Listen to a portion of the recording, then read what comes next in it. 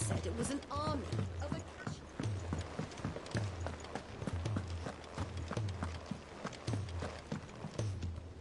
a... All right, Clive. Blackthorn told me you helped him out again. Tough of that. Speaking of which, I'm actually a bit, Worried about him. And you want my advice? afraid so. It's a bit of a funny one, this, but I saved this posh knob while I was out on a mission, and he gave me this flashy ring to say thank you. So, obviously, I show it to Blackthorn, thinking he'll be impressed, only for him to go white as a sheet and quiet as a curl instead. Try as I might, I can't for the life of me work out what could have got him upset like that. And seeing as how Blackthorn opens up when you're around, I thought maybe...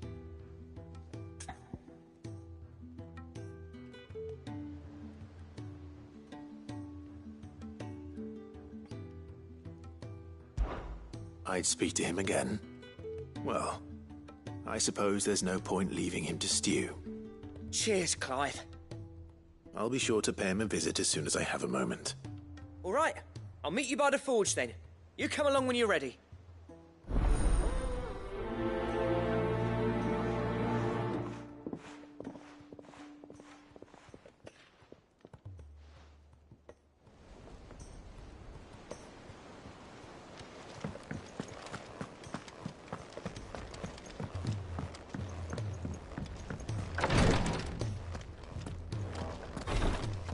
Can't kick. Glory to Griga. There you are. And not a moment too soon. What's happened? Taya's busy working herself into an early grave. Since the arrival of her latest patient, she's refused to stop, even for a moment. I've tried offering to see to him in her stead, but she won't hear of it. Clive, she hasn't left the infirmary in days. She's pushing herself too hard. And if she doesn't rest soon, will you talk to her? Order her to her chambers if that's what it takes. Because if she keeps this up, I fear the hideaway will be without its best physica before too long.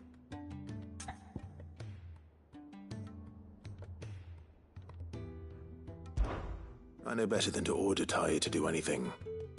But I'll speak to her. Thank you. I pray you...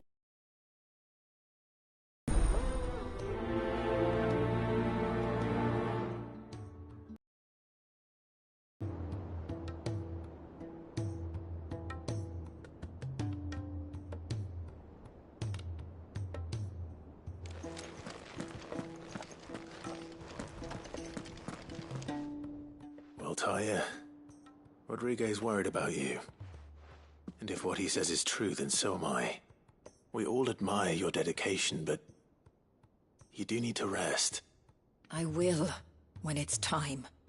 Until then, I'm staying put. We owe him that much. Who is he? Someone from my past. Someone who doesn't deserve to die alone. It won't be much longer. The crystal's curse has almost finished its work. If I had the tears, I could ease his passing. But without them, we've nothing that will touch the agony of those last few hours. How would tears help this man? Not my tears. Tears of mercy. Alicia, it's the only thing strong enough. You wouldn't, Taya. Surely. There must be something we can do for him. Sometimes an easy death is the greatest kindness we can offer. You do well to remember that, Rodrigue. I will. We have all the ingredients we need for Alicia Balwam. It needs to be fresh, though, so we rarely have much to hand. I can make the draft if you can bring me what we're missing. Just tell me what you need. There is a species of venom-weeping spider that lives in the forests of Norvent, near Lorbert's Pass. Bring me one of their eyes. Preserve it as best you can, but avoid contact with the tears. I'll make sure the other ingredients are ready before you return.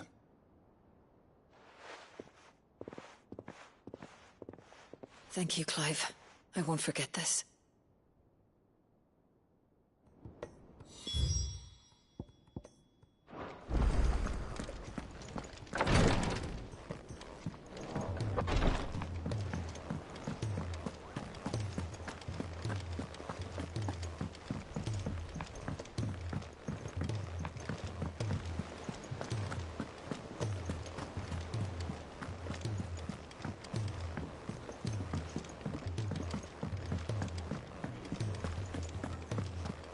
if it's knowledge you seek.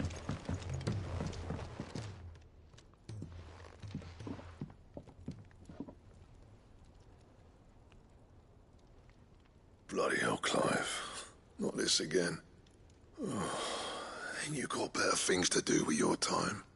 That remains to be seen. August tells me he showed you a ring, and that the sight of it clearly upset you. Would you mind telling us why? Come on, mate. Bottling it up ain't gonna help no one. If it weren't the ring, and it was something I said, then I'm sorry. It was the ring, right? It brought back some unhappy memories, that's all. Memories better left forgotten. Memories of what? There are things we'd all rather leave behind, Blackthorn. But sometimes it helps to talk about them. And sometimes it doesn't. Is that so hard to understand? Don't be like that. Fine. If it'll get you off my back. That ring you flashed was the work of Zoltan. We apprenticed together, back in the day. You've never mentioned him before. Why would I? Ain't seen him in decades, and the last time I did, we almost came to blows. The ring brought it all back. I could tell it was one of his the moment I saw it. Bastard's improved, though. More than I thought possible. That thing's a work of art. So it was a nice ring. Worth a few gil, maybe. What's it matter to you? It matters because engraving metal's a nightmare, and I've got no bloody idea how he managed it. The fact is, I couldn't make anything even half that detailed. So what? You're an armorer, not a jeweler. I'm the Hideaway's master craftsman. I'm not stealing a living at some backwater village forge. My armor keeps you lot safe, and my swords keep you dangerous. As far as I'm concerned, every swing of my hammer's another blow struck in the name of our cause. So I put my heart and soul into my work. Because the curse breakers deserve better than second best. And I refuse to be shown up by the likes of Zoltan. Very well. Why don't we go and pay him a visit? Learn his secret. I doubt he'd be too happy to see me. Then just this once. Make peace with being second best. Swallow your pride, and focus all your energies on the task at hand. Keeping the curse breakers armed and armored. Provided you can do that, you'll hear no complaints from me. But if you can't, and it's going to distract you, we need to do something about it. What'd you say, Blackthorn? You know he's right. And it's not like you'll be going alone. All right. Magic. So, where do you reckon old what's-his-name is then? Zoltan, was it? In Dravozd, my old village. He won't have left. He's the chief. Dravozd, eh? That rings a bell. Not far from Tabor, right? Just north of the fields of Carava. Got that, Clive? Meet us at Dravozd as soon as you can, yeah? And I'll make sure Blackthorn don't get cold feet. Good luck with that. I'll see you there.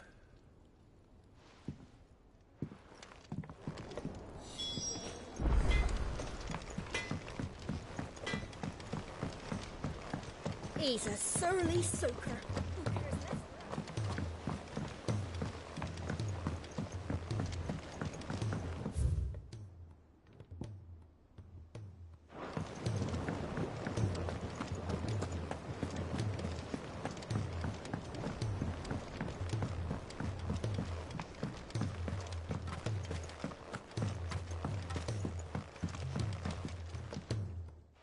Sid, do you recall the flowers I had you bring back to the yard? Vaguely. Is something wrong? I'm afraid so. I was able to get most of the Morganbeards to take root, but they rarely flower. I fear the soil here does not agree with them. However, I believe I have a solution. I can't wait to hear it. I'm going to marry the Morganbeards with Morbles. I know, but hear me out. Morbles are possessed of a highly choleric temperament. The fire which drives them appears to be maintained by an abundance of nutrient-rich ether drawn from their environs. I believe that by grafting a Morble vine to the endeavor, I assure you, is scientifically sound. I simply need a vine to prove the theory. That is correct. A single vine. As for the Morble, why, And How timely. well,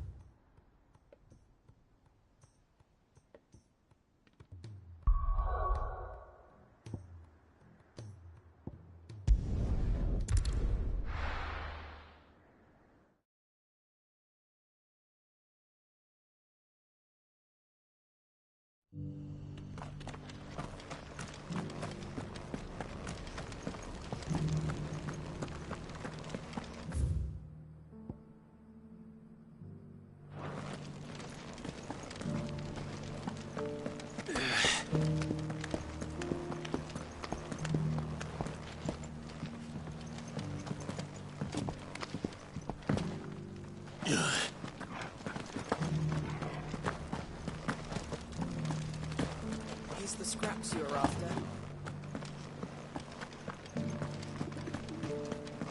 Thank you for the deal, Ed, mister. What is from it? Sounds delicious.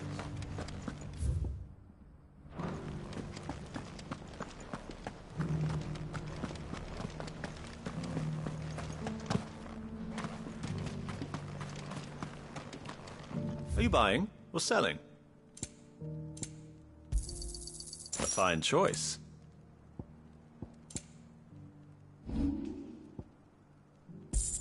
Go safely.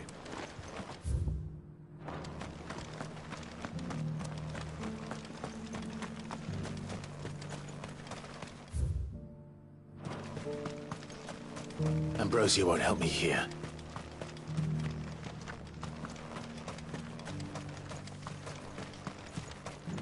The free city. Oh, yeah. See?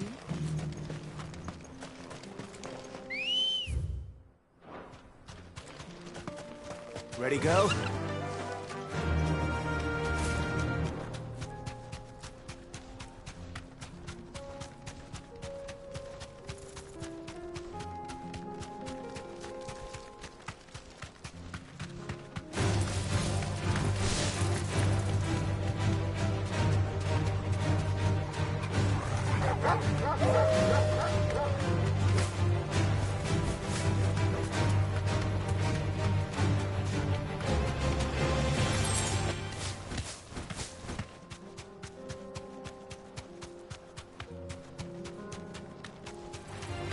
Don't get surrounded.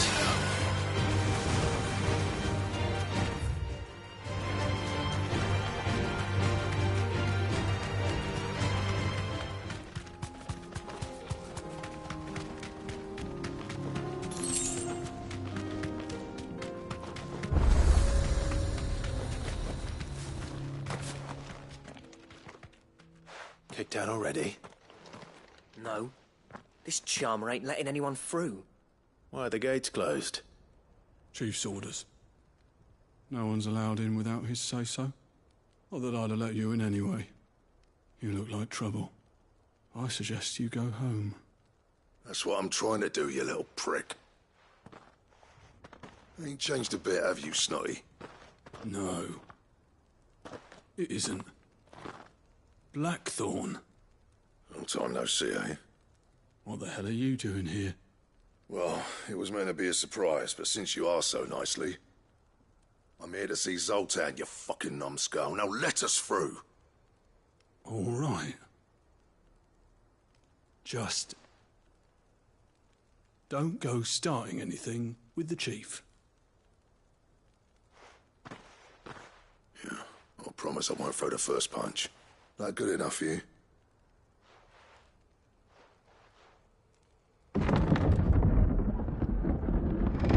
Go on then. Much obliged.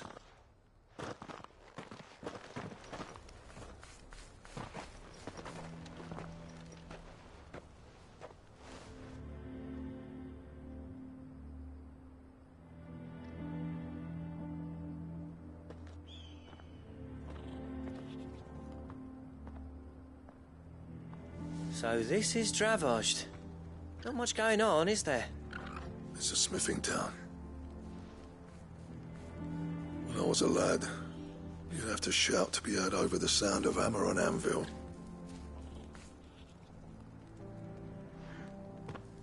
Clive, you're good with people. You speak to Zoltan. Hey, you ain't backing out now, are you? There's a river of bad blood between me and the chief. But if someone can build me a bridge, then I'll cross it. All right. I'll see what I can do. I appreciate it. He'll be near the forge on the hill. It was our master's. He'd have inherited it when I left. The forge on the hill. Good luck. You'll be needing it.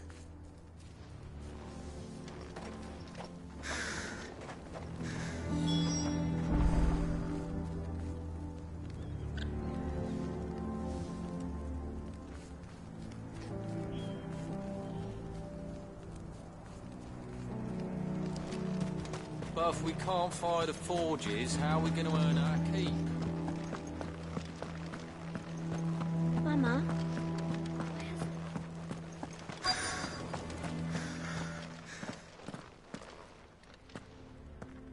Hotter! Hotter, damn it! Those miserable flames wouldn't melt butter, let alone iron. Pardon the intrusion. I'm looking for the chief. That'd be me. It's a pleasure to meet you. I'll bet it is.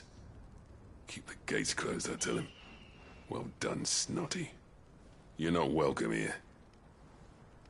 Get out. Before things turn nasty. Blackthorn's here. What did you say? He's traveled a long way to see you. Yes, has he? He's waiting. Down by the gates. Then I suggest you take him with you when you leave. Didn't you apprentice together? So what if we did? Fuck! We're getting nowhere! These bearers' flames are next to bloody useless! We're never going to be able to fire up the forges unless we can find some new crystals.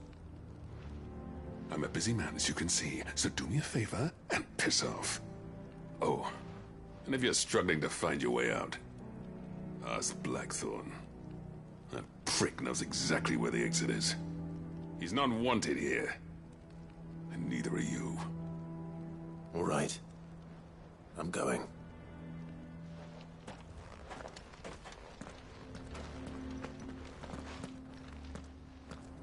Please, Chief, you've got to do something. If this keeps up, we'll be ruined.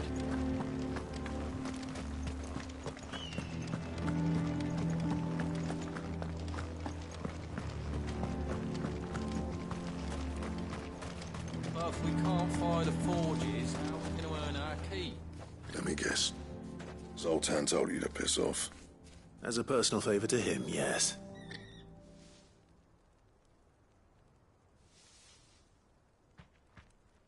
Well, At least he didn't beat about the bush. There'll be no talking him round. Not after what I did. Which is what exactly? If we're to help, we need to know. What turned the village against you? I left. Dravozd. Zoltan.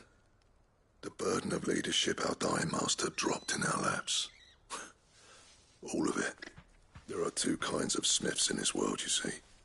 My kind, who are in it for the love of the craft, who labour on a single piece from dawn to dusk to get it just right. And the other kind, who are in it for different reasons. People like Zoltan, whose work is quick and cheap. The kind of smiths who shit out a few hundred blades, reap the profit, and divvy it out among themselves. There wasn't a single day we weren't at each other's throats. And bit by bit, people started taking sides. You would have torn Dravozd in half had it gone on. So, I left. You didn't have to do that. Zoltan's a better chief than I would have been. His way of doing things kept food on people's tables. Dravozd prospered without me and my lofty ideals getting in the road. Until the crystals run out at any rate. Without magic to fire the furnaces, this place is as good as dead. It depends on how you look at it, though. There's got to be other ways of making fire. We manage it in the Deadlands. Thanks to Sid's ingenuity, yeah. He saw all of this coming. Knew crystals were the problem, not the solution. And spent years coming up with ways of doing without. You know what I mean, though, right? Where there's a will, there's a way. What I'm trying to say is that it's not your fault. You couldn't have predicted this. It doesn't matter whose fault it is. I don't want to be the greatest smith alive just because I happen to be the last. Clive. Dravozd won't last long without its furnaces. So, do you think it's time we shared Sid's bellows with the world? The way I see it, it's your decision to make. Hold on, Blackthorn. Sid made those things for us. They give us an edge over the rest. And you'd be throwing it away. All right. Do it. This place was your home. I won't abandon it to its fate. Sid's creations were never meant to be hoarded. It was only ever a matter of time before we shared them. Let this be another step on the road to freeing Valisthea from the prison of the Crystal's blessing. Dravozd will show the world that it's possible. Wouldn't you agree, August? When you put it that way, of course. It's like hearing Sid speak from beyond the grave. Thank you, Clive. Shall I go and fetch the plans, then? I know I'm off by heart. I'll be needing some help, though. Building a furnace isn't exactly a one-man job. Do us a favour and round up anyone strong enough to lug a brick or two with you, August. All right, then.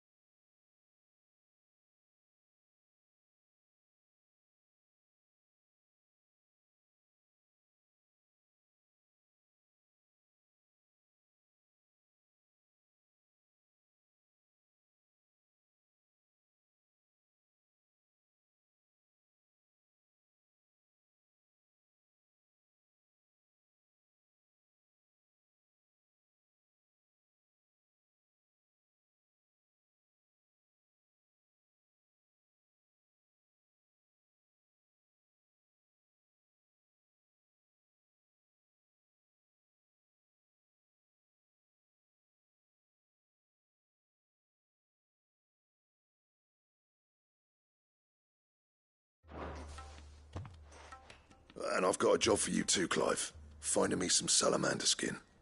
I need leather for the bellows and nothing else will withstand the heat. Luckily for us, salamanders feed out in the fields of Carava. Time for a spot of hunting, then.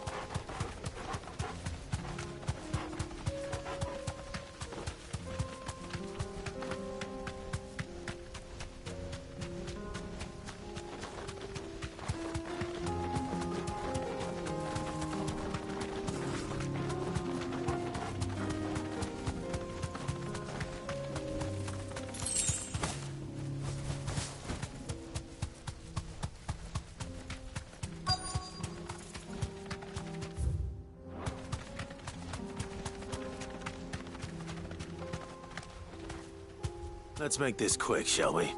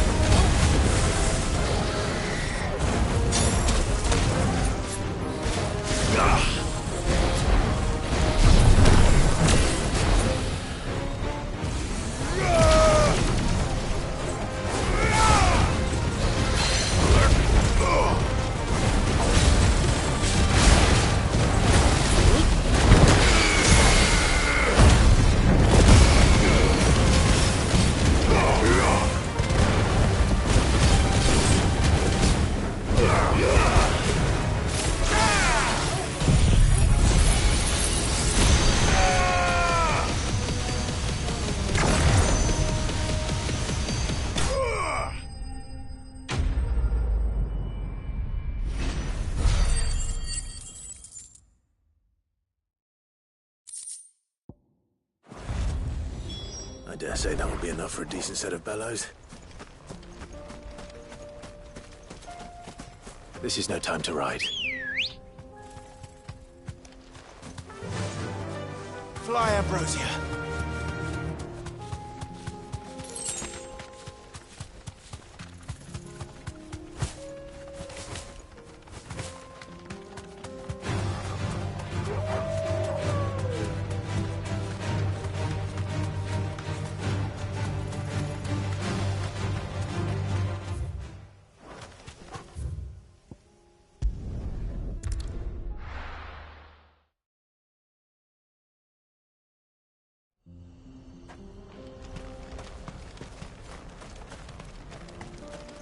What's this all about, then?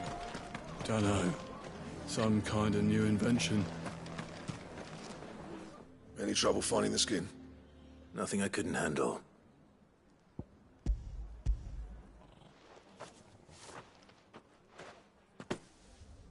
There should be plenty. Right then, time to put these louds to work. If everyone pulls their weight, we'll be finished in no time.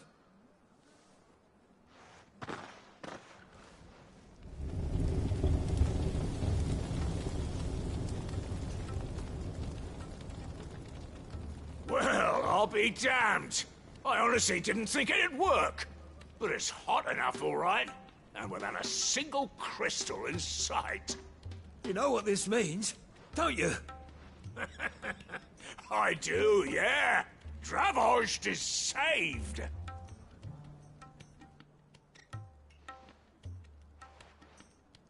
Sorry about earlier.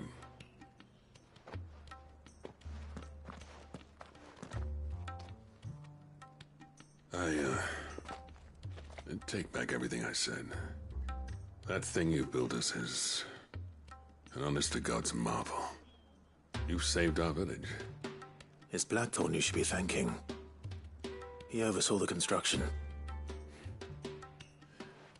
Give this to him, would you? What is it? Pet Cole's cinders. After he left, I spent years trying to eke the most out of our forges. That there was my answer. Chuck it in the fire, and your forge will burn hotter for longer, which will do wonders for your steel. Our secret for yours. Only fair. I've always envied Blackthorn. Since the day I became chief, I spent every spare moment trying to match up to the bastard. No amount of sleepless nights at the anvil will ever bridge that gap, though. He's a genius. Plain and simple. The man Dravost needed. But he took all his talent and left. Gifted and free. Is it any wonder I hate his guts?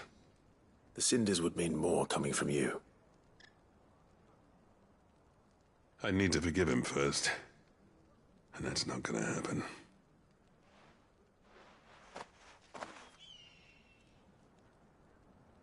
Well, you know what they say. Oriflamme weren't built in a day and all that. These things take time. Especially when they involve two geezers who hold grudges tighter than their hammers. But what matters is, Blackthorn's got that twinkle back in his eye. And I'd call that a job well done. So would I. I reckon he's going to be at it a while yet, though, so why don't you head off without us? I'll see that the old git gets home safe and sound. See that you both do. I'll save the cinders till then. All right. It'll be a nice little surprise for him.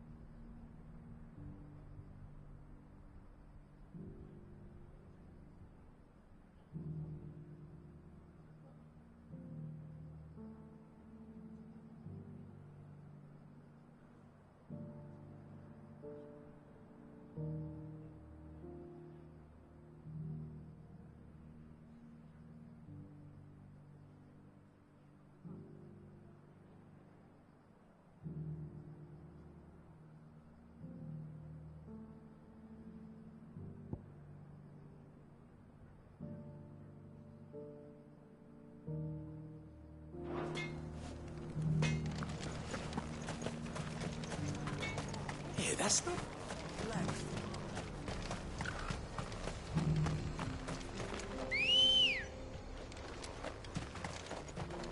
Ready, go?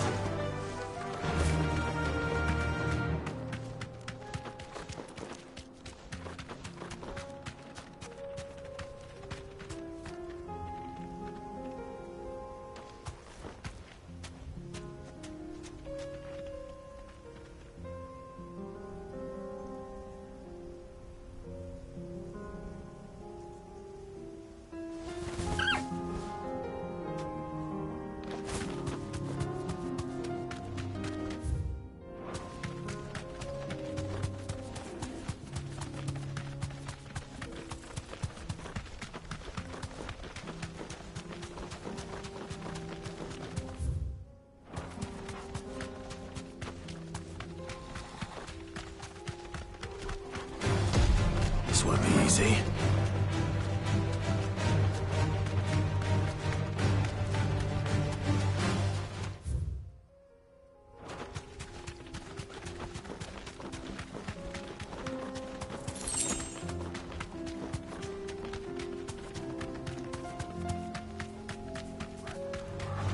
Time to fight.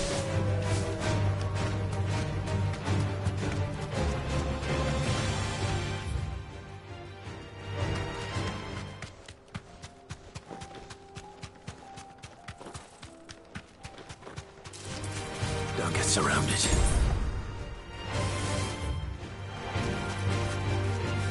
straight home now.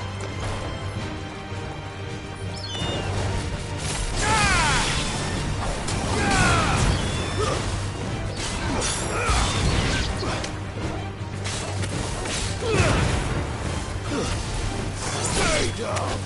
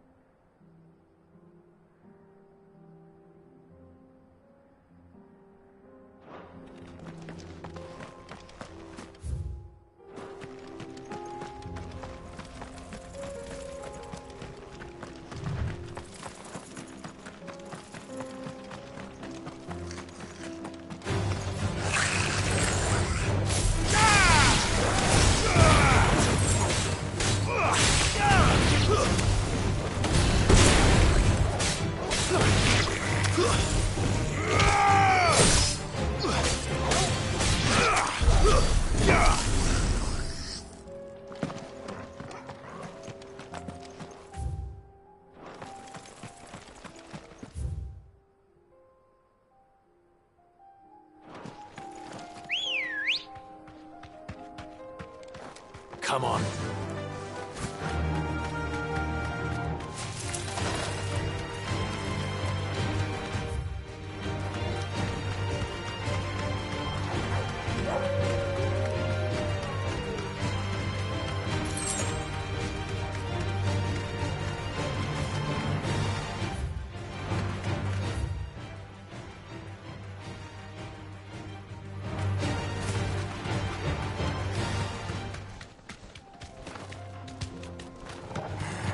Enough of you, are there?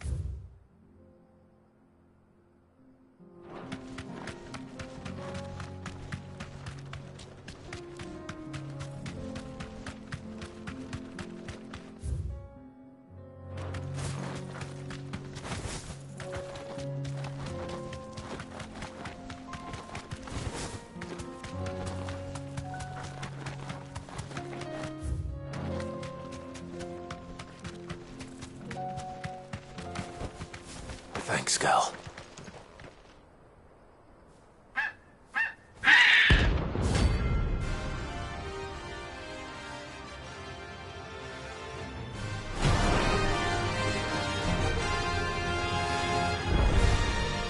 That's like no chocobo I've ever seen. Something tells me it won't be easily broken. Too slow. Nice try.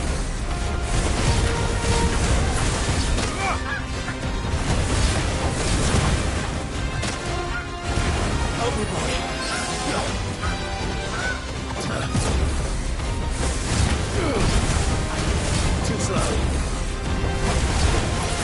Nice try.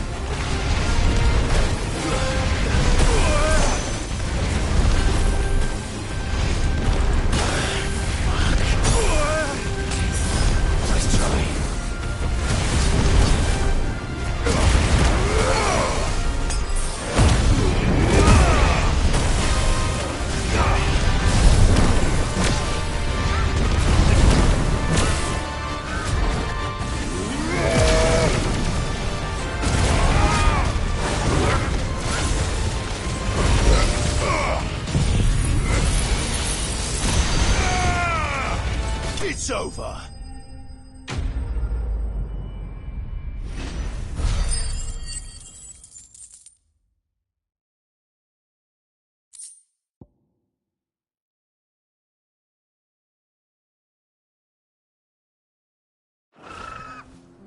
Poor beast.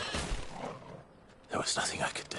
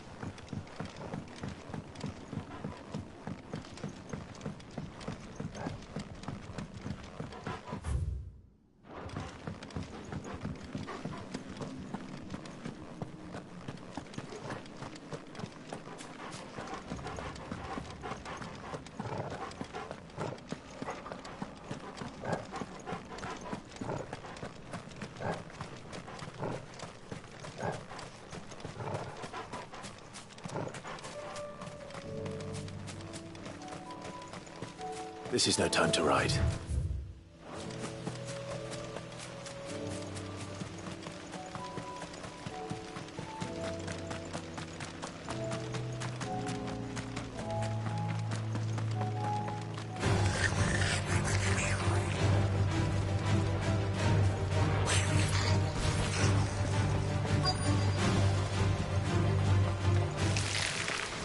Rodriguez could have mentioned his spiders to be the size of curls.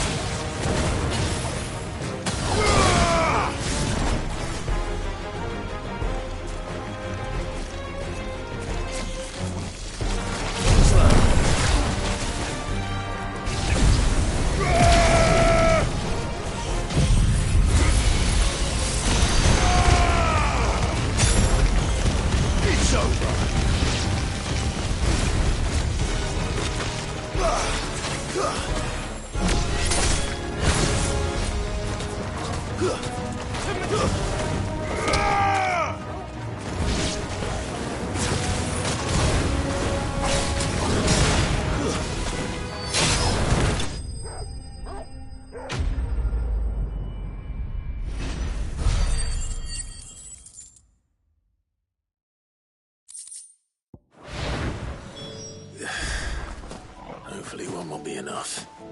Rodriguez will have prepared the other ingredients by now.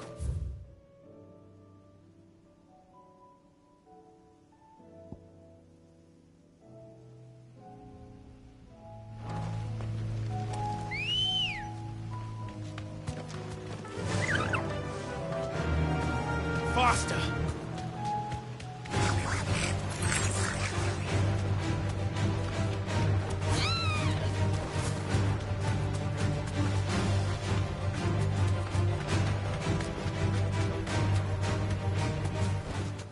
Back to the stables, girl.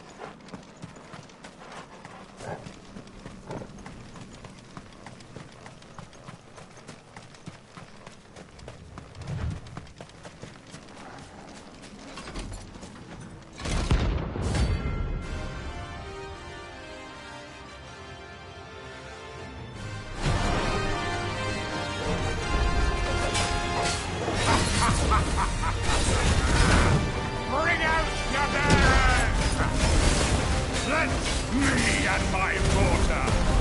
Purge them of their sin.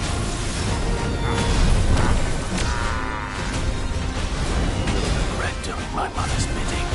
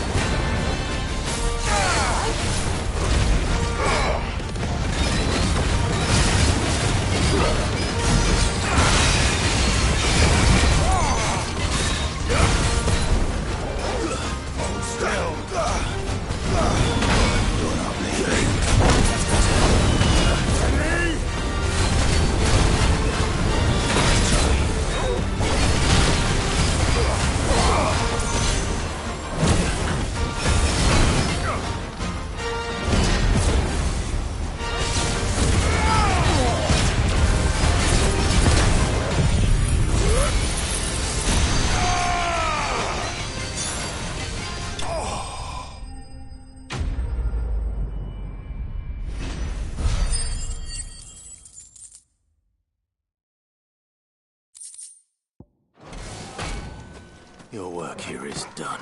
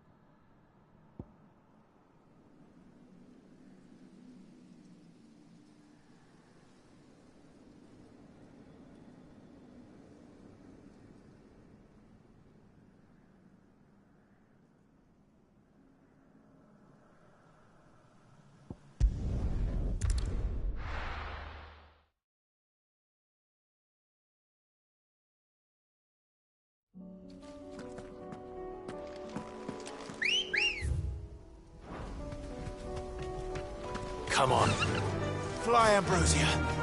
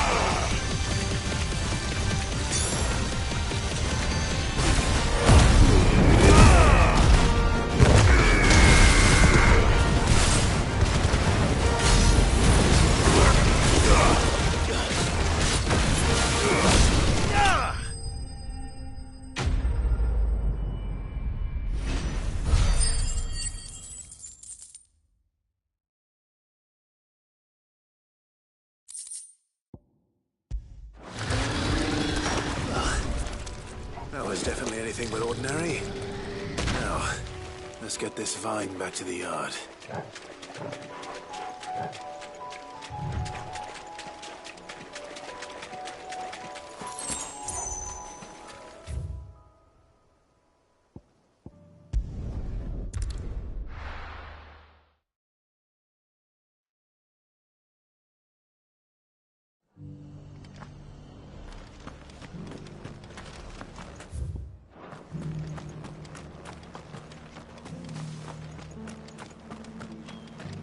I'll build a barricade so sturdy, even a barricade.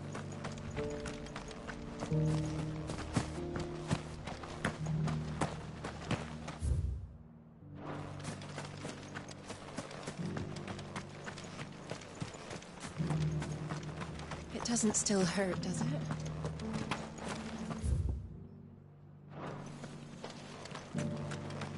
Just because the heavens have gone to rack and ruin, it don't mean we have to. Anything catch your eye? Thanks very much.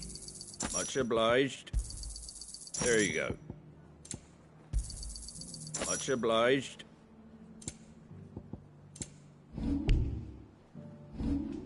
Fare thee well.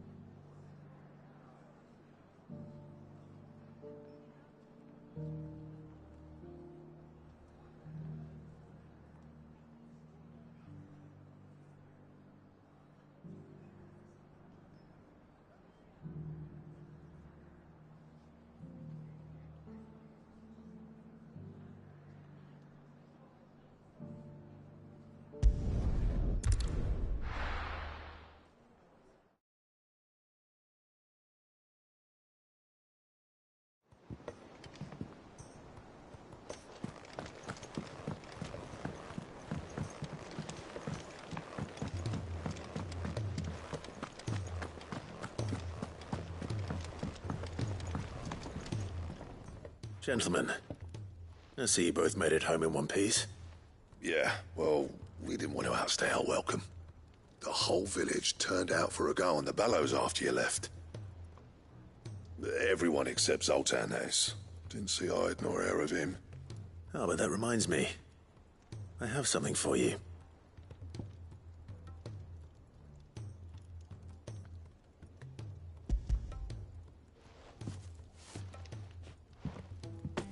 Pico Cinder. How'd you come by this?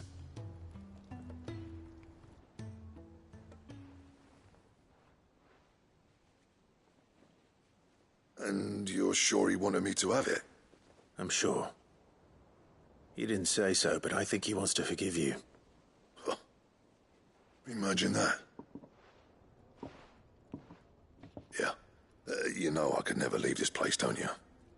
Every time you put on mail, you and the curse breakers are trusting me with your lives. There's no greater honor for a smith than that. I'm not about to go crawling back to Zoltan for forgiveness, but I will make good use of his cinder. And if that helps save even a single life, then he'll have my gratitude. What was it you said he called me? Huh? A genius? And he spent sleepless night trying to copy me, did he? Sounds like I better get to work. I've got a reputation to uphold. It's good to see you back on form, Blackthorn. I don't know how you pair put up with me sometimes, but I'm grateful all the same. Now, where was I? Oh yeah, about to put Zoltan back in his place.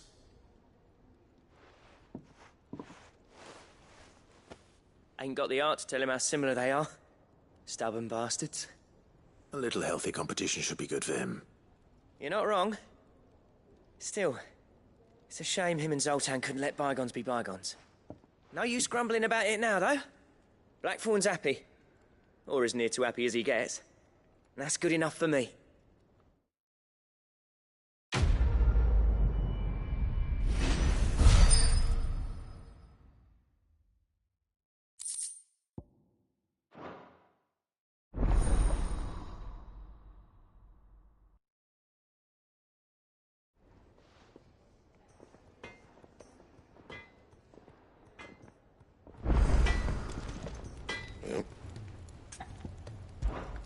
So, what'll it be?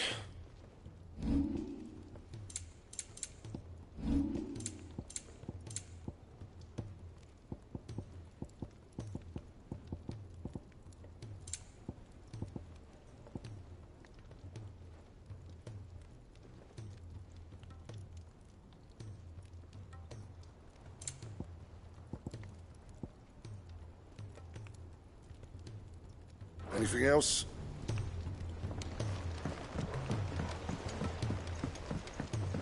He's a surly soaker.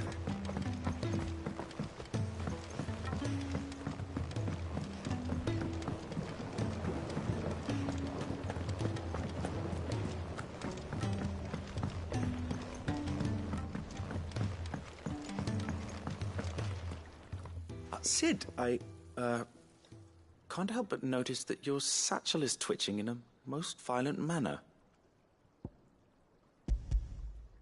Here. It's your problem now. What an amazing specimen. The flesh positively throbs with vitality. If I can successfully graft this to the Morganbeards... When I successfully graft this to the Morganbeards...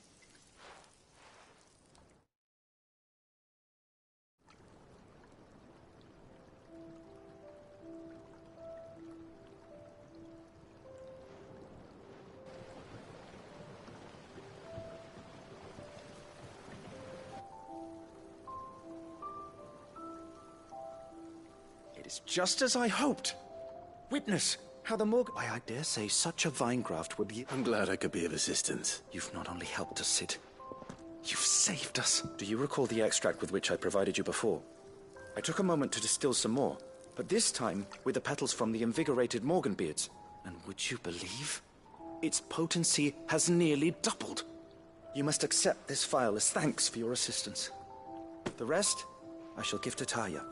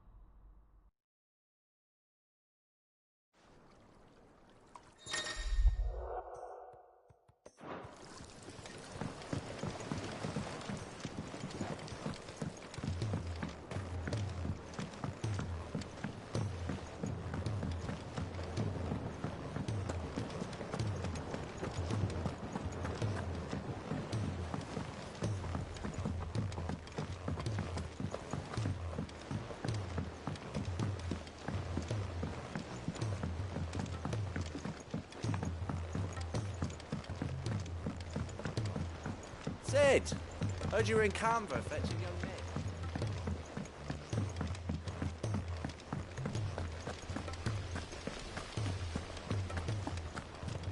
If Amber and the Lazarus had gone.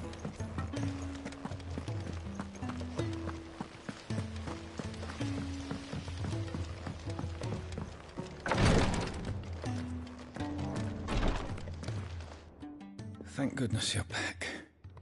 Taya looks like she's about to collapse. Is this what you needed?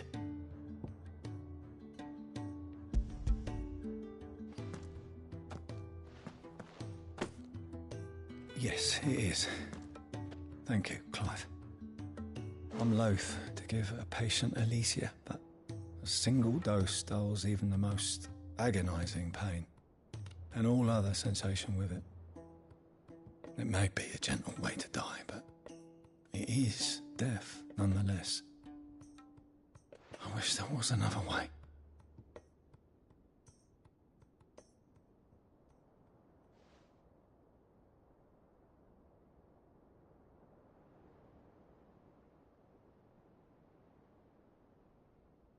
How are you feeling? Light, mid-here.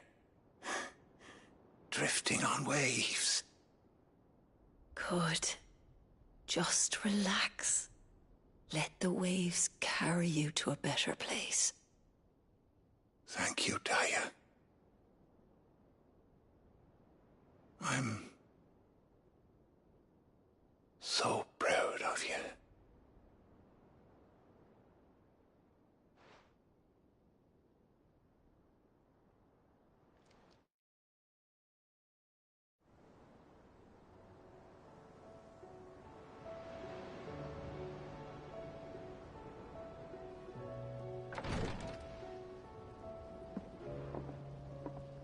He's gone. Thank you, Rodrigue. And you, Clive? I'll see that he's properly laid to rest.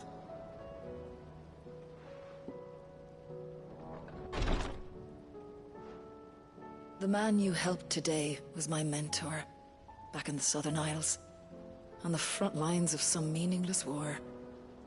I was still a child when they shipped me to their triage tents, to treat the wounded with my gift. But in such blighted lands, I was next to useless. Until he taught me the true physicker's art, that is... An art we would be lost without. Tears of mercy were his gift to the bearers of the world. A respite from the agony of the curse's end. And a kindness Sid would have approved of. You know as well as I what life is like for a bearer soldier. Marched from one battle to the next, never knowing which might be your last.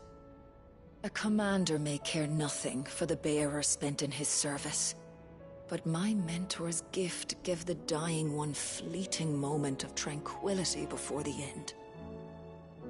I've no tears left, Clive. I've seen too many of my friends taken. Something needs to change. And we need to be the ones to change it. And we will.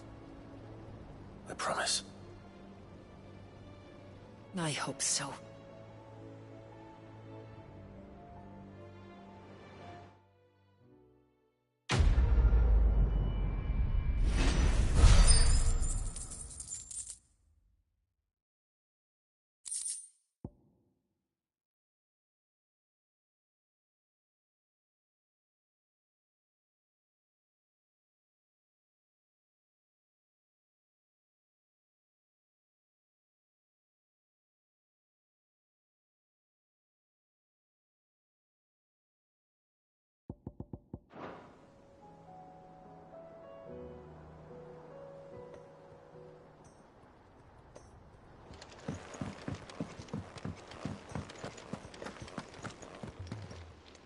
Welcome to the Patron's Whisper. Come to claim your just desserts? Here you are. Best of luck out there, Sid.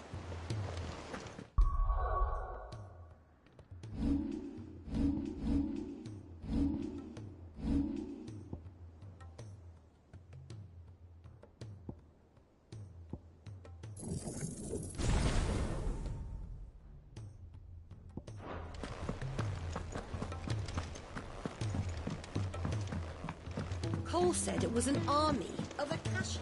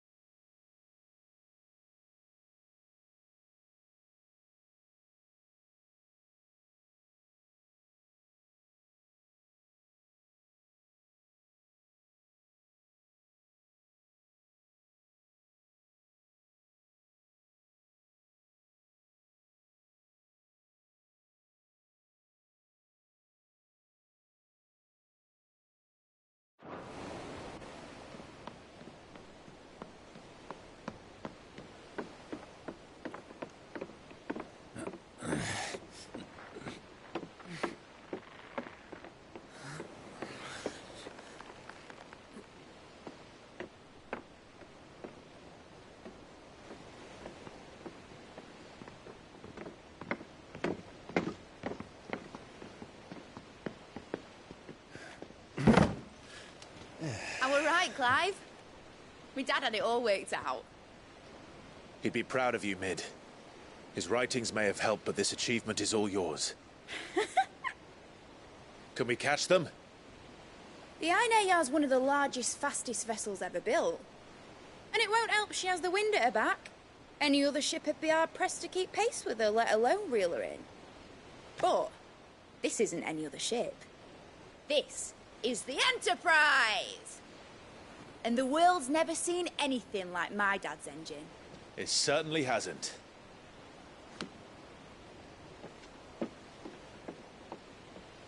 Clive, what do you know of Barnabas Tharm?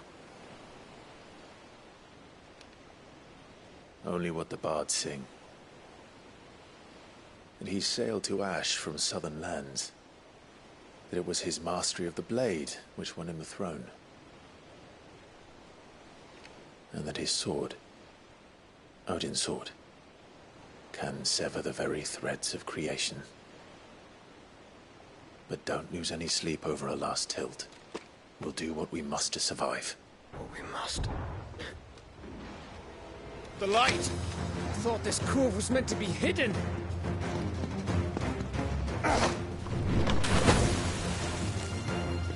Mid! Company! Eh? We'll hold them off until the ship is ready. But hurry! Bollocks! All hands! Man your stations!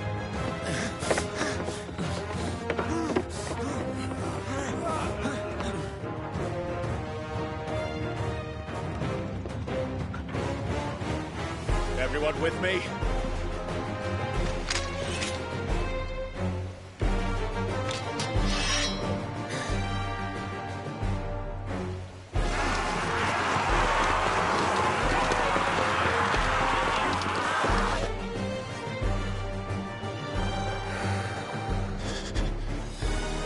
Here they come!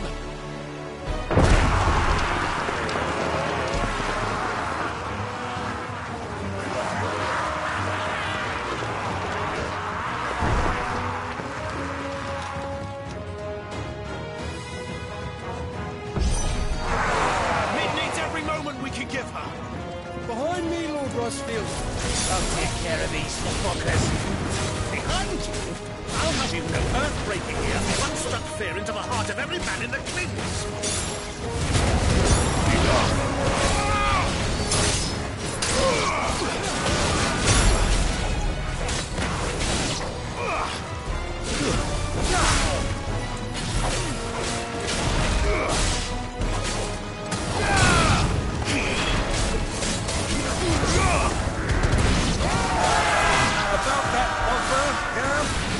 How are we doing, Mid?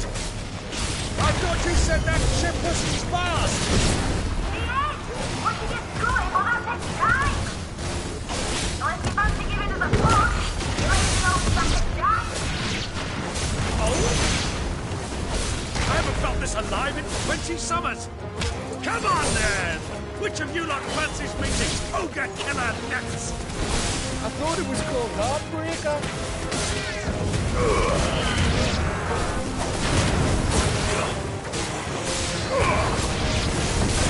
Move like the coffin, you can. Without the pay, and I'll stand if I'm going first.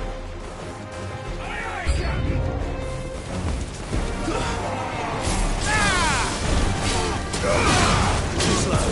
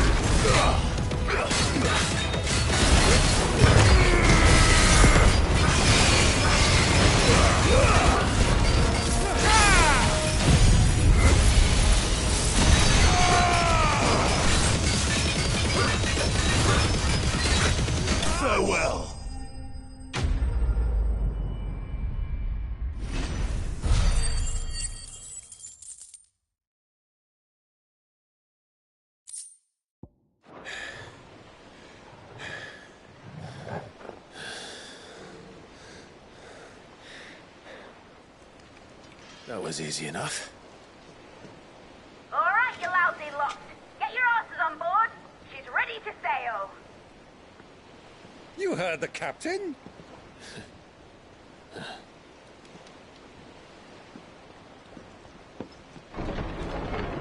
Clive?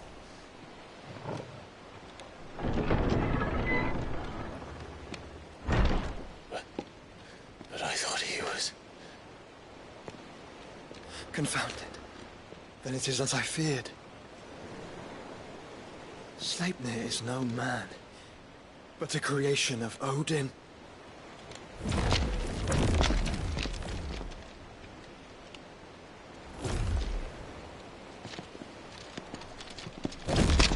Phoenix's fiery fundament. Have you no normal enemies?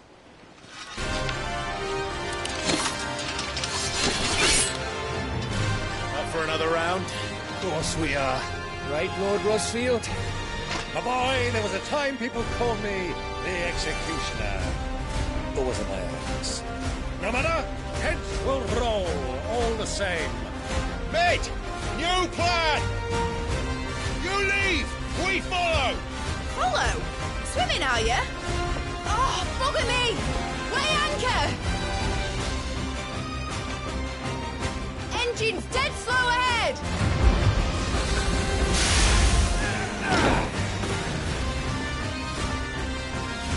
Have care, my friends. 'Tis not blood that runs through an enemy's veins. These foes will not fall easily.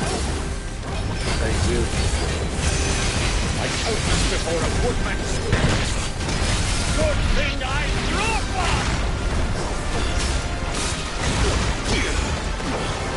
How long are we meant to keep this up? As long as it takes. Unless you have a better idea. Well, I've already killed at least 5 of the bastards. Fuck it! Let's do the lot!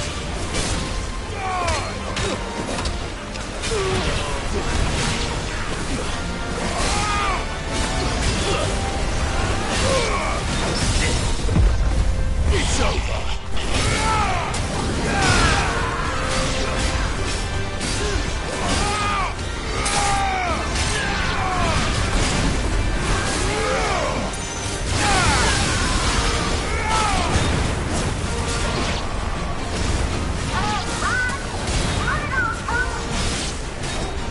Should we make for the ship? Not yet. Wait for my signal.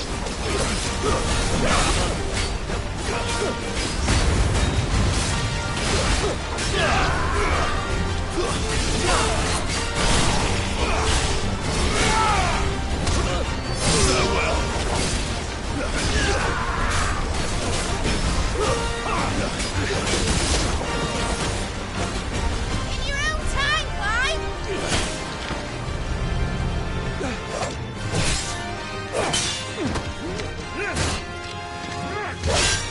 Right, run for it!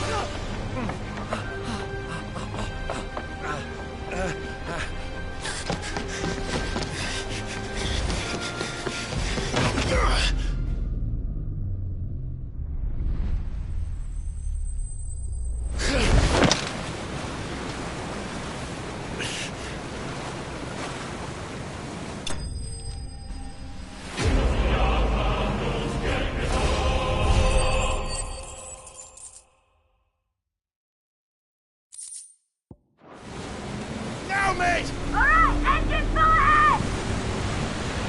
And hold on tight!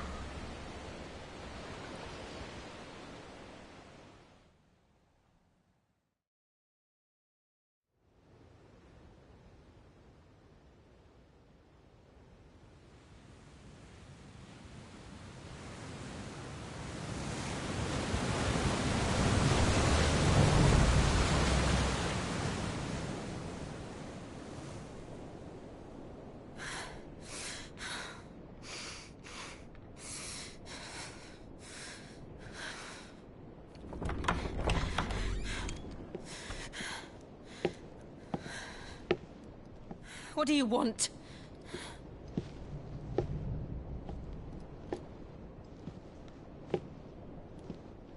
That's quite a mess you've made. And wholly unnecessary. You are my offering to Mythos. I would not see you damaged.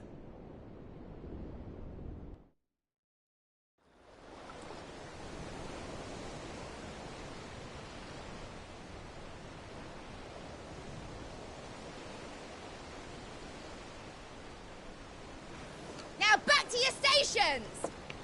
Every barrel spent treading water puts another league between us and the galleon.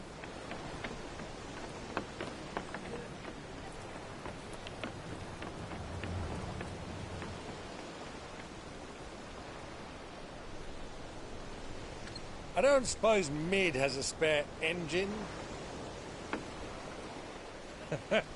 Since you rose from the grave, my fortunes have plummeted. Are you absolutely certain of this quest of yours, Clive?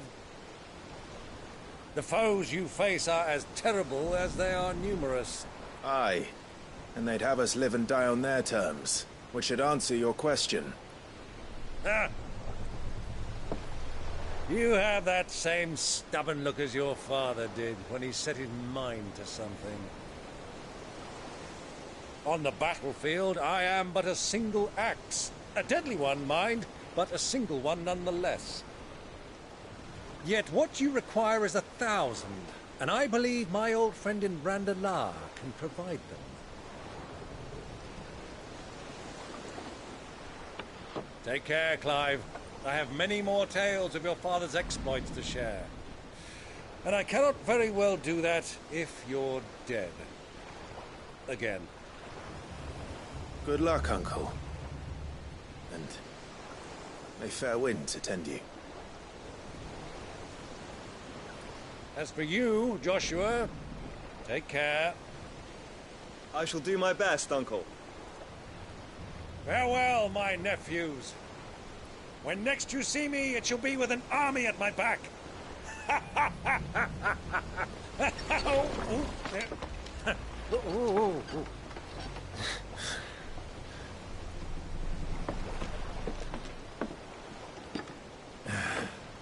Cheerio!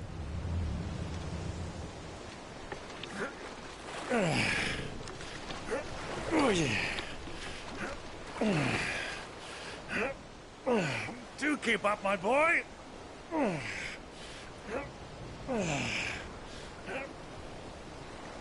Well, we can't have him showing us up now, can we? We would never hear the end of it.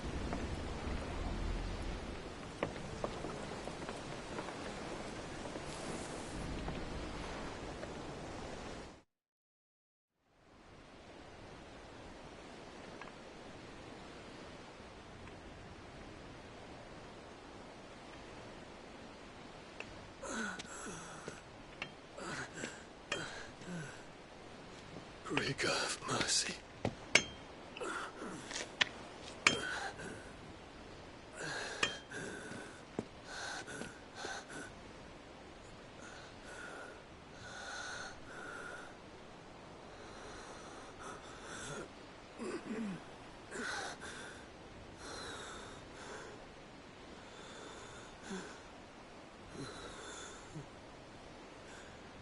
All this.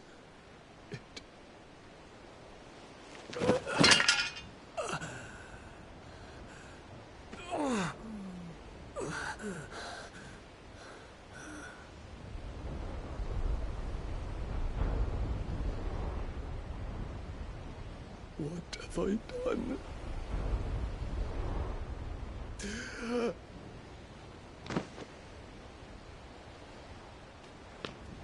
My lord.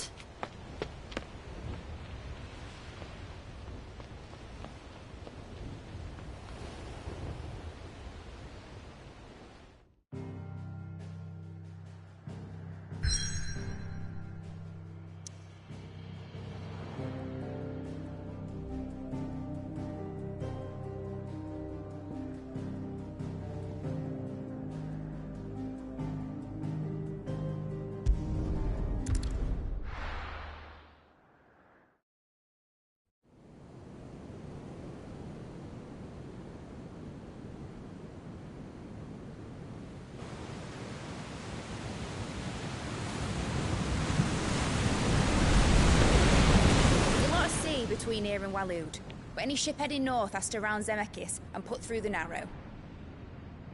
Maintain our current bearing north-northeast, and we'll catch the Black Galleon before she vanishes again. What's to prevent her from circling around Ash from the south? With these winds in those waters, it'd taken forever and a fortnight to reach Stonehere. Mid knows what she's talking about, Clive. Better than any of us lot, anyway. I say we do as she tells. Sails on the horizon. She's ours.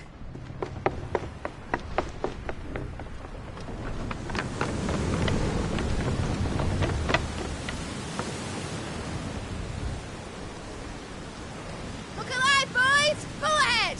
And keep those furnaces fed! Aye, aye! Do you feel that, Jill? All hands! Battle stations!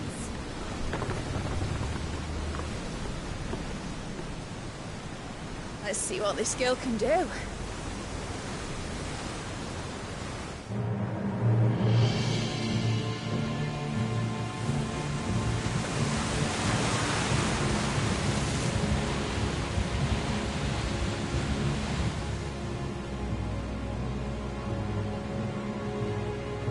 Where one leads, so does the other follow. The bond of consciousness which joins them condemning both to the same fate. Yet my every attempt to strike it from their hearts serves only to tighten its hold.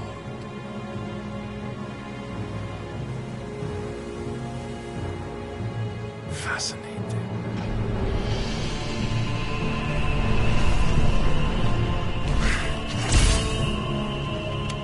But then, there is naught my blade cannot sever.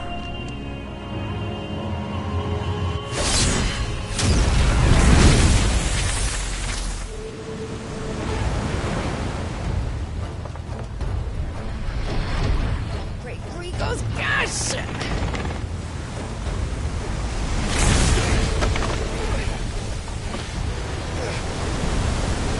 One of us.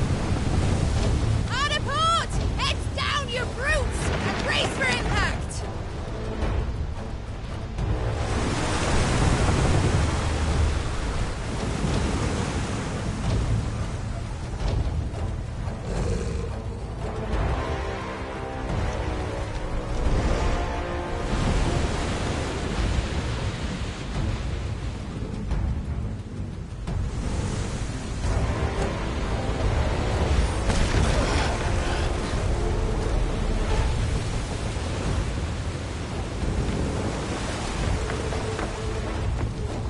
It's now or never. I'll find her.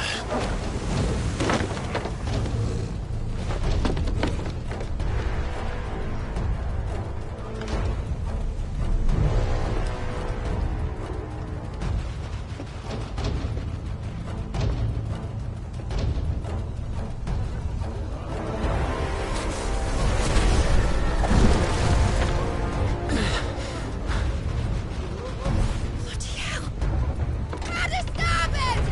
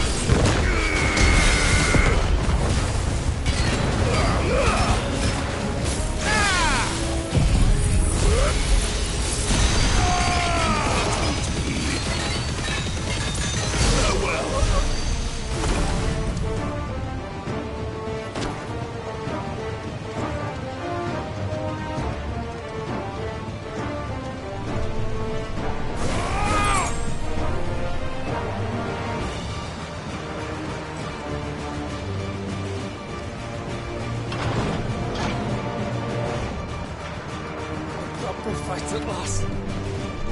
We're all going to die.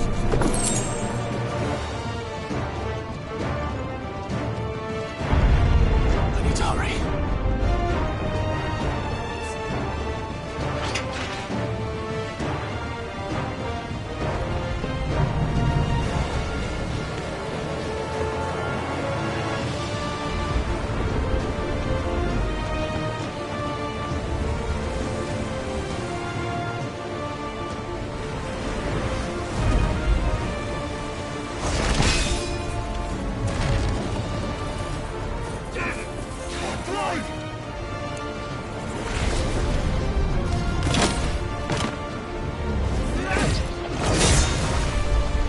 No! There he is! He wants him alive! Hold on. I'm coming. For both of you. That's the shotguns!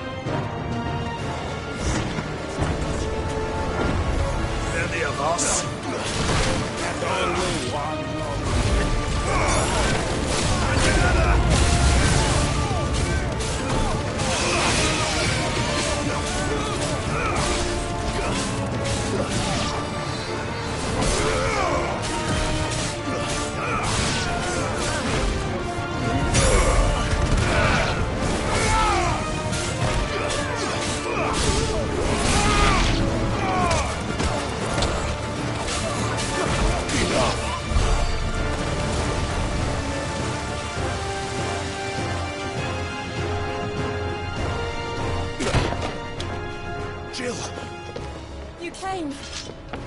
Get back!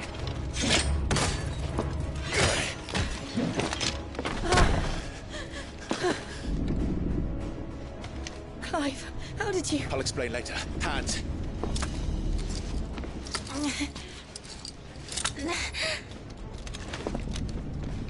Can you walk? Out of here I can.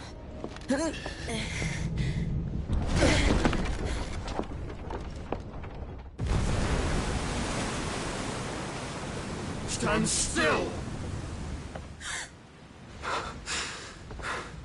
Phoenix. Are you not the dominant of fire? I see naught before me but a guttering flame.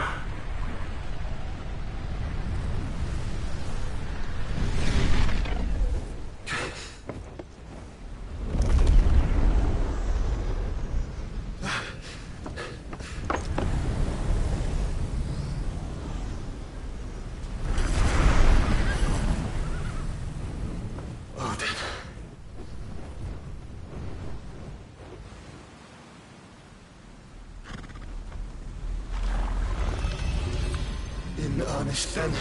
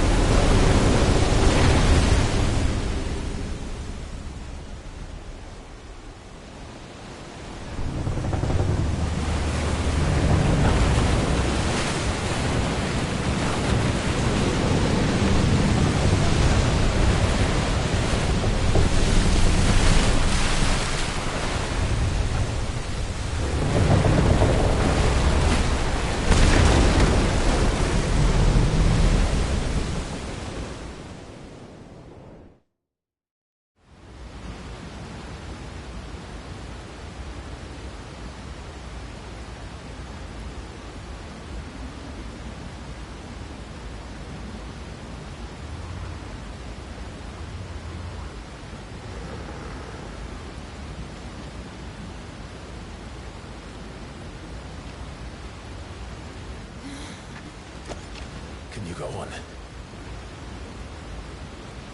I think so.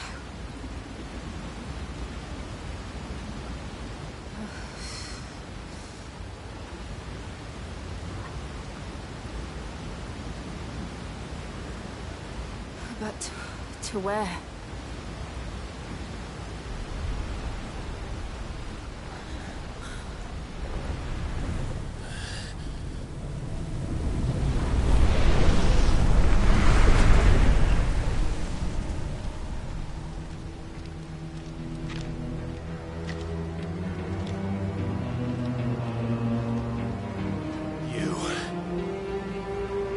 What did you do to Joshua?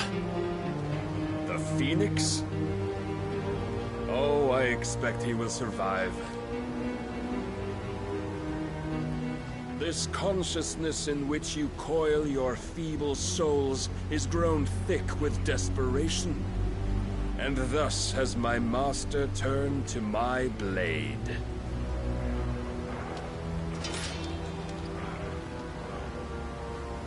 The world will soon be painted in black. And all that live shall gather in death's autumn wake. Not if we remove the cause of this misery. Not if we destroy the last of the Mother Crystals and restore balance to the world. Come. Do you truly think it's so simple?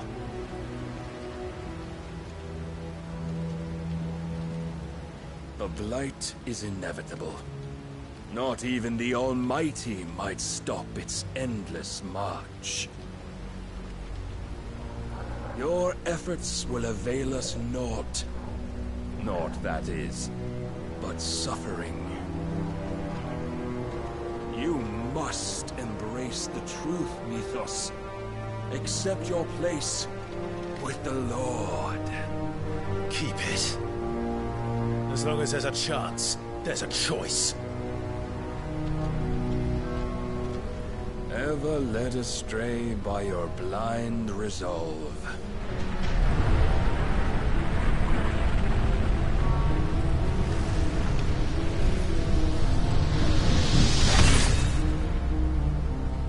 Now, it is time you learn the inevitability of your divine fate.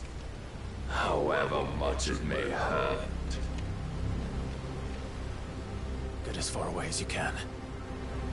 Clive, no.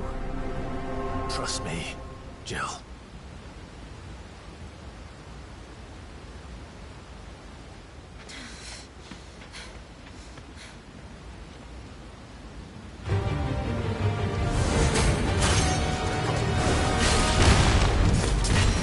We don't have to do this. Oh, but we do. If only to remind you of your duty. Let's try.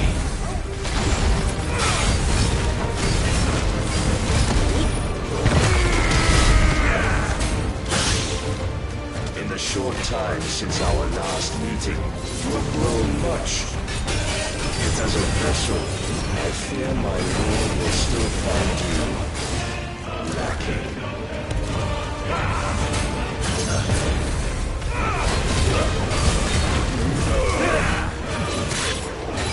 Defend yourself! All this fire and fury, and for what? Stopping the blight. A foolish notion fed to you by a foolish man. How dare you? You know naught of this world or of our place in it. If our fates were so easily rewritten, we would all be gods. Let's try.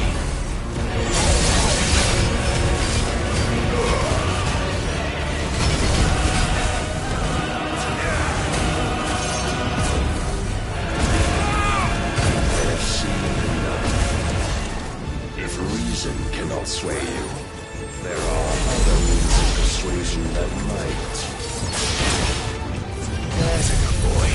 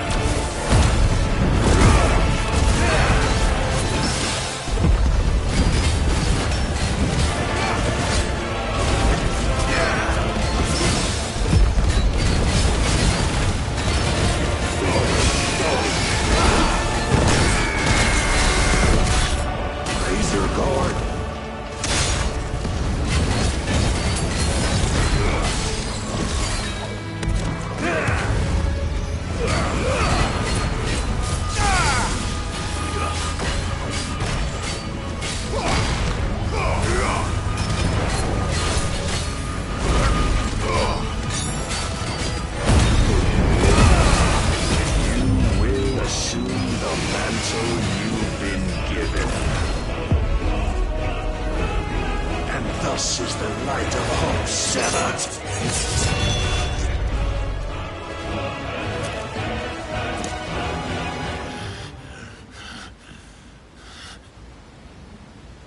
You would yield so soon. Never. Clive!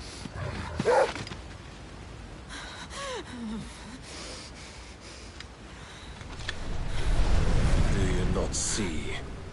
Your iron will weighs you down, dragging you ever further from your purpose. And what is my purpose? Mythos. Who are we? What are the dominants? The breath of the Creator still warm on our lips. We carry his light that we might guide the masses in his name. We are but mighty acts of God. We are more than that. You would be nothing without what he has granted you.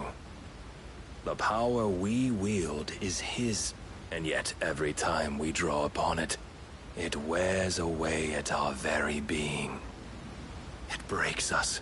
It unmakes us, that its immaculate aspect might reveal itself. The icon. It is too much for even his chosen few.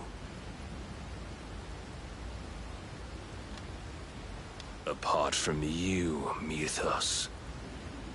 You wield the might of many, yet your body does not answer for its avarice. What are you saying? What I am saying is that we dominants are a means to an end. We were created for you, that you might drink deep of our strength and thereby fulfill your divine purpose. Which is? To feed. As you would know, could you only look beyond the walls of your prison of self-regard. As long as you choose to ignore this, you shall never penetrate my defenses.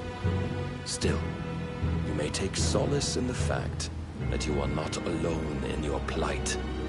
The chains of volition shackle all of mankind, but there is yet cause to rejoice.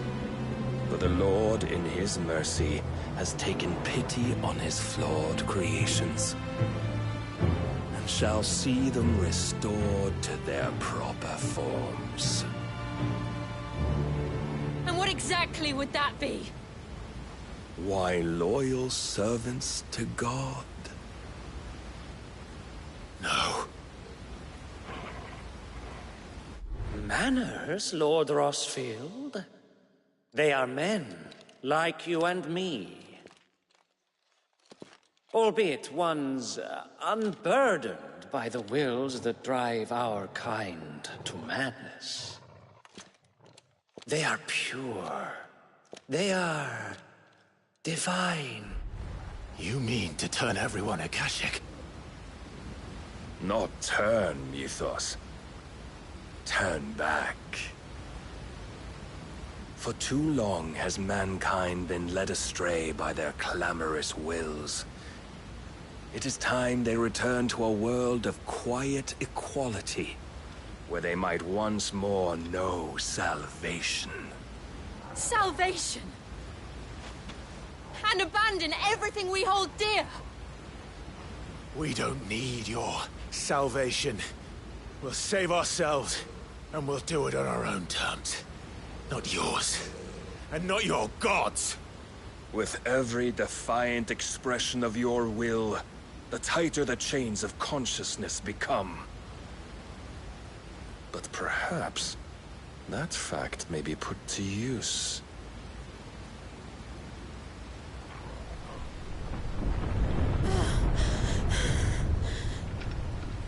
Clive! The faster it binds you to the remaining dominance, the stronger your hunger will become. Until it leads you back to the only answer there ever was. Mayhap not by the path my master intended, but back all the same.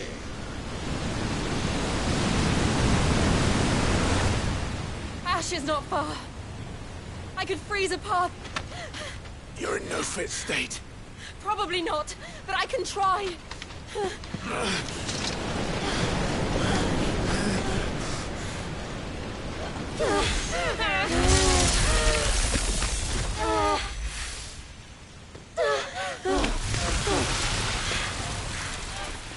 Don't look back!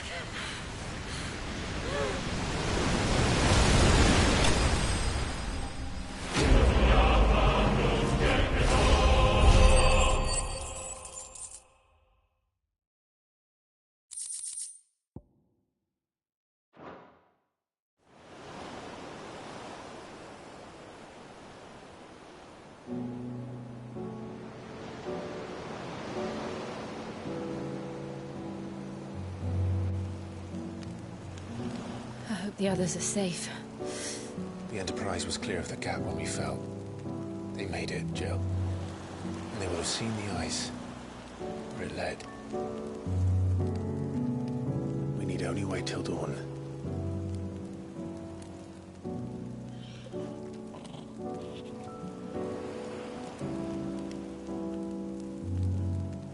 This is the second time Barnabas has bested me.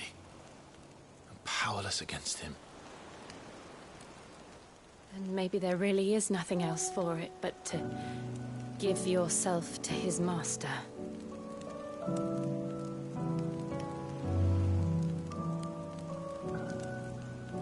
Only you won't do that.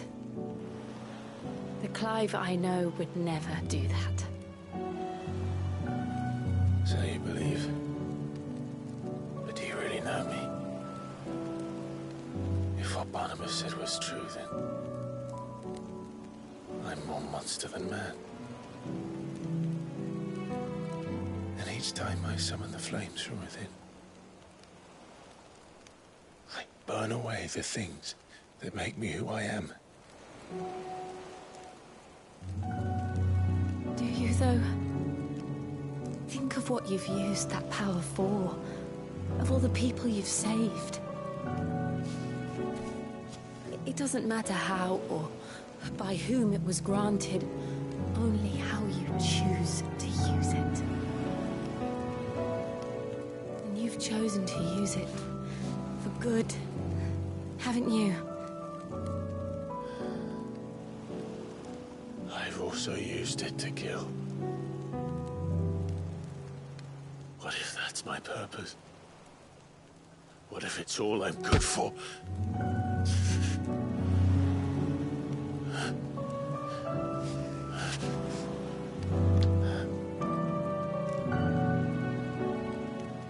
You're still that same boy I grew up with.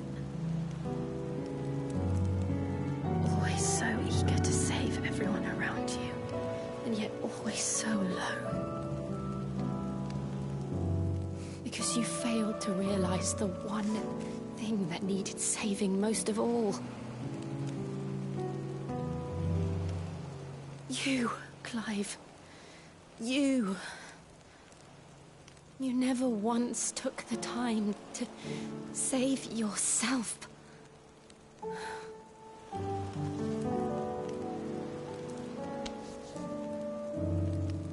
Myself. I think I might be beyond saving. No one is beyond saving, provided they want to be saved. You fight to survive. And you survive so that you may protect those you love. It's what you do. What you've always done.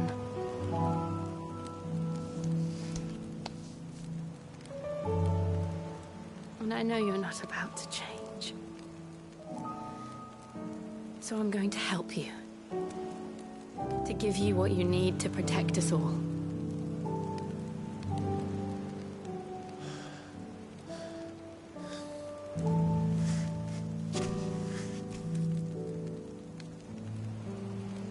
Jill. Are you sure?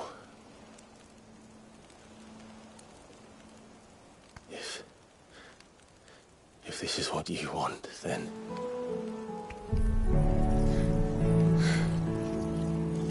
Don't worry, Clive. It is.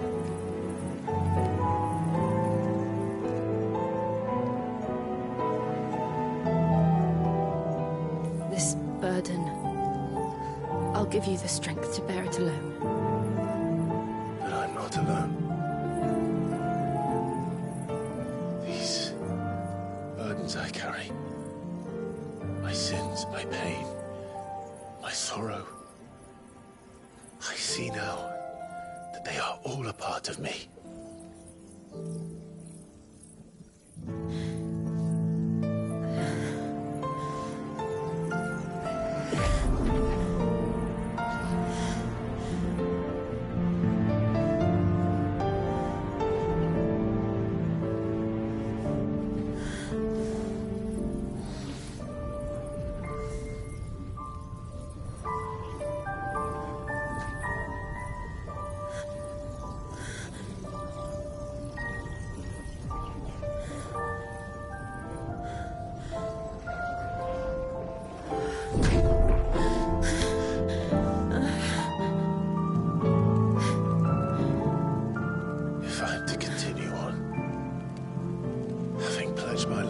those I love. And I will gladly bear your burdens too, until my last breath. Clive.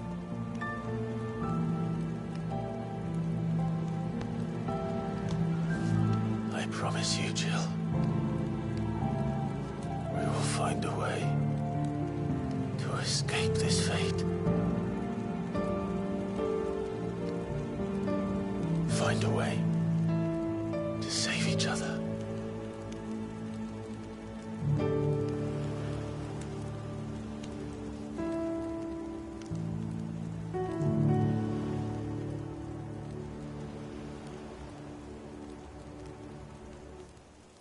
That we might one day look upon the moon again, together.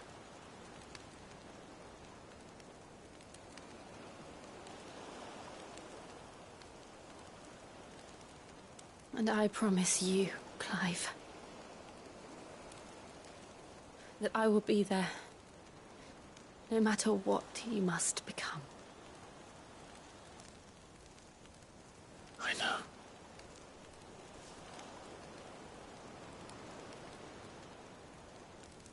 I never thought a smile could bring me so much joy.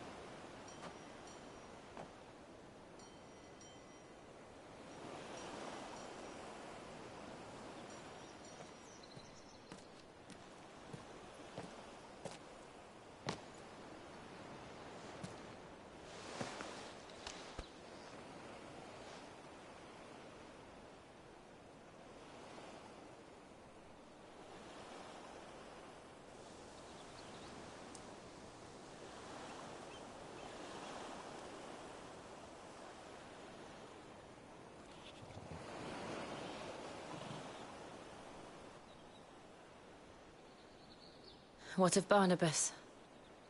Do we pursue him? No. Our paths will cross again soon enough. Whether we like it or not. Besides, there is something we must do first.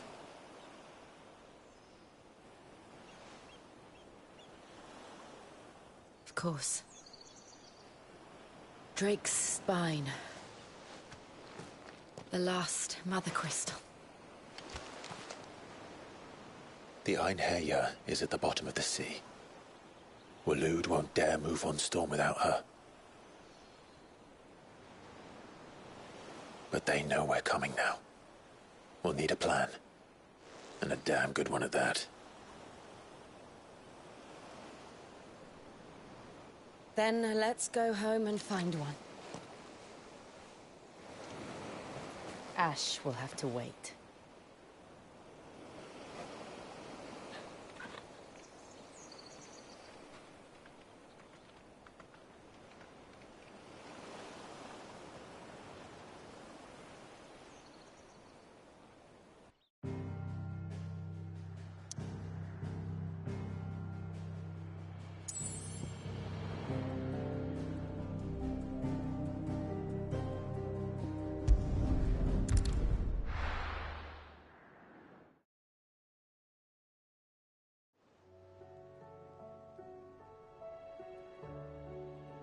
Mid says Odin split the sea in two.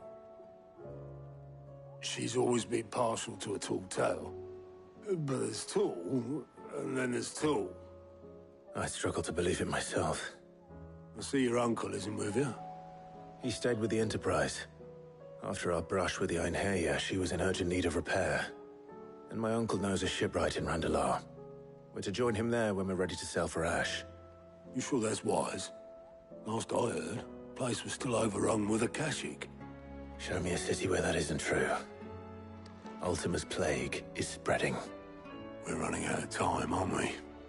We've done our best to shore up that hideaway. But I doubt a few planks will stop what's coming. Still, we'll keep at it. Every little helps, I suppose. Let's hope so.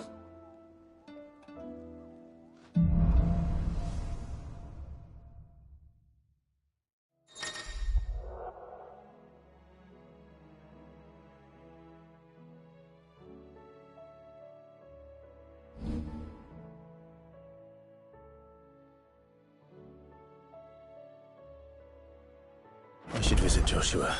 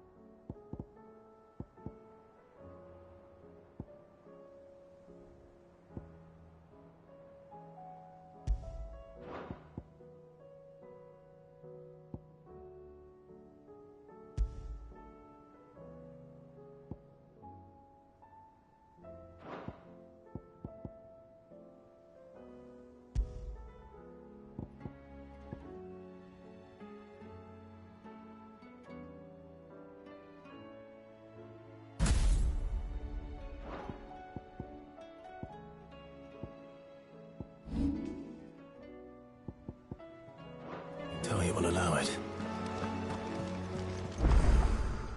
How are you doing?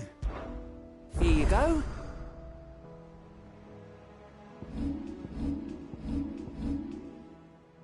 Seen enough?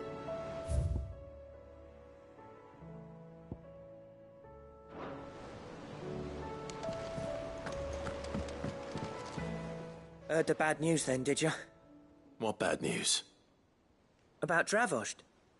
Blackthorn's old haunt. With the forge and all that.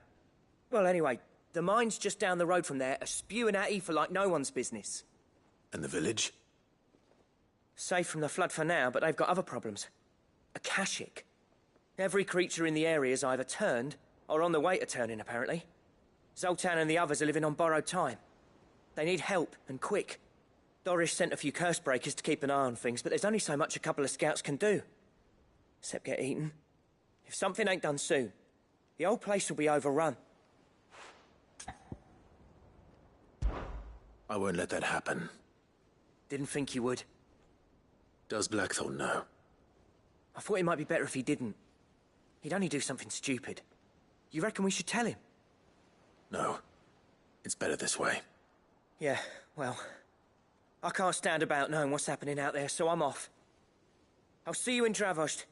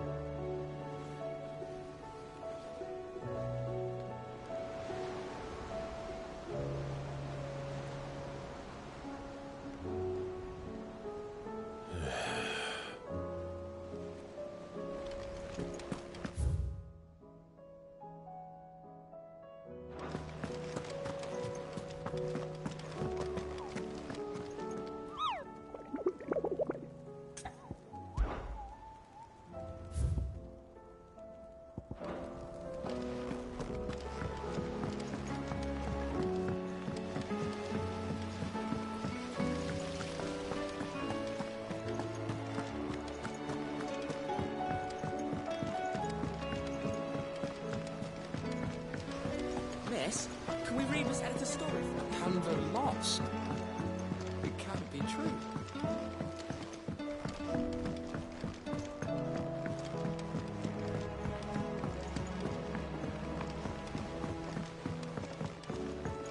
Have you tried Molly's lemon tarts? Lady Karen's calling a favour.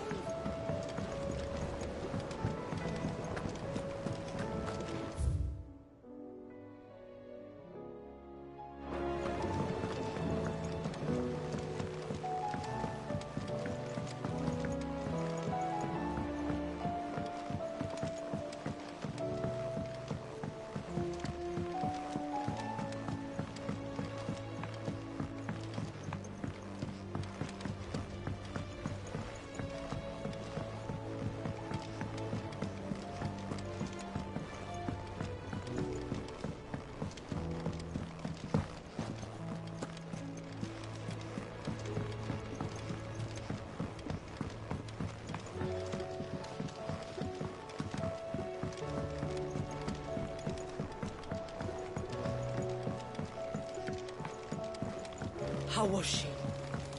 The Enterprise. Ah, Sid. Just the man I was hoping to see.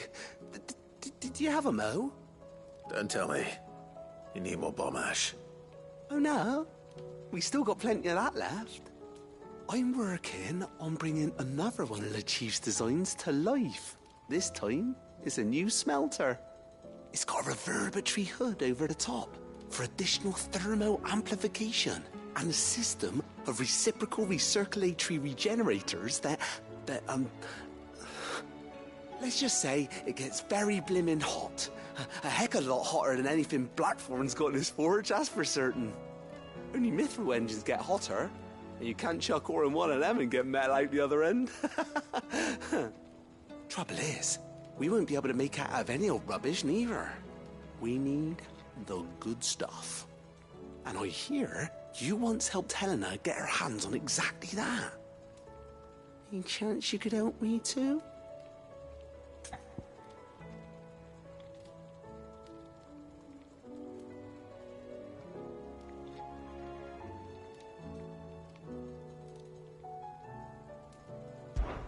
If it's for the good of the hideaway, I'd be happy to. Oh, it is. I promise you. So, what exactly is this good stuff you need me to find? I've got a couple of examples here. Spherical echoes, we call them. More fallen materials. So this smelter is similar to the mithril engine in more ways than one. That's right. They're a bit like the thermal helms. Fallen ceramics deal with heat like nothing else, see? And what's more, they're directional, transferring heat from the inside to the outside. But these things, they're all outside. If we line the hood with them, they'll reflect the heat right back into the furnace. We've collected as many as we can, and I know where we can get the rest. Trouble is, they're all watched over by their bigger, uglier cousins. So you want me to visit some ruins, destroy some echoes, and bring back the spheres they're guarding? That's it in a nutshell, yeah. We're only 3 short, mind, and we know exactly where they are. There's one up Amber Way, in that ruin that they call Lost Plume, and another in the Silent South, over in Dalmekia. Last one is in the ruins of Advent, which is in the Empire. All right then. Wish me luck. It'll do. I'll be keeping all my fingers and toes crossed.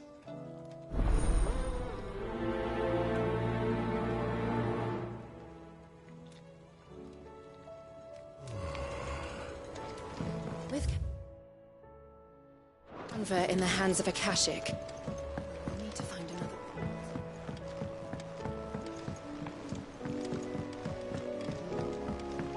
Miss, can we read Miss Editor's story for our lesson today?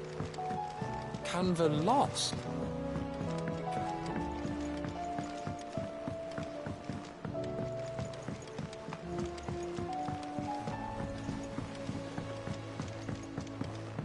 Have you tried Molly's lemon tarts?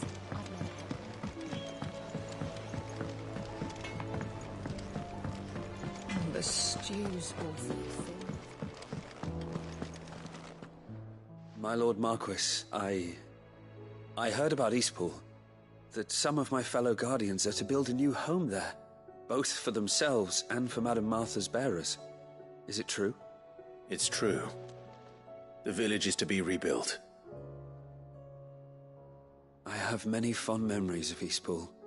When I was a child, we would visit my aunt and uncle often.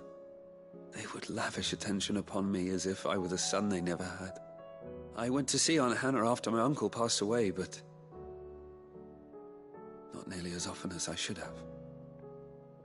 Oscar, I'd like you to assist Sir Wade in the rebuilding efforts.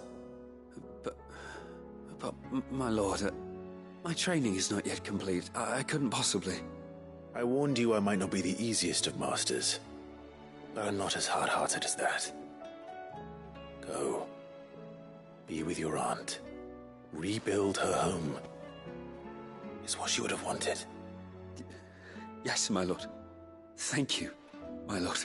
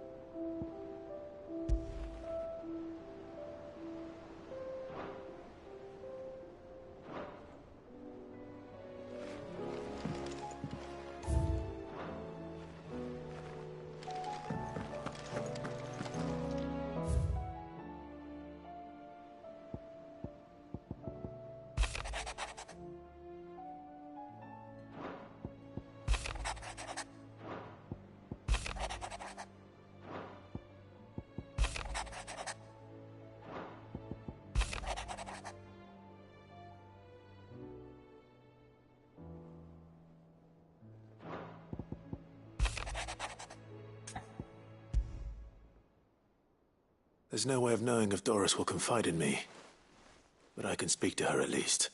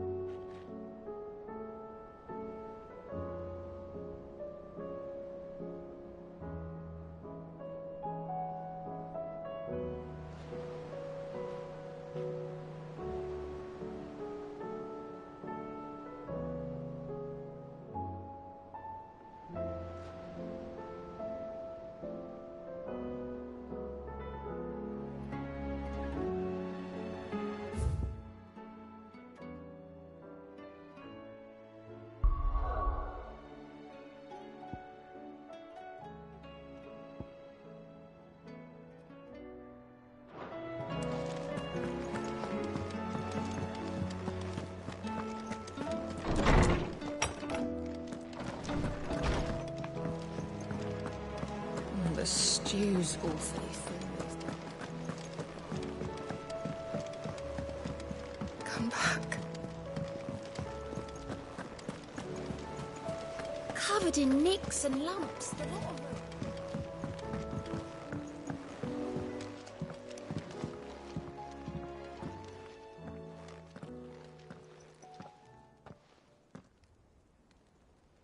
Where are you? Can I help you, Sid? I'm looking for Doris. Is she here? I'm afraid not. She's at Martha's Rest on a job. My job, actually. When she heard what the mission was, she insisted on going herself. Alone. Did she? What was the mission? Following up on some new information. Once they'd settled in, the bearers you helped liberate in the Dragon's Eyrie were keen to talk about their imprisonment. And about their captor. The slaver Cole's team were tracking when they were attacked by the Beastmen. I'll go and find her. She's at Martha's Rest, you say? If she's not moved on already, yes. I hope everything's all right. Why would Doris insist on going alone? Maybe Cole was right to be worried.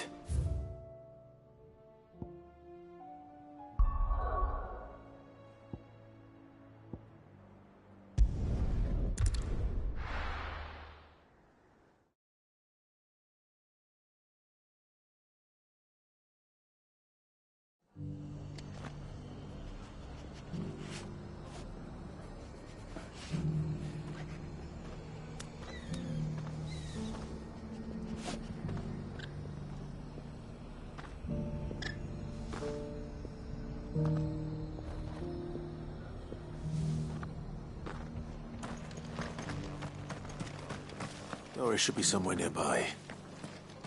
Assuming she's still here.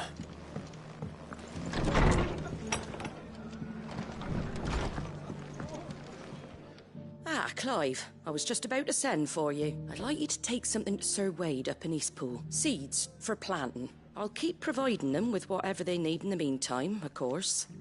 But if Eastpool's going to survive, it's got to be able to fend for itself. As of those poor bearers, they've lived their whole lives in servitude. Small wonder they ain't got the foggiest how to provide for themselves. And if you're wondering why you, well, the Wagoneer, Sir Wade's putting a brave face on it. But I think... All right. Thanks. Wouldn't ask if I didn't have. There. That should be enough to keep them in Gazal Greens for a few years at... Gazal Greens? Not the most mouth-watering crop, I'll admit. Better that than something that'll wither away at first frost. And chocobos love 'em too. Which is no small They ain't exactly succulent, but cook 'em right and they're just about bearable. I'll take your word for it. Anyway, Sir Wade'll know what to do with them. I'll go up there and show him myself. I'm sure you will.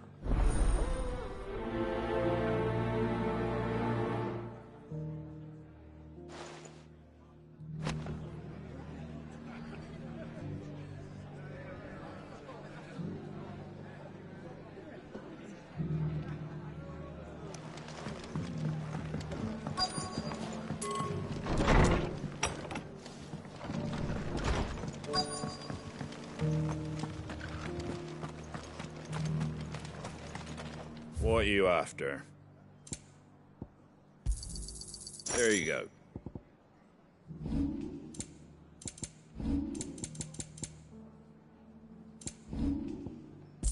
Take care out there, eh? Just 'cause the heavens have gone to wreck and ruin.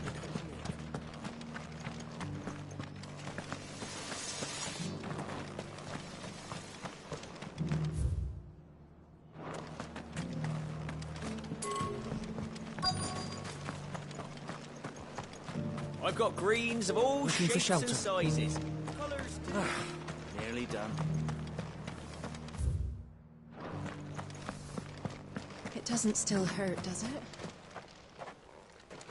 It's been a pleasure, Doris. Just like old times. I'll give your offer some thought, my lady. How goes the investigation? Sid, what brings you to Martha's Rest? You. I heard you were out here on your own, tracking our slaver. I trust you're being careful. Of course. and it had to be me. The bearers from the Dragon's Eyrie confirmed a long-held suspicion of mine that the slaver we've been tracking is an old acquaintance. She's no fool.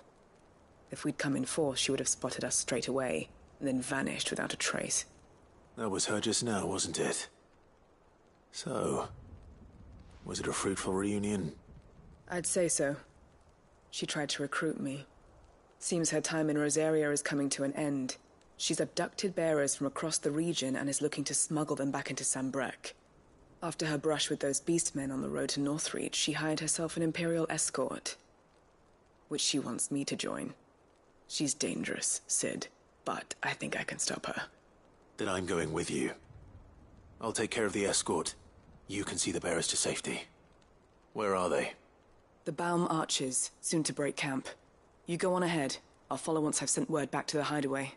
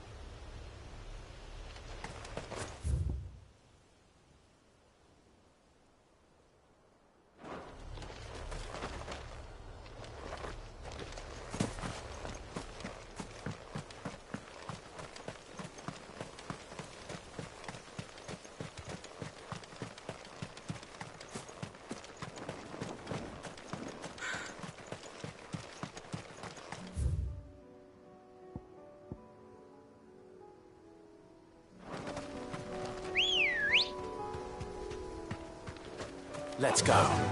Run like the wind.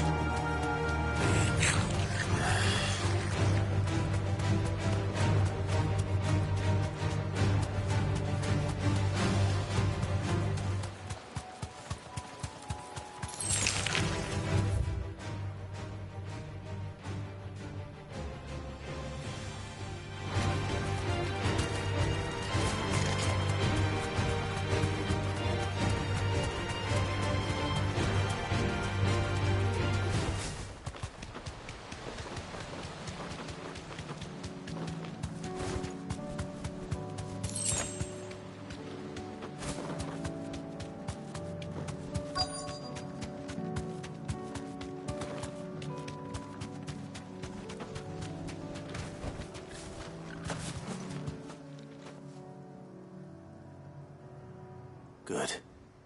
They haven't broken camp yet. How did Doris come to know a slaver, I wonder?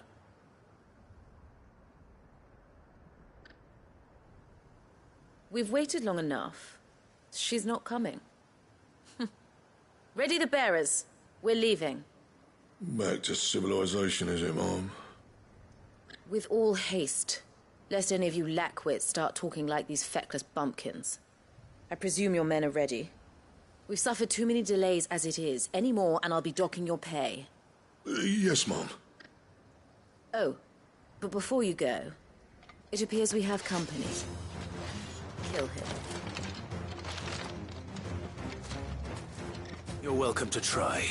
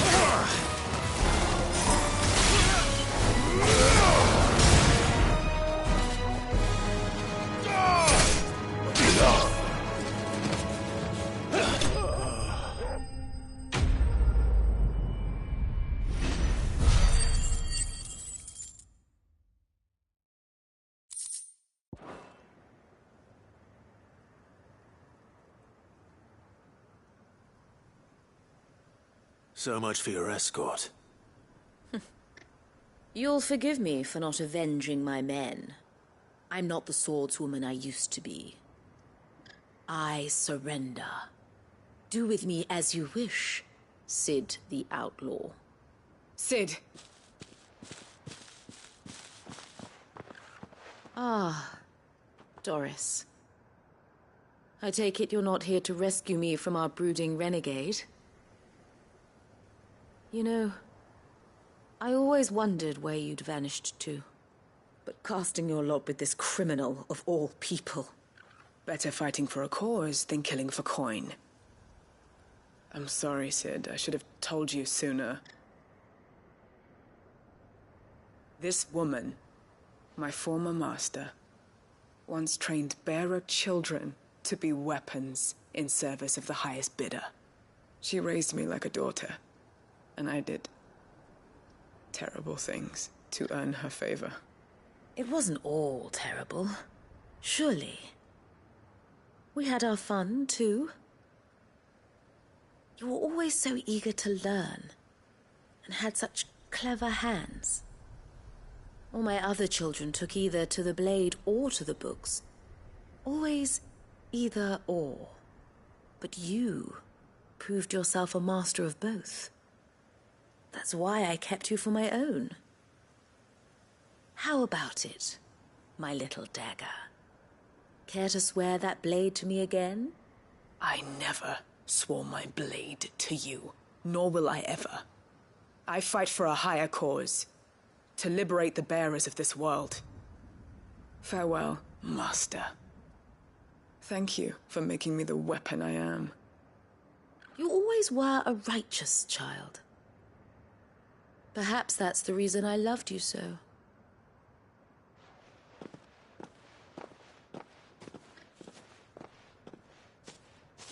What do you want to do with her?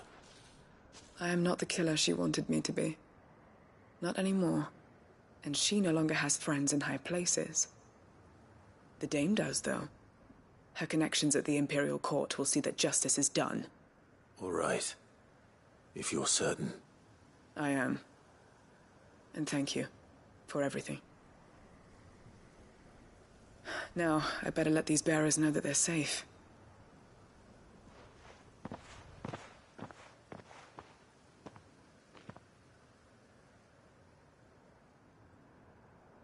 And I should head back to the hideaway and put Cole's mind at ease.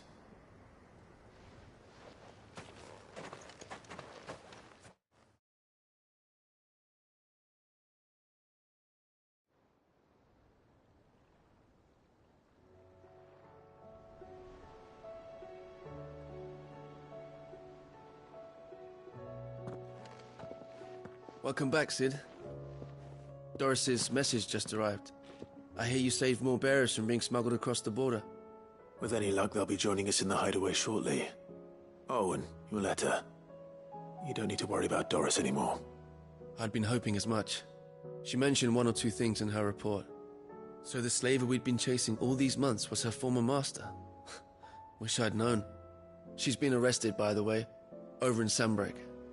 Went quietly, or so we're told. And she won't be getting off lightly. The Empire may have no love for bearers, but it's none too fond of black market traders either. Can't have been easy for Doris. I'm sure it wasn't. But don't worry. She'll be all right. I hope so. Suppose you should know, eh? You had quite the past yourself before you came here, or so I understand. Anyway, thanks again, Sid. The Cursebreakers would be lost without Doris. And you, of course. Keep up the good work, Cole.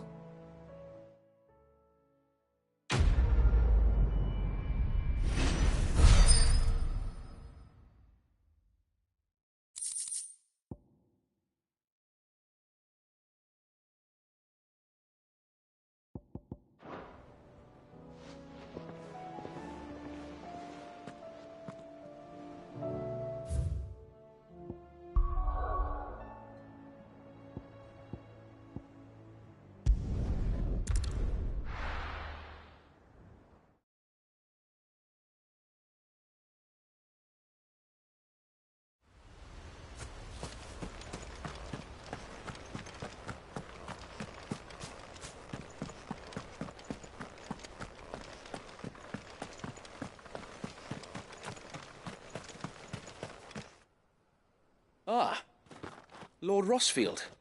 What brings you to Eastpool? A delivery from Martha.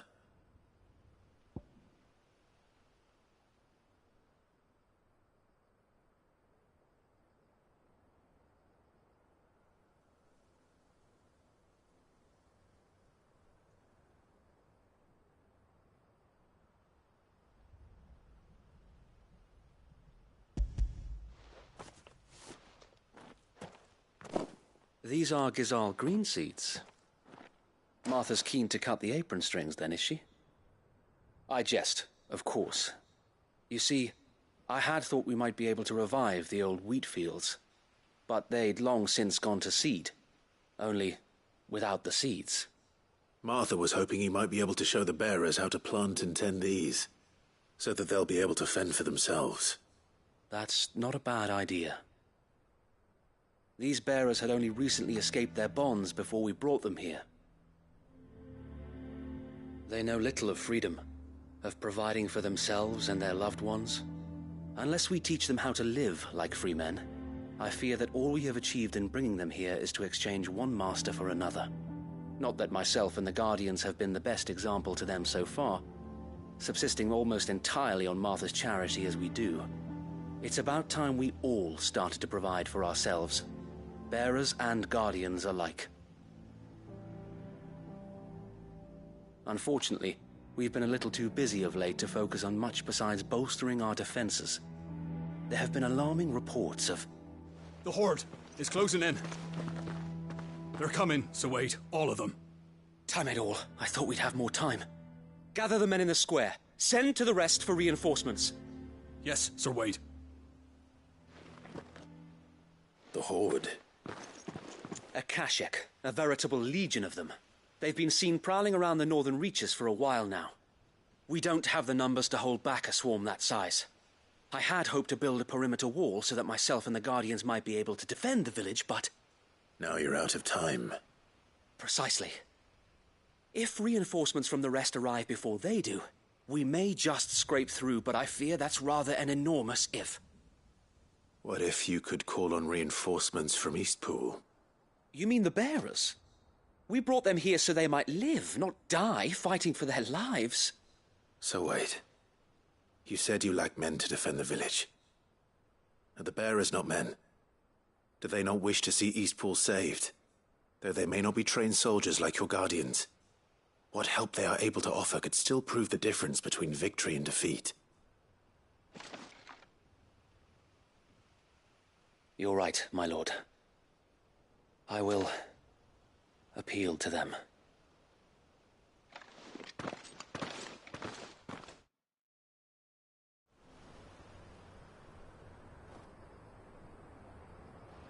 My friends, I humbly beg your aid. We Guardians are few and our enemies many. But I swear we can defeat them with you at our side. You would send us to the slaughter, to serve as bait for those fiends so that you and your men might be spared. And to think we trusted you. Say what you will, a home is not worth dying for. But it is worth fighting for. Sir Wade fights to give you lot a chance. Just like I do. Just like Sid does. We all wanted to give you a home where you could be free. And you got one, didn't you? This place, Eastpool.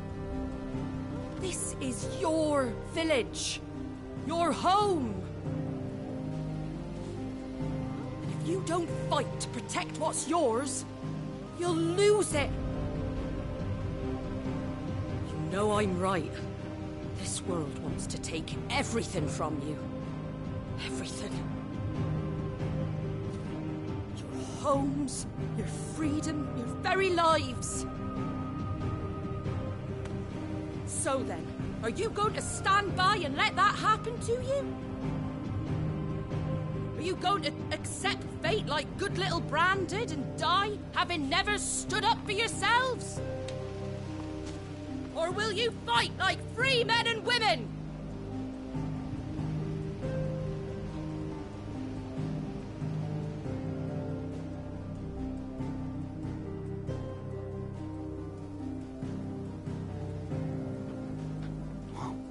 What are you doing? All right. Give me a sword. I never dreamt I'd have a home of my own. And now that I have, I don't want to lose it. I will protect what's mine, or die trying. We all will. Free men and women, fighting together.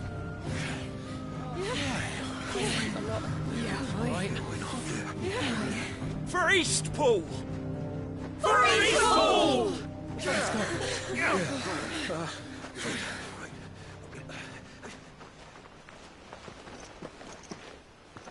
Thank you, Martha. Don't mention it. Just promise me one thing. That you'll show them how freeborn fight. Gladly.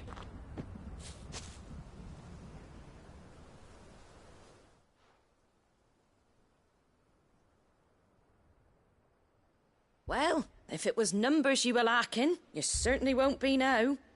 Thanks to you. Me? Oh, I just love the sound of my own voice.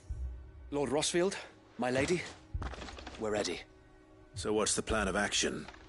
We'll divide our forces into several small detachments, each made up of guardians, bearers, and guards from the rest. These will position themselves at strategic points around the village.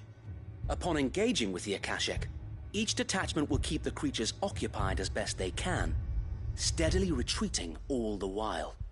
You're going to lure them into the village? I am. We will have neither the time nor the resources to treat the wounded, so injuries must be avoided at all costs. Instead, we will focus purely on defense at first. By coordinating our withdrawal through the use of messengers drawn from among the bearers, we will aim to have the swarm converge at a point of our choosing. With luck, that point will be the village square, the perfect place for our most able warriors to surround them and fall upon them, and for you and I to finish them off. A sound plan, but one that'll require a leader with a cool head and strong nerves to coordinate the retreat. I'd say you have both in abundance, Await, but you'll be needed. Please, leave the last of the fighting to me. Ha! And let you have all the glory.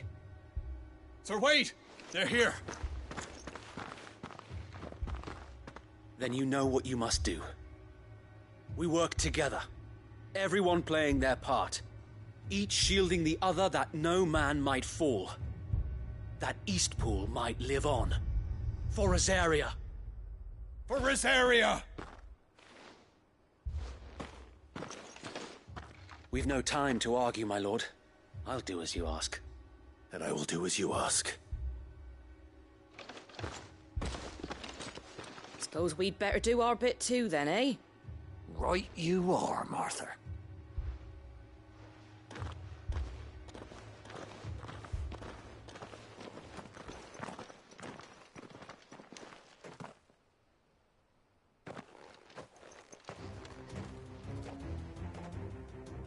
The calm before the storm.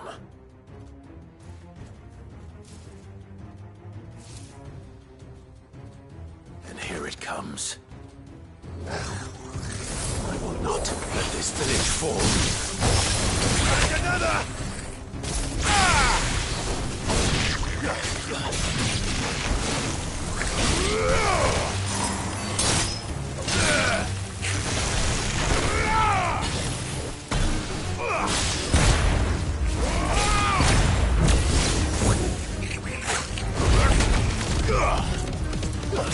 It's over.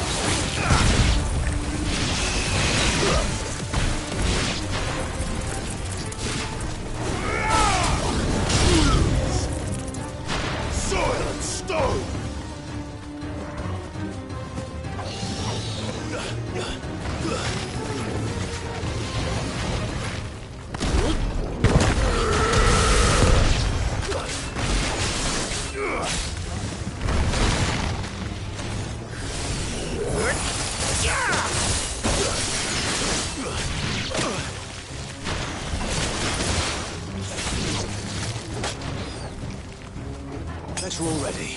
There's a good boy.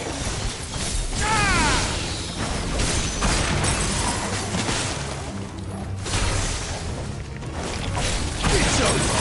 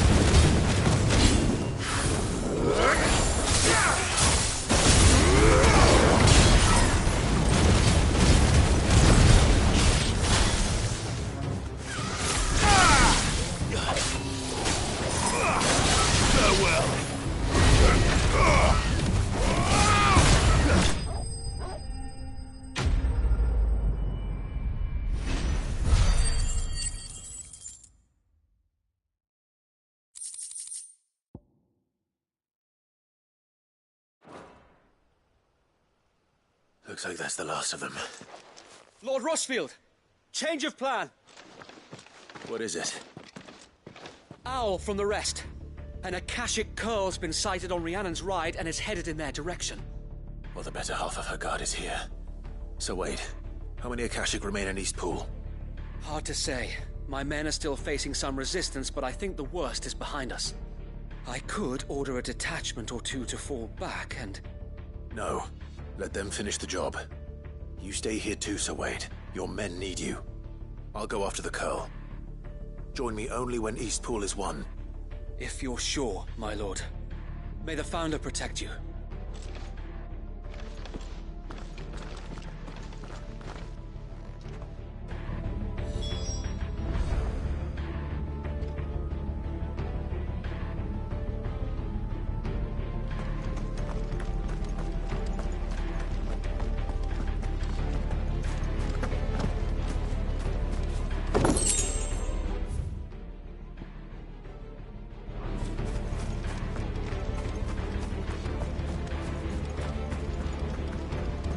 Next one's mine. I might...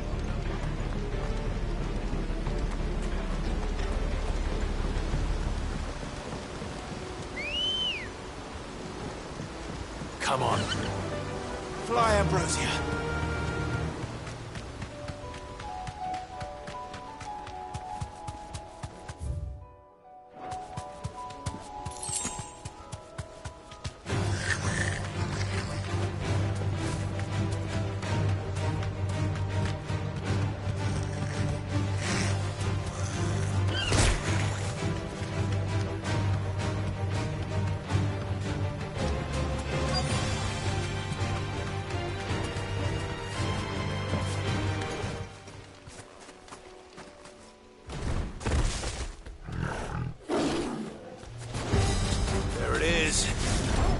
With me, Torgal.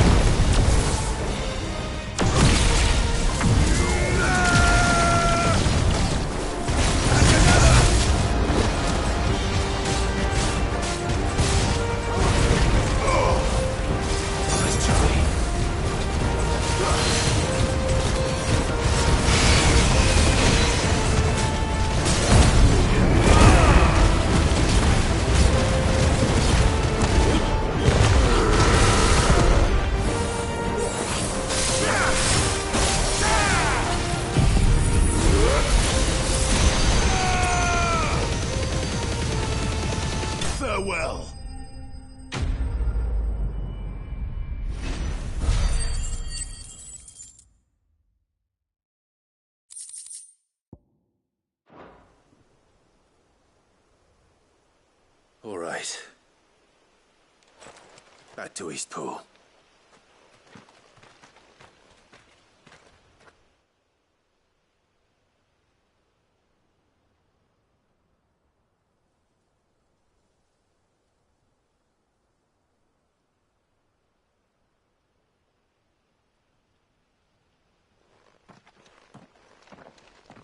Lord Rosfield, the Curl, is it? It's dead. Thank the Founder for that. And for you, my lord. We were able to eradicate the rest of the Horde. I have guardians posted around the village to keep watch for further attacks, but all seems quiet for now. I hesitate to say it, but I think it might be over. I think it might.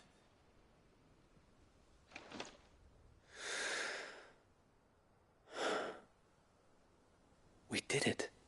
We saved Eastpool. Thank you, my friends. Thank you.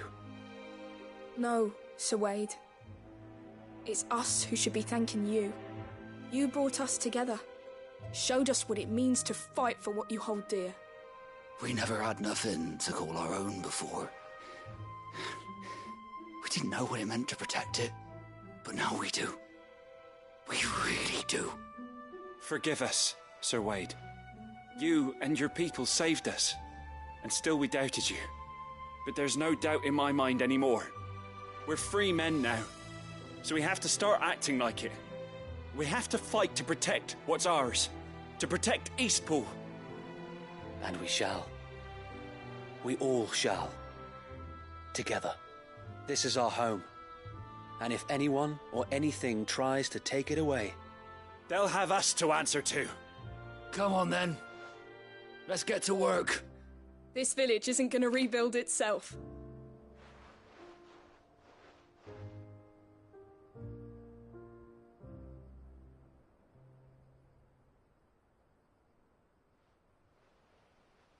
They're not slaves anymore. No. They're Rosarians. Your father took pity on the bearer's plight, and I believe if he were still with us today, this is what he would have wanted. I believe you might be right. I shall remain here, my lord, and do what I can to help rebuild the village. After all, this is my home now too, and I could hardly call myself an Eastpoolian if I didn't pull my weight. I think you'll find it's Eastpudlian, Sir Wade. But you should be proud all the same. I'll have to pull my weight too. Can't have the rest getting outclassed. Speaking of which, I ought to be getting back. Can we continue to count on your support, Martha? Of course, and I'll be counting on yours too. Us Rosarians have got to stick together, haven't we? Indeed we have. And Clive, come by the Golden Stables when you get the chance. I ain't paid you for delivering them seeds yet. All right. I will.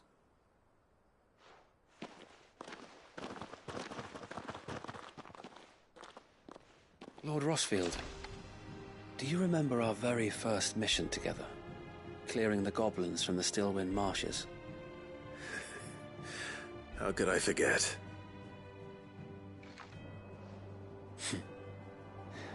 There's one sight that I shall never forget. You, facing off against that giant Morble. Not a trace of fear on your face. Since that day, there have been more than a few times when I felt like giving up. When the odds seemed so stacked in the enemy's favor, I thought I may as well just lay down my sword and surrender. But every time, I would think back to the look in your eyes that day and remember what it means to be a shield. Know that whatever trials Eastpool may face, I shall never lose courage. Thanks to you. So Wade, you have always been a true shield. I know that Eastpool, and indeed all of Rosaria, will be safe in your hands. Thank you, my lord. I know the rest of the world will be safe in yours. I'll do my best.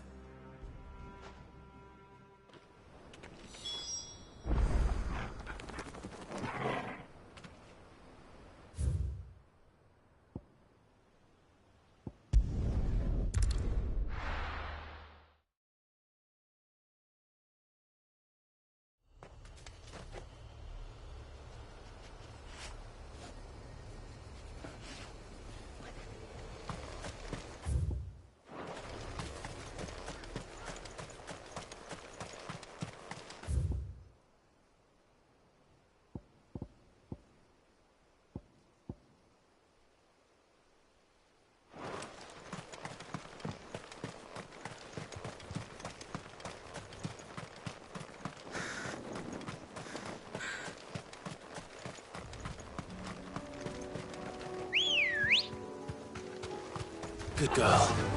Fly, Ambrosia.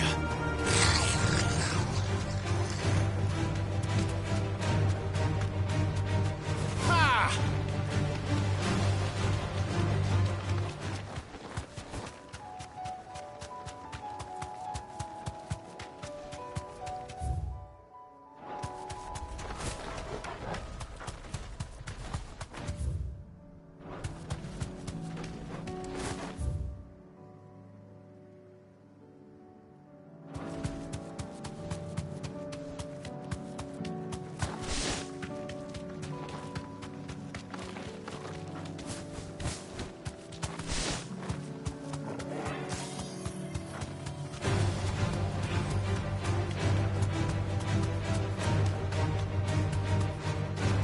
That's it!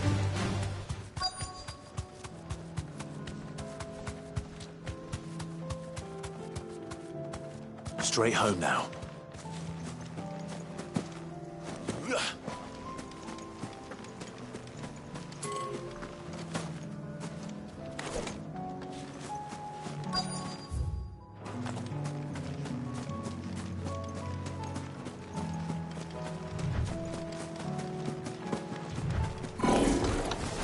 I need to deal with these ones first.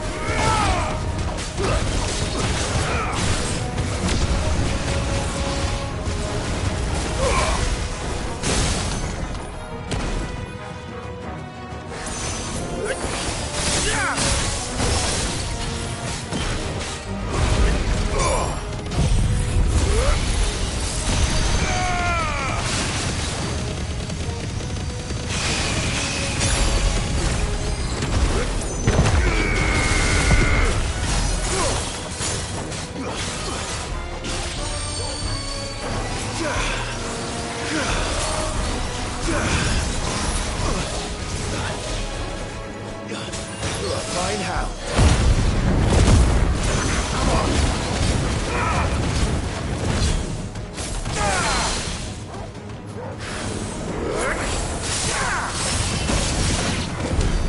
Now to find this spherical echo.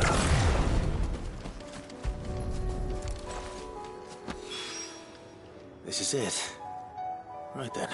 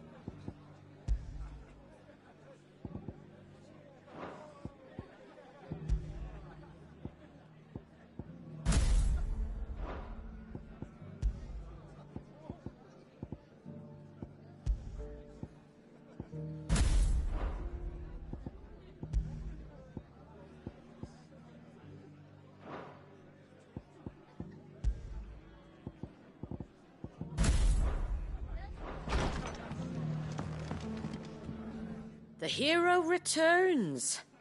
It's lucky you came by when you did, eh? Not only did my seeds get delivered, but you went and saved Eastpool and all. I just did what I could. And it's only right that you get rewarded for it. Take it before I change my mind. Thank you, Martha.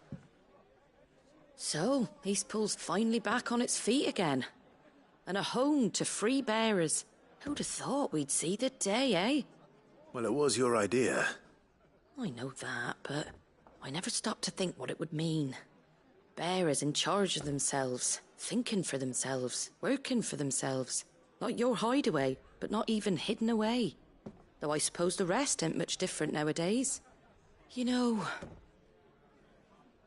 bearers living free like that reminds me of when I first met Sid. Loath as I am to recall that particular day. I take it you didn't always see eye to eye. What happened? Well, if you really want to know, I started doing what I do long before I met Sid. In fact, that's how I met him. Or at least how he came to meet me. He showed up at the stables one day, asking questions about who'd been buying up bearers. Founder knows what he thought I was doing with them. Running a hunt, poking around in their innards. Something awful, anyway. Me, I thought he was a new constable. Thought the game was up. But somehow we both managed to work out what each other was about. And before I knew it, the cheeky arse was rattling on at me about how I was doing it all wrong. After all my hard work. Told me I was giving them relief, but not freedom. That my bearers were still dying as slaves. Got right under my skin, it did. Told him if he didn't like it, he could bugger off and report me to the garrison. And do you know what he did? He smiled. And then he laughed. And then I did the same. We made a pact that day, that whenever one of us was in need, the other would always be there for him. And you were? Well, we both wanted the same thing. To make life better for bearers. Just like your dad. Do you know I was born right around the time Elwyn became Archduke? Growing up, I saw how he tried to change things. He certainly didn't lack for ambition, that one. Indeed. But the loftier one's ambitions, the harder they are to achieve. Which is why those of us who follow in their footsteps need to finish what people like Sid and my father started. Suppose you're right, aye. And if we don't manage it, there's always them who come after us. Good thing we've got a few half-decent sorts waiting in the wings, eh? It's almost enough to give you a little bit of hope. Just a little. Anyway, enough nattering. Better get back to work. Let's see about making everyone some dinner, shall we? The least the folks who saved Eastpool deserve is a hot meal. And you and me ain't gonna save the world on an empty stomach neither. That sounds like a wonderful idea.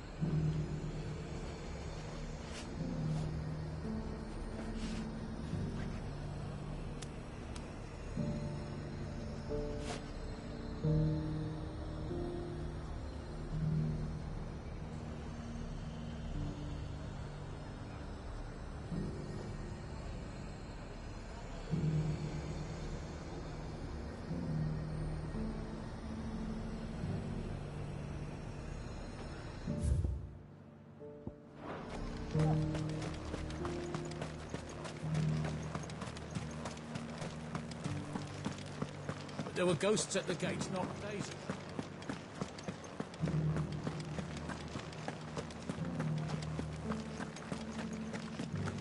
Those things I said before.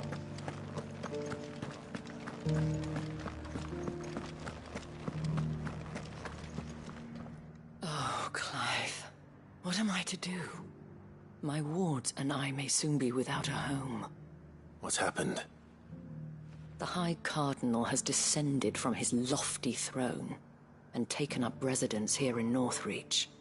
The High Cardinal? Leader of the Council of Elders, second only to his Radiance at the head of the Imperial government. Not that any of those things still exist. Now he goes by his noble title, the Duke of Oriflamme. And what does he want with Northreach? He wants to transform it into a military stronghold, a foundation upon which to build a new Sambrec. He's already secured the support of the various army remnants, with promises that they shall be afforded the respect they deserve in his empire.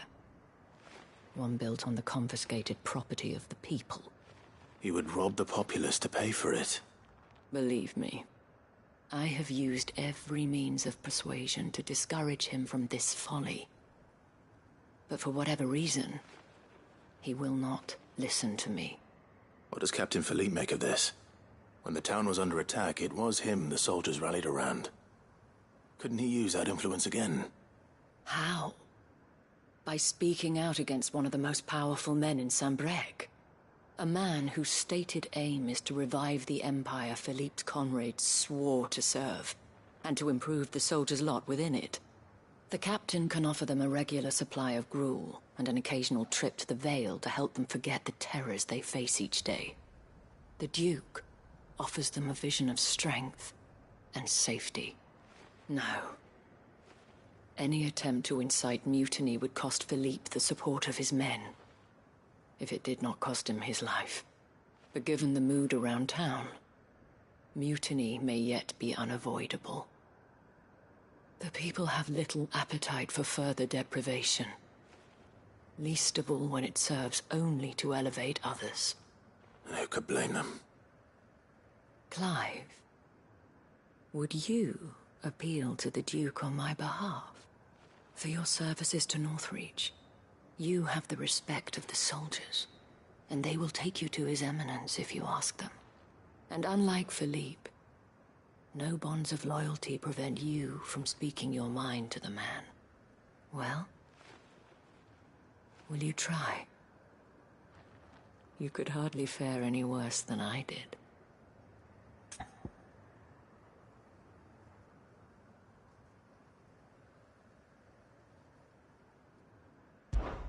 I'll see what I can do. Thank you, Clive. Tell me then, where will I find this Duke of Oriflamme? In the garrison? Overseeing the troops, yes. All right. Wish me luck.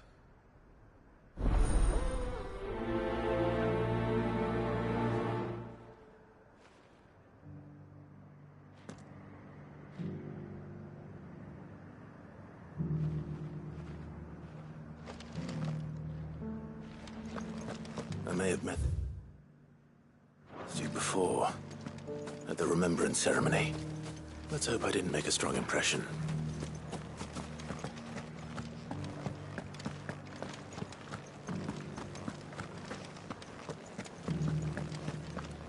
You needn't fret. The creatures have been...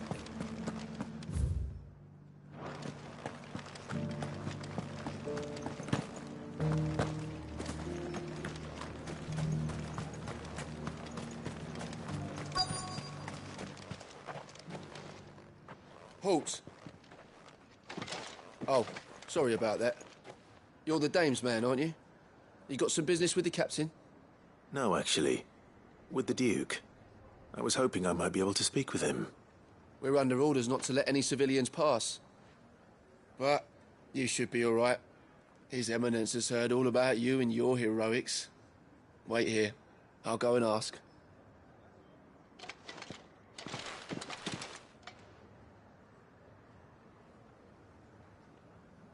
So, You are the sellsword who lent his aid to the garrison.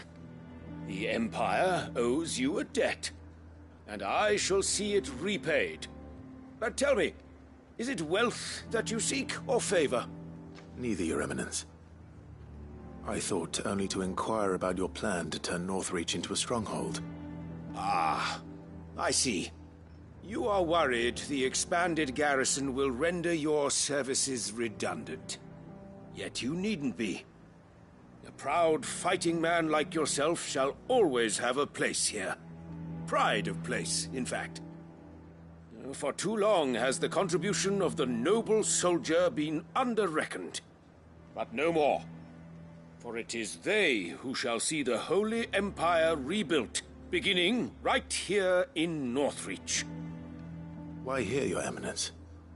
The town has been fortunate enough to escape largely unscathed from the recent troubles. Her defenses are sound, and her garrison well prepared. Which is more than can be said for Oriflamme or Twinside. The Empire wants for a capital, and I believe Northreach to be the perfect place. With Caer Norvent as her citadel. Once we have seen to the refortification of both the town and the castle, we need only build a wall around both to create a city that would be the envy of the twins. Plans are already underway for the construction. Soon enough, these thralls shall learn that they are no match for the might of Sanbreque. I fear you underestimate how dangerous these creatures are, Your Eminence. Should they return in force, you will need all the people of Northreach to come together in defense of the town. Something they may be loath to do if they've been deprived of their worldly goods. The people will do as their leaders command. If Sanbreque is to be rebuilt, she will require a functioning government. One whose authority is beyond question. That is why this levy is necessary. So that any man who wishes to join the army might do so and be fed, outfitted, and paid as befits a defender of the Empire. And yet there are those who persist in peddling the treasonous lie that I seek to steal from the people and drive them from their homes. I suspect they're afraid of losing what little they have left. Precisely. The common folk have little and less, and you mean to deprive them of even that. You would sow the seeds of your new empire in your own salted earth. Sabine, we have discussed this. Yes, and I told you then how putting the empire before her citizens would lead only to revolt. Without an empire, there are no citizens. And in yours, there will be only beggars. Is that what Griga wills for her people? Do not take her name in vain, Sabine. I'll come back later. A citizens' revolt. I wonder what the people really think of the Duke's plan. It wouldn't hurt to ask them, I suppose. Let's begin with those on the other side of the wall. Sabine, you are embarrassing me. You're embarrassing yourself.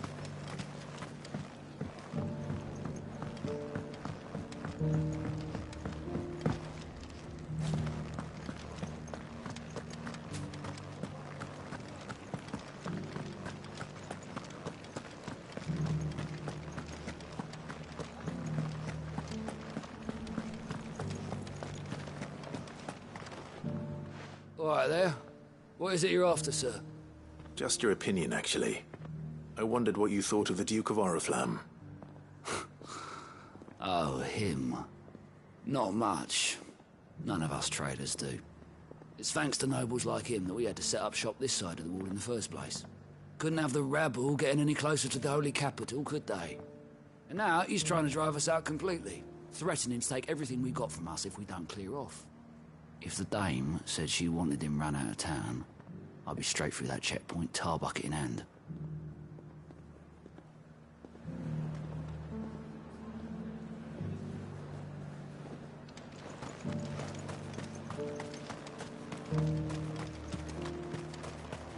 I heard the dame got an icon to rid the meadows. A question, if you don't mind. What do you think of the Duke of Oriflamme? Don't get me started. You build a life for yourself somewhere, only for some noble to turn up and tell you you've got to hand it all over to him. If he thinks his name and his chains give him the right to empty our purses, he's in for a rude awakening. We'll do whatever it takes to keep what's ours. Whatever it takes.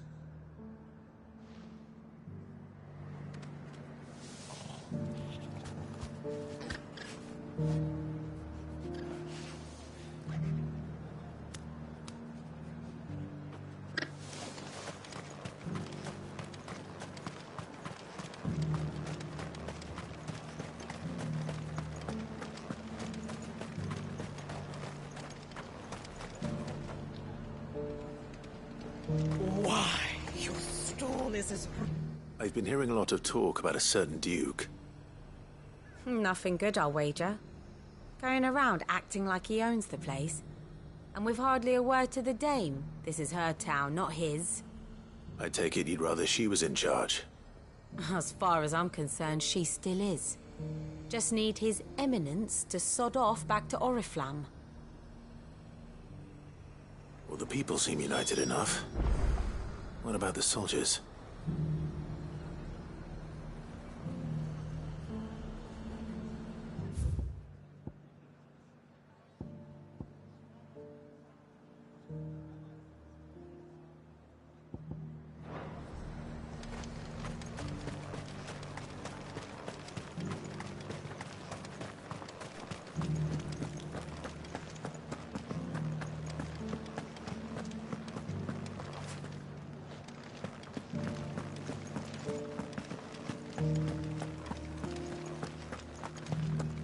Those things I said before.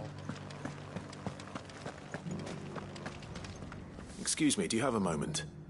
I wondered if you'd mind sharing your thoughts on the Duke of Oriflamme. Well, he's made a lot of enemies coming in the way he did. But I mean, look around us. You can see the state the realm's in.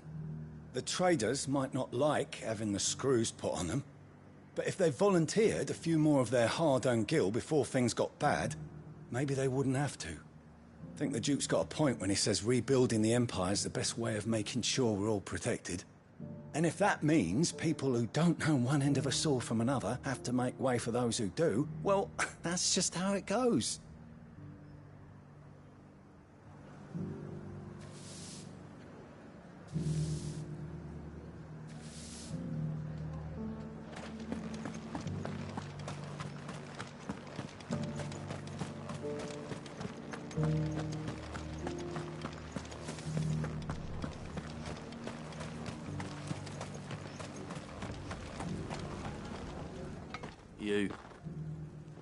You're the one who was talking to His Eminence. On the dame's behalf, yes. I was trying to persuade him not to take the people's goodwill for granted, but it seems my words fell on deaf ears. What do you think of his plans? I'm a soldier, mate. He tells me what to do, not the other way round. Listen, I've got nothing but respect for the dame, but I've got a family to look after. That's where my loyalties lie, not with the town or the Empire, but with my wife and children. If the Duke can get us the men and the equipment we need to fight off those blue-skinned bastards, I don't care how he does it.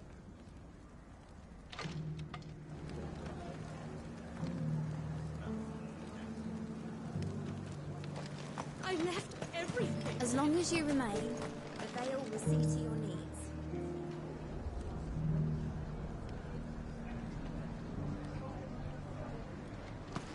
Sabine, you are embarrassing me. You're embarrassing yourself. I hear the Duke of Oriflamme plans to turn this town into some sort of fortress. Do you think that's a good idea? It's not for me to say. All I know is that unless the Emperor orders me otherwise, His Eminence's word is law. Look, no one likes all these taxes and tariffs, but empires don't come for free. Once Sanbreque is back on her feet, we'll all reap the benefits. Let's see what Philippe makes of all this.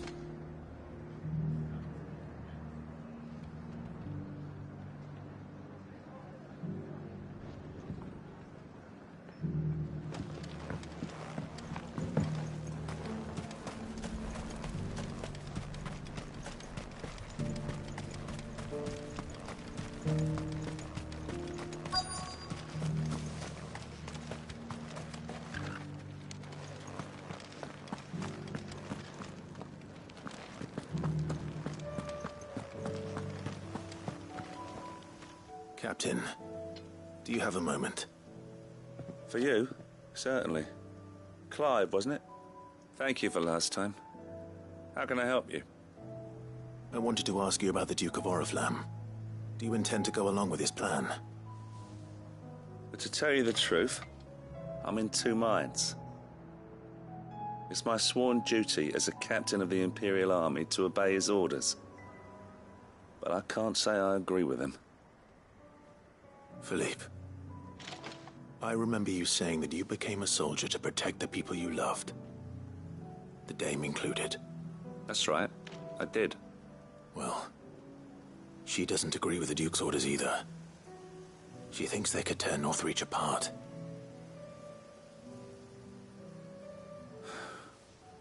And she's probably right. Thank you, Clive.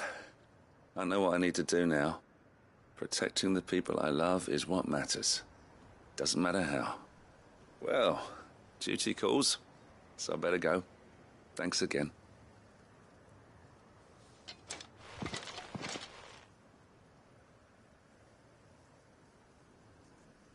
It seems Philippe wants to do the right thing at least. I expect Isabel will be pleased to hear that, if nothing else.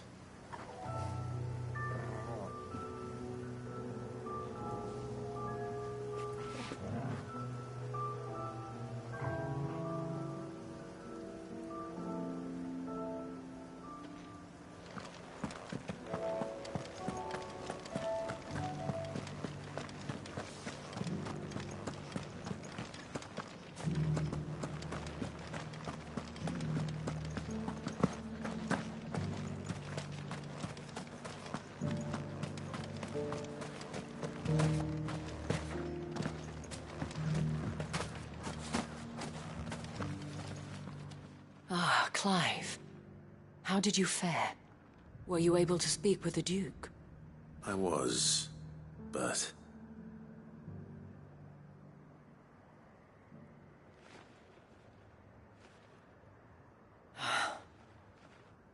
So Northreach is to be a fortress after all. Well, it will certainly help to hold back the thralls. There's no denying that.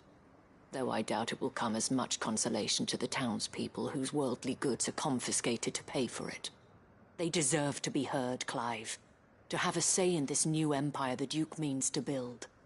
Sadly, His Eminence values their obedience more than their opinions, and hopes to reassert the authority of the state. I fear he sees the people as mere pawns on his chessboard to be sacrificed for the greater good. Needless to say, they themselves are of a different opinion, and would rather their destinies were in your hands. The soldiers, meanwhile, are content to follow their orders. And not just because of the Duke's rank, but because of his vision. I thought as much. Had I sworn to protect Sanbreque, I dare say I too would want nothing more than to see it rise from the ashes. Thank you for trying. But the battle is lost. I don't know about that. What happened to your uniform? I handed it in, along with my resignation. Told the lads I wished them well, but that I owe it to those I love to call it a day. But why? Because I realize what really matters to me. Not following some nobleman's orders for the sake of it, but protecting what I care about. Protecting Northreach. I honestly don't know when those monsters will return, but I'm certain they're not finished with us yet. And when they do come back, we need to be ready for them. We need to stand together, all of us. And with you to lead us, milady, I reckon we can do it. It was you who finally convinced me, Clive. There's no point following orders if they go against everything you believe. Indeed. All of us, standing together. That has always been Northreach's best hope, and one which still lies within our grasp. We have only to turn our attentions to the true enemy. Thank you, Philippe, for showing me what I must do. Anything for you, milady. Speaking of standing together, would you mind if I borrowed a few of the lads from the Vale to help keep watch around the town? I fear His Eminence has loftier tasks in mind for the guard. Not at all. Be my guest. Wouldn't be the first time.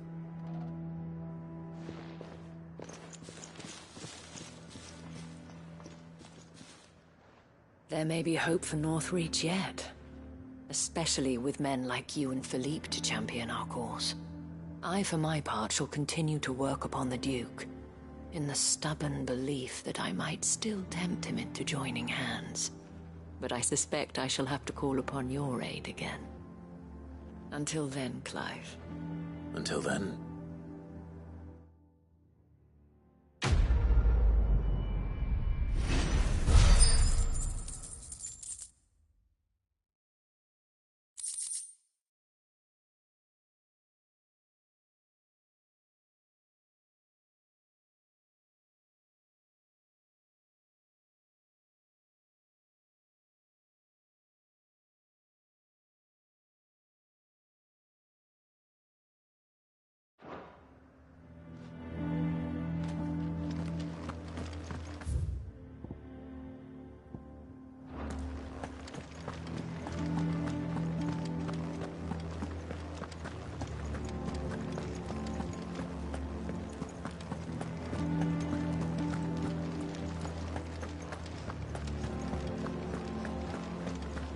There were ghosts at the gates not days ago.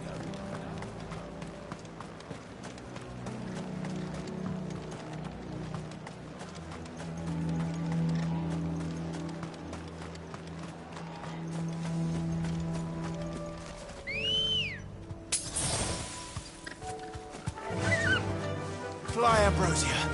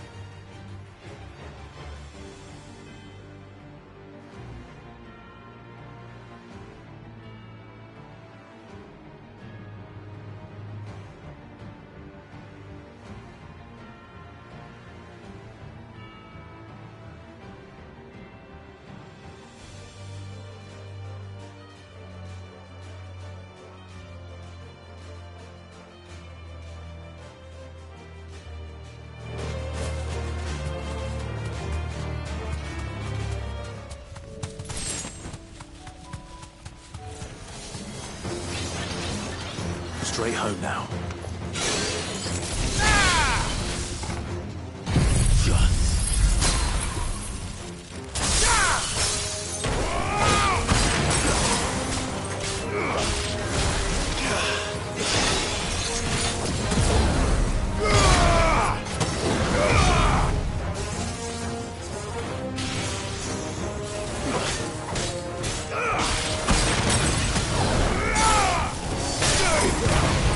Oh!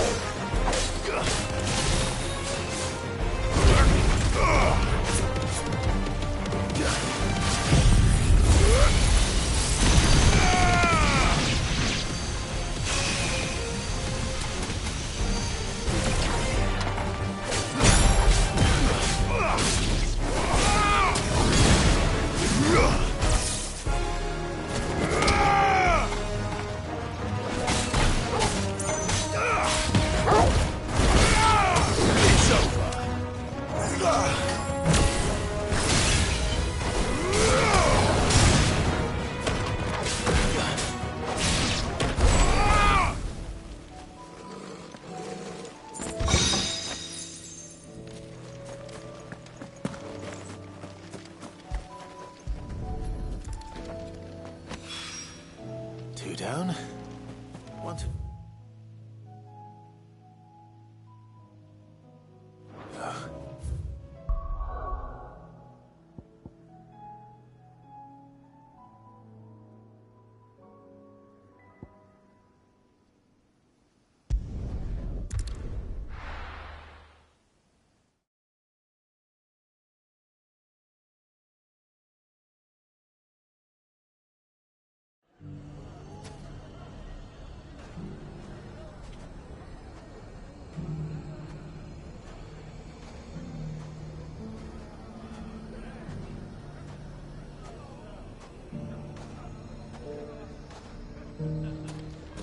Everything's the way it was. I don't know. Take that, you naughty... Clive!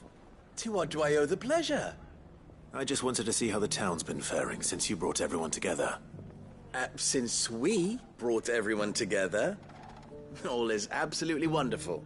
Conrad and Natalie's hands remain safely away from each other's throats and firmly at the helm. Our stores are full, and the bandits still too disorganized to raid them. Just as the good Lady Jane and Lord Underhill intended. Are you a lord? Lubor's going to be one too. They're going to make him the Lord of Dalimil, because of how he stopped all the grown-ups from fighting. It's the mayor of Dalimil, dear child, and the vote hasn't taken place just yet. But if the people wish me to lead them, I shall. And my first act will be to build a school so that menaces like you two learn not to interrupt your elders. Speaking of menaces, there may be a rather worrying one just over the horizon. May there indeed. I'm afraid the example Conrad and Natalie set in putting aside their differences and presenting a united front might have caught the bandits' attention. And they might have elected to take a similar approach. They have formed what one could call a League of Outlaws, and they grow more organized by the day. But we'll fight them all off just like last time, no matter how many of them there are. Won't we, Lubor? Of course we will. If we continue to work together, we can overcome any challenge we choose to face. The longer we avoid facing this one, the more difficult it will be, until the only way to overcome it might be to run for the hills. Our best hope is to nip these efforts at organization in the bud, by finding those ne'er-do-wells who have yet to join the cause, and ensuring that they never do. Perhaps a certain Lord Underhill might be willing to lend us his aid once more? How could I refuse? Thank you, my lord. Victor will fill you in on the particulars. I have him stationed by the desert gate, receiving and collating reports from my scouts. Such an amenable soul. He reminds me of you. I'll go and speak with him.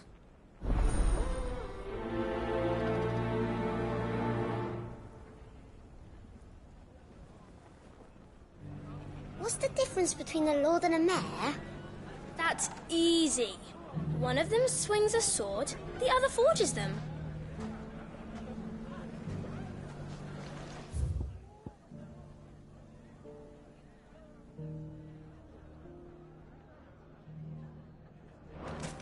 A League of Outlaws. Sounds like we have some competition.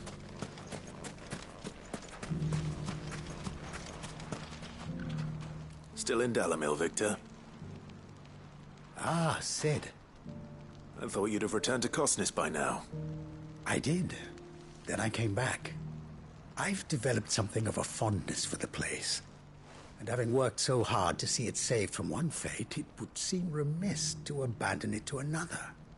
A sentiment Master Lubor certainly isn't shy about exploiting. Hence my doing his bidding yet again. You're not the only one. What does he want you to do? He asked for my aid in putting down the bandits. And he said that you might be able to help me find them. Then you've come at just the right time. I was on my way to speak with Conrad about how to organize our forces. There are more camps in the vicinity than we can safely strike at once. But we must strike together, and we must strike soon at as many camps as we can. We can't give this League of theirs time to rally its forces. All right. Which camp shall I take? There's one upriver. Just out there, across the dunes. Leave it with me.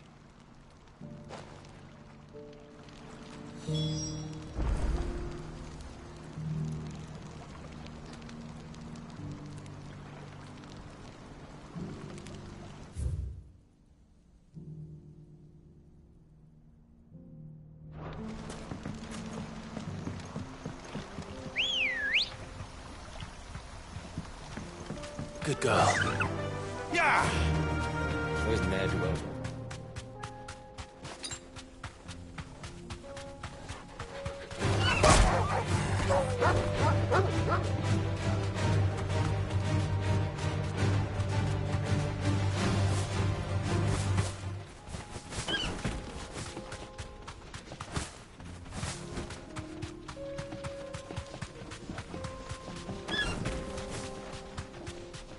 That must be the camp Victor mentioned.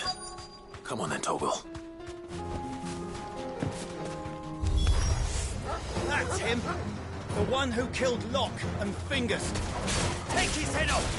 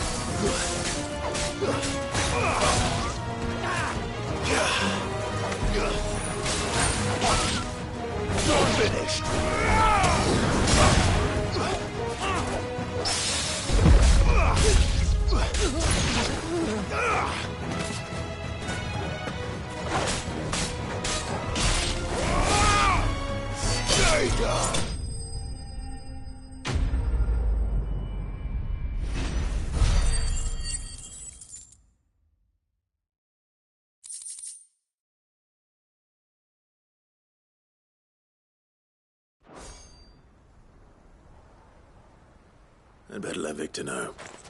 Sid, where are you? Ah, I see the bandits didn't pose you any trouble. No, but... that's not why you're here, is it? No. Something's happened. We need you back in Dalimil.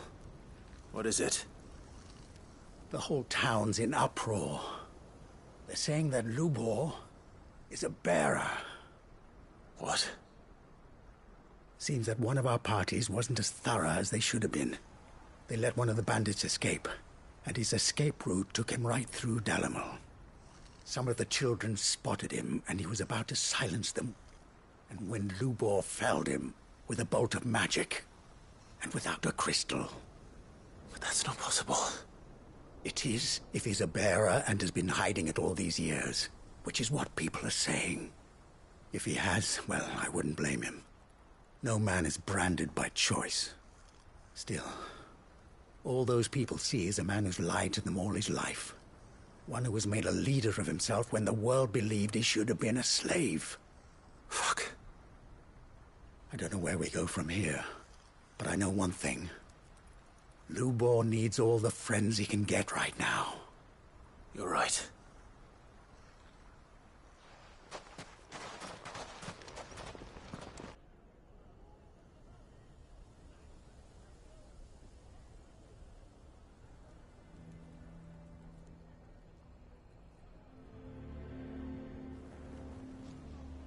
And now everyone knows.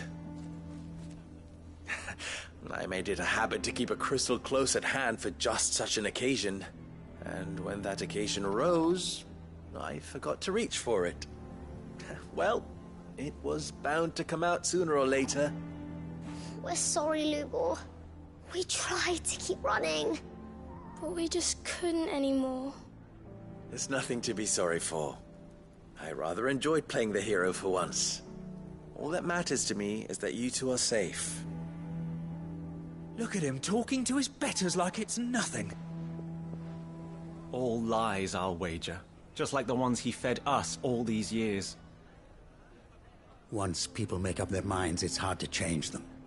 We need to do something, and quickly. Convince the people not to let their prejudices blind them. Convince them that nothing has changed. That their enemy lies outside these walls, not within them. You're right. We should speak to everyone. I'm glad you agree. I'll handle the townsfolk. I'm a Dalmec born and bred. They listen to me. You head to the tavern. Make Conrad and Natalie remember who Lubor really is. They know that Lubor and I are friends. I might not make for the most impartial of interlocutors. Lord Underhill of Randalar's League of Merchants, however, is a trusted and impartial mediator of note. I'll do what I can.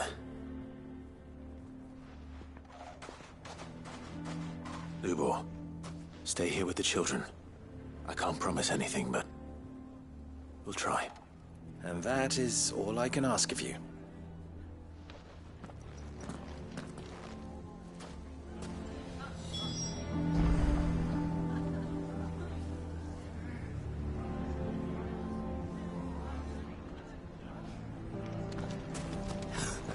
Why are you taking the bearers? Why do they always have to make such a fuss? You all along the...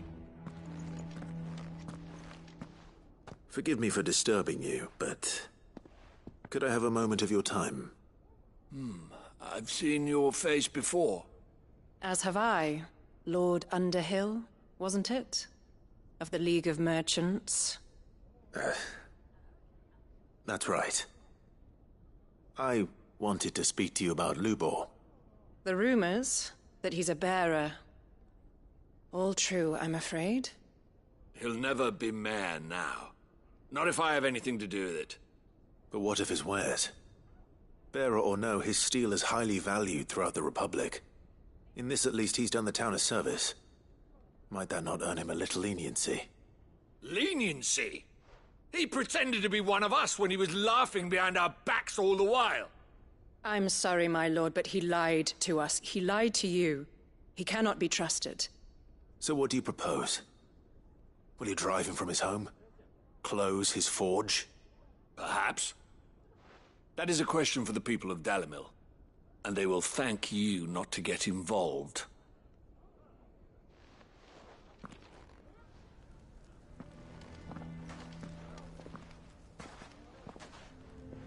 The townsfolk have made their minds up. There was nothing I could do. Nor I. Conrad and Natalie refused to consider anything but their own wounded pride. You never know. Once their anger is cooled, they might see things differently. For now, we should report back to Lubor. All right.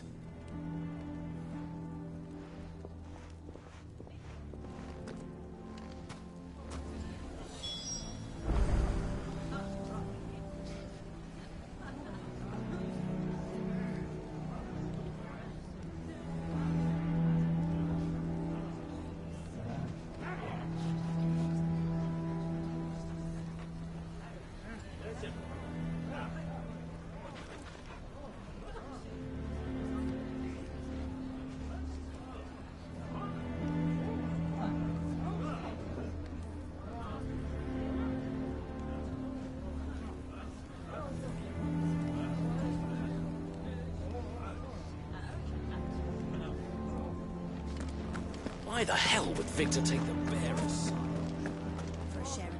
I assume the situation is hopeless? There's still hope. But...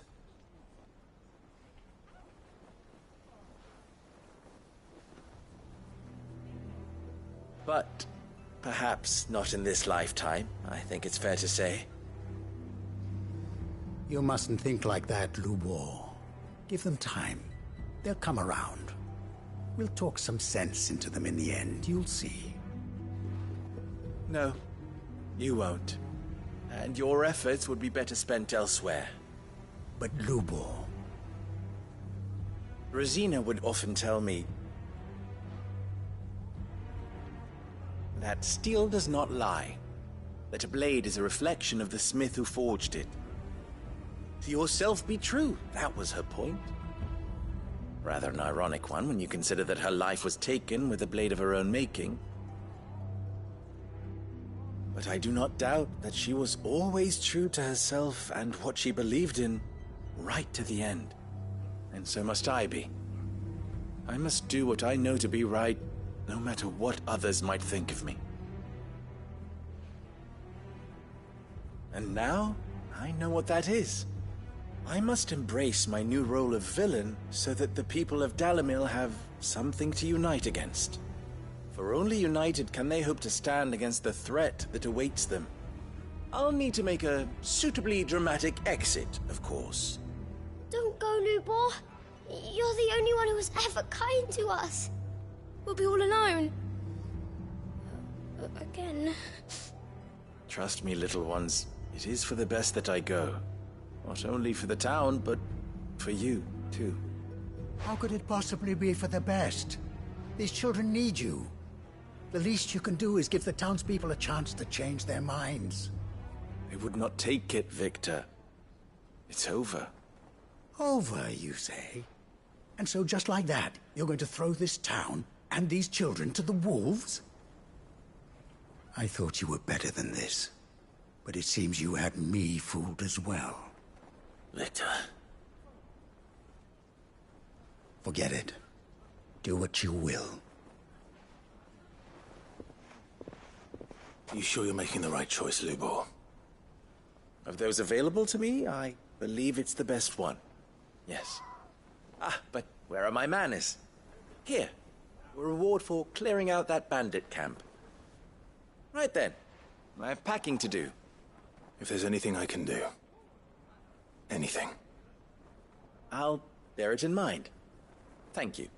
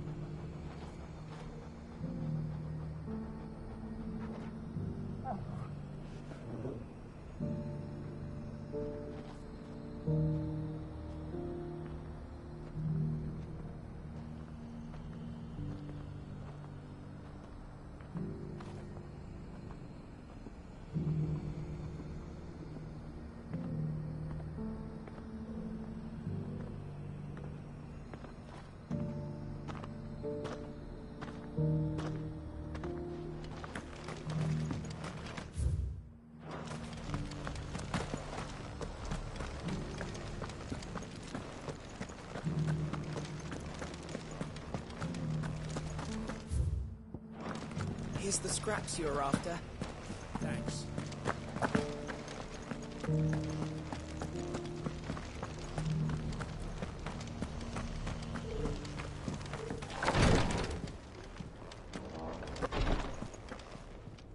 Lord Rosfield, is there aught the Undying might assist you with this day? Perhaps. My brother said that your order was helping him with his quest to uncover Ultima's origins. Have you learned anything of note since last we spoke? Little and less, I regret to report. I see. Be assured, however, that we will not rest until the truth is known. Even now, our archaeologians scour ruins in every corner of the realm for traces of Ultima's touch. Fallen ruins, I take it. Dating back as far as Phoenix Gate. Indeed. Ultima's thralls are oft sighted among the remnants of the fallen civilization, as if protecting the secrets concealed within. Secrets we'd see unearthed. Should our methods be of interest, my lord, mayhap it would please you to observe some of our number at work. Would that be possible? Of course.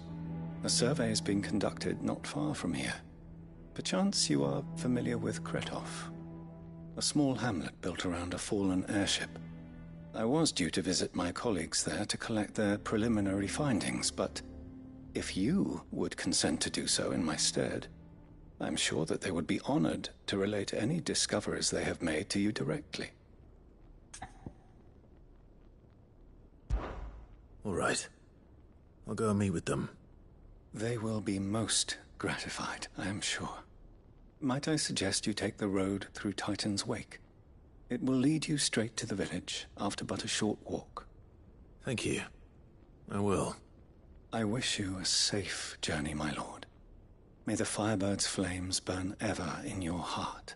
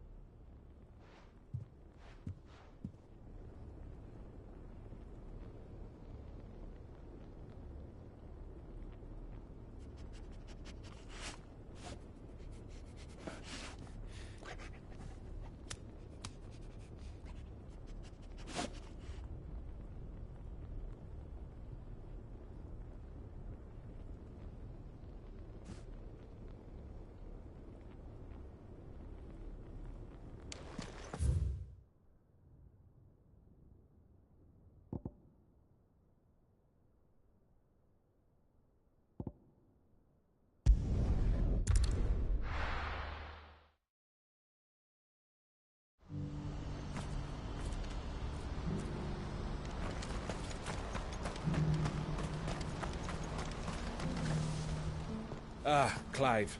You'll be pleased to know that the negotiations are progressing well. That is good news. Yes. Our comrade in Randala has just sent word that the contract should be signed very soon. But I still have much and more to prepare. It's a huge undertaking moving this many bearers at once. You couldn't do me a quick favor, could you?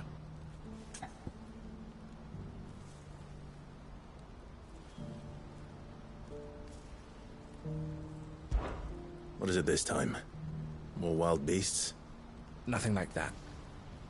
I just need you to go over to the caravans and ask El how long we have until the bearers arrive. Find out exactly how much faster I need to get all these supplies moved.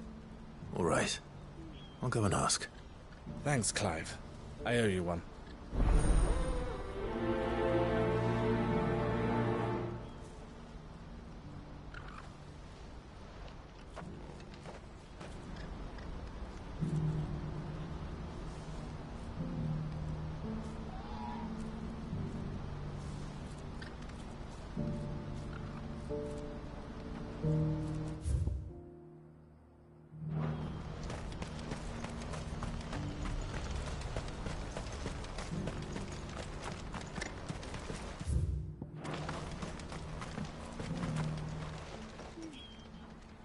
Don't blame yourself, El. This is their fault, not yours. I know, but... No buts about it, all right?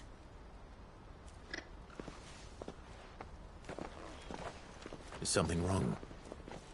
Vonnie came to give me a message from our intermediary. The talks with the Republican army have fallen through. They've reached an agreement with the Silver Peak Consortium instead. Though prices have fallen of late, we deliberately offered above the going rate to try and deter other bidders. But the consortium offered double what we did, and the army jumped at the chance. And you had no opportunity to make a counteroffer? None at all. And we were so close. Elle? What's happened? I saw Vonnie leaving. She didn't look happy. And with good reason.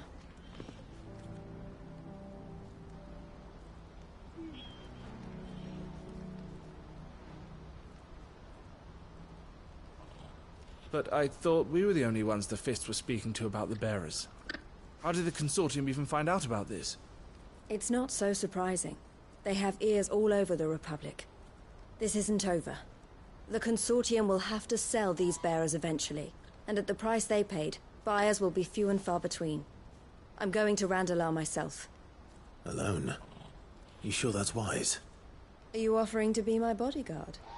How kind. Meet me at the checkpoint near the capital gates. I'll send an owl ahead and request a meeting. You go to Cashlock, Theo, and get everything ready. We've waited far too long as it is. Even if I fail to free these bearers, there will be others. Someone needs to prepare the place and keep any prowling beasts at bay. Oh, and that's me, is it? Well, it looks like I'm following orders till she gets back from meeting the Silver Peak Consortium, who've been doing their best to undermine our scheme. She'll never join them after this, surely. No, she said it herself. She still has plans for Cashlock, even if this one falls through. She means to stay with us, then. I can't say I'm not happy to hear it, but... is this what she really wants? You have to trust her. You're right. It's what she wants now. And if Elle's off fighting for the cause, I should do my part too. So I bid you farewell and safe travels, my friend. I'll gather my men and leave for Cashlock. We'll make sure the place is well stocked and defended. You go to Randalar and see if you can stop my sister biting the consortium's heads off. If she won't consider her prospects, someone has to. I'll do my best.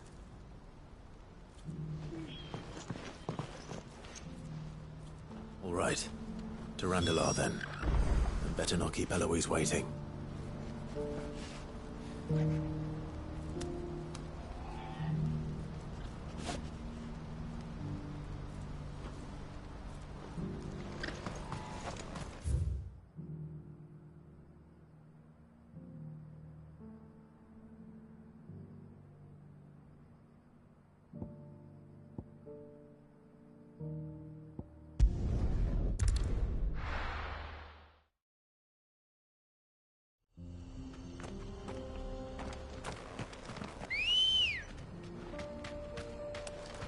Let's go. Run like the wind.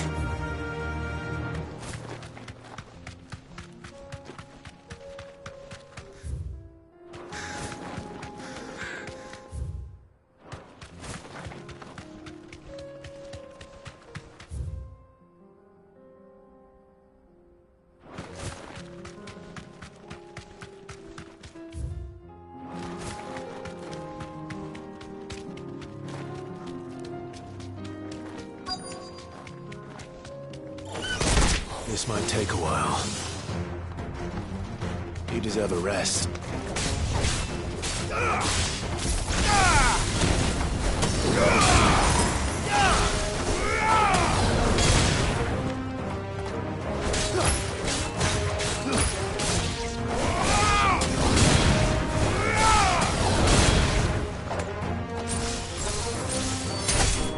It's over.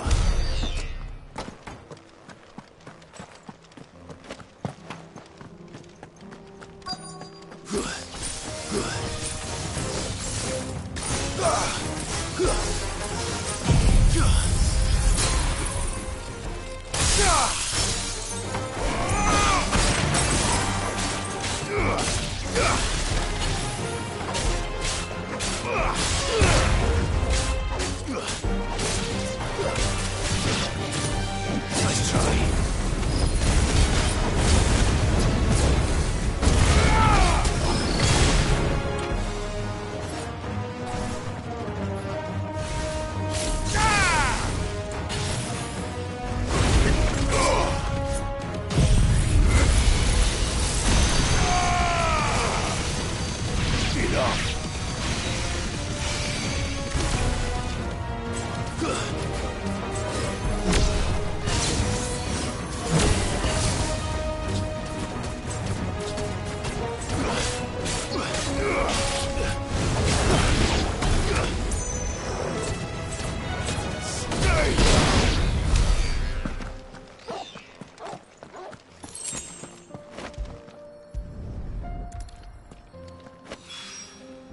That's all of them. Oh, one.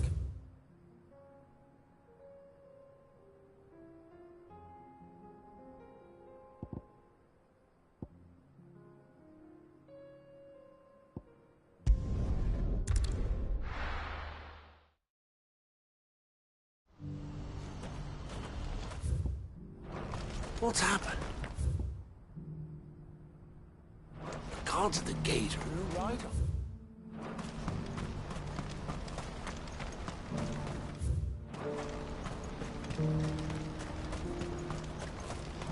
What I wouldn't give for a hot meal.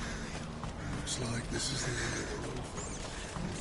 When are they gonna let us through?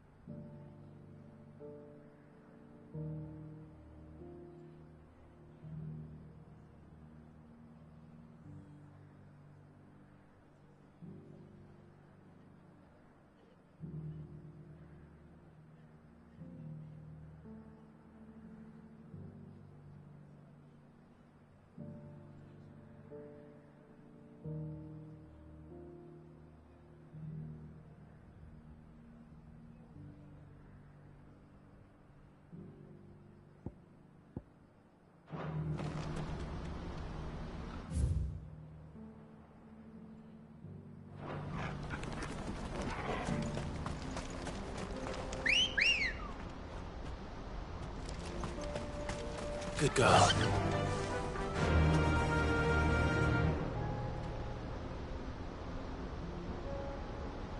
Faster!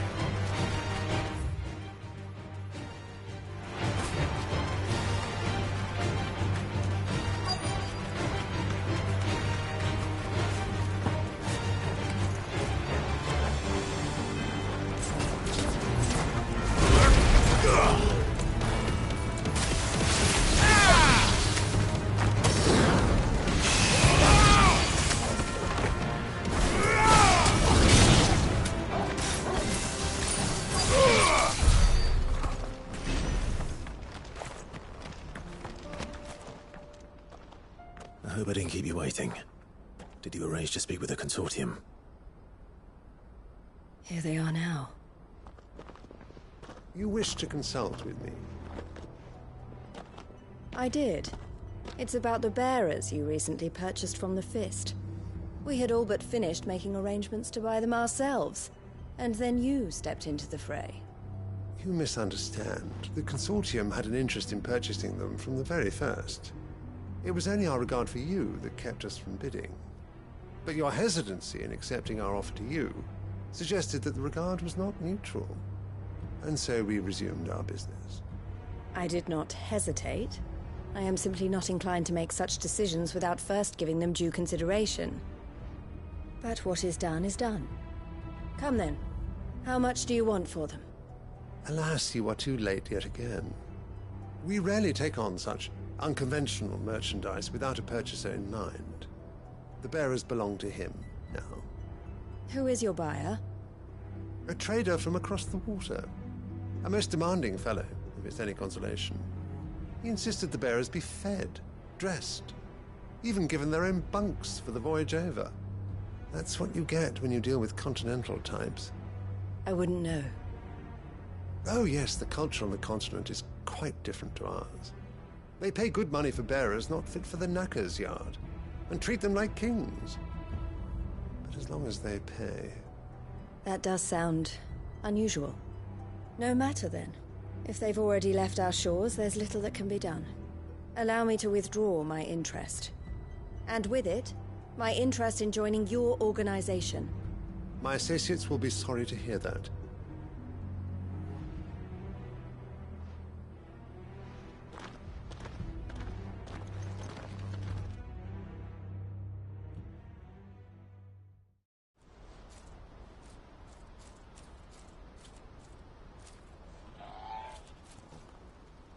I'm sorry you weren't able to save them. As am I. But I only have myself to blame. He was right, you see. The Silver Peak Consortium did intend to buy those bearers before I did. Their representative hinted at a possible purchase when he came to recruit me. I feigned interest in joining them in the hope he might be encouraged to tell me more. And he did just that. As soon as he left, I sent my own offer to Randalar. So you never... No. I entertained the Consortium's proposal solely so I could learn more about those bearers. But I was a fool to think they wouldn't find out. I knew exactly who I was dealing with. You tried. I did. And if what he said was true, the bearers are to be well treated. Which is something, at least. But they deserved more. I wanted so badly to see them freed. Eloise! Eloise! Word from Cashlock. The village is under attack. A pack of beasts have come down from the mountains, and there's a dragon at its head. Theo and the others are trying to hold them off as best they can, but the odds are against them. They need help, and fast. Theo. I'll go on ahead. Thank you, Clive. I'll gather some men and join you there. Just make sure he's safe.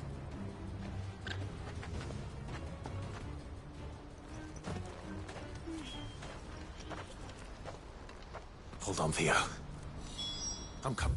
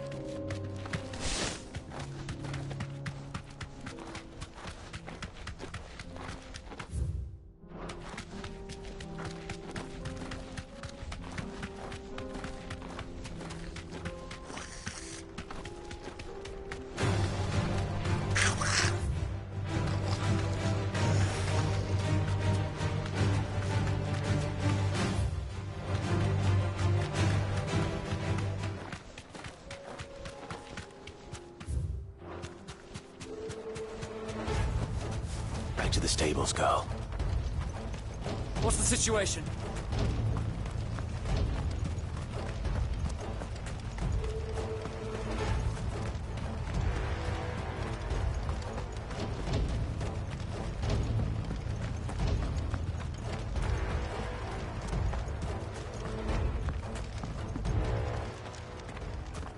Where's Theodore?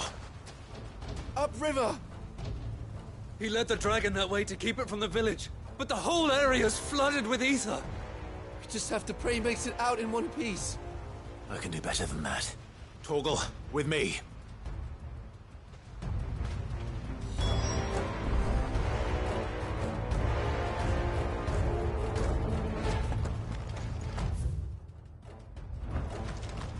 Ambrosia won't help me here.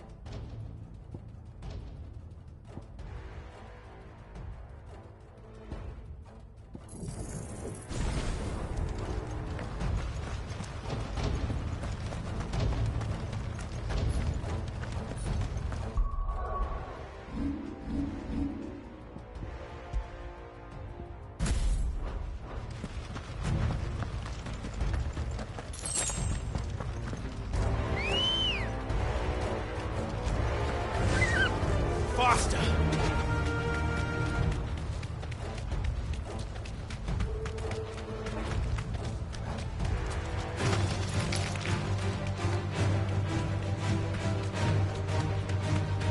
Where are you, Theo?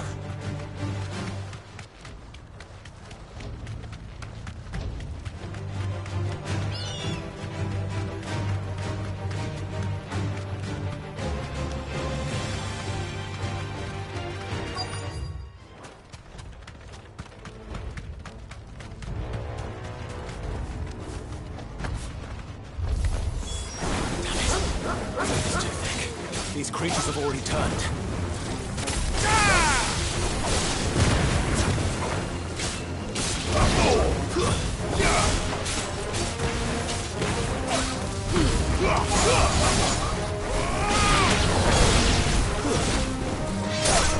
You're finished.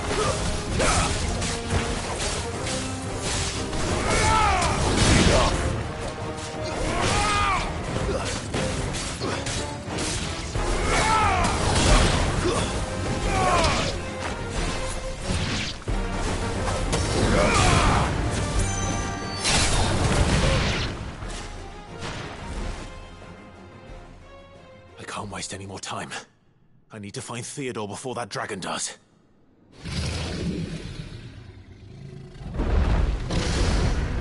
Looks like it's found me. This thing's turned as well. This isn't going to be easy.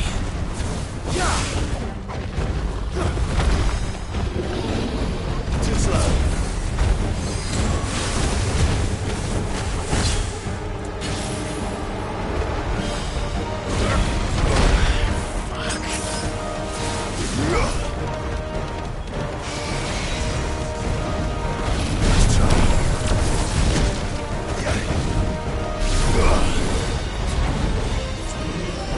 There's a good boy.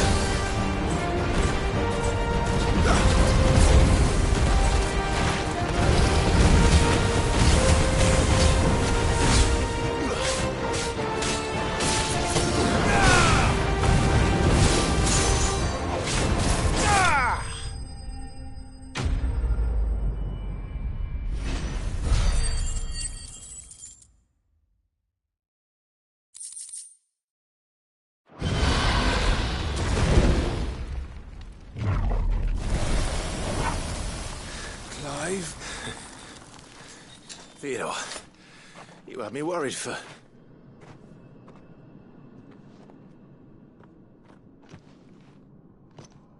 We have to get you out of here.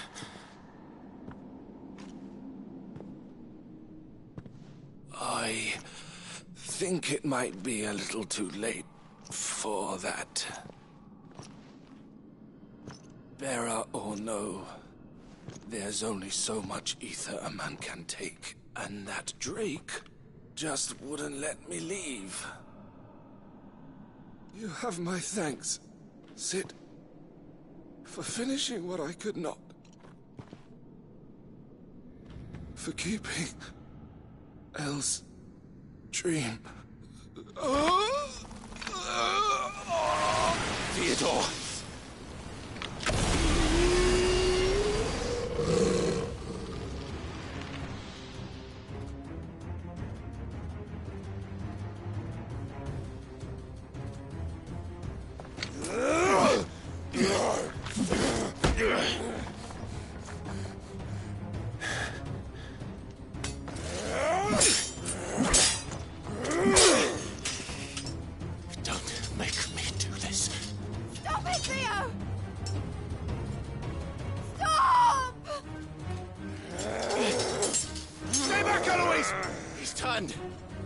And so will you!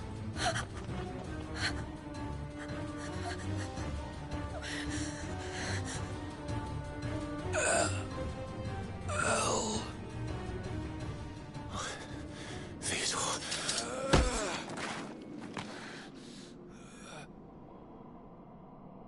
Take care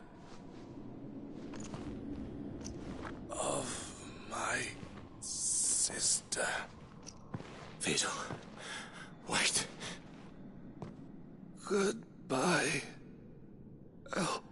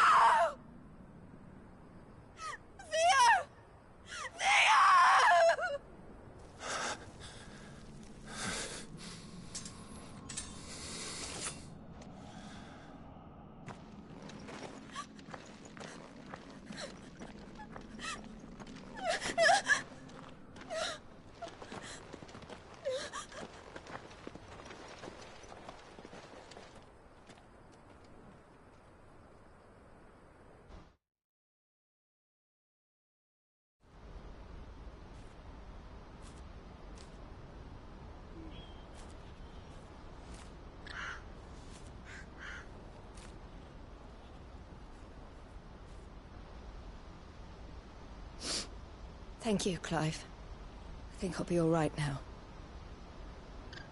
That was true bravery he showed. Leading the dragon away from the village like that. His first instinct was always to protect people. To put others' well-being before his own. And now he's gone. Because I sent him to that place, against his will. It wasn't against his will. He was ready to do whatever it took to show you he could stand on his own. So that you would finally be free to live your own life. To live my own life? He never could come to terms with the choice I made. What exactly happened? You once told me Theo was the first bearer you ever helped.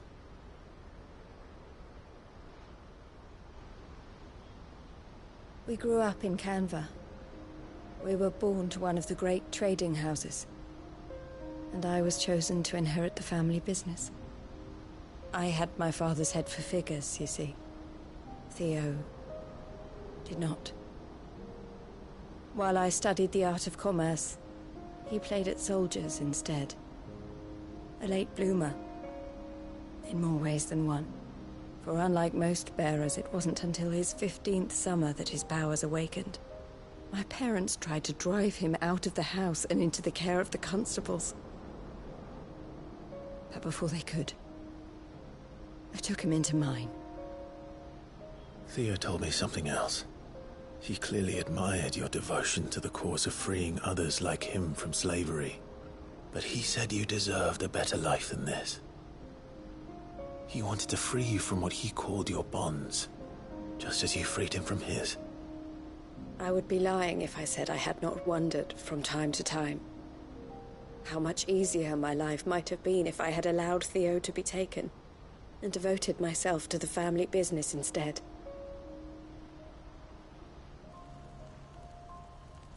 But I have never regretted the decision I made. Being with my brother meant more to me than tradition or reputation. I only had to look at him to remind myself of that night and the choice I made and the fact that I would make the same choice again in a heartbeat.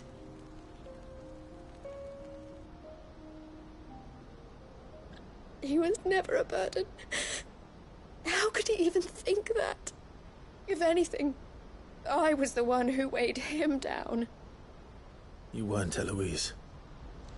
He said it himself, that he had always been grateful to you for saving him, and that he wanted to repay you by letting you live the life you were denied. Neither you nor Theo weighed each other down. You loved one another. You did whatever was necessary to continue living your lives together, and you always would have. You're right. All I ever wanted, all I ever did, it was so we could be together. Oh, Theo, why did you have to...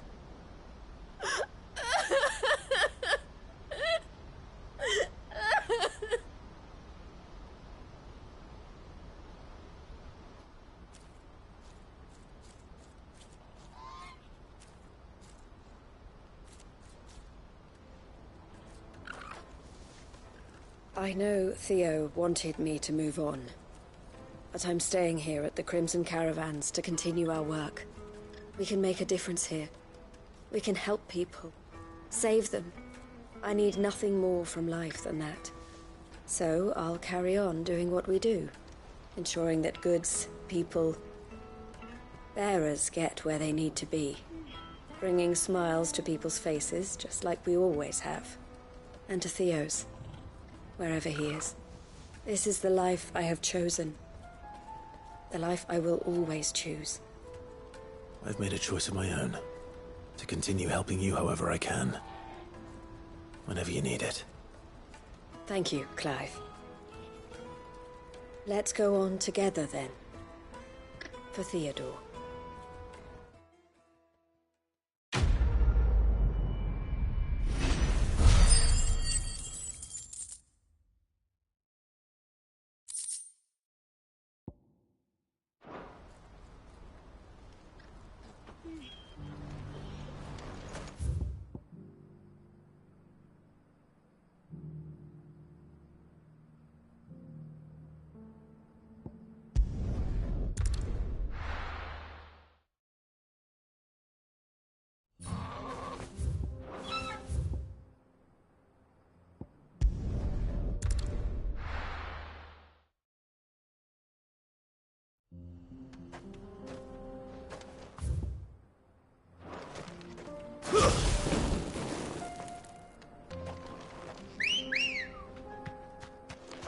Come on.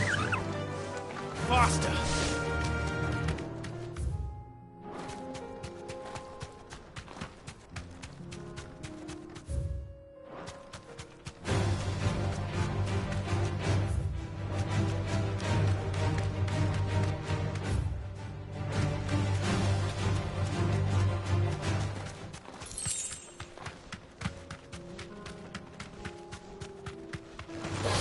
This won't be easy.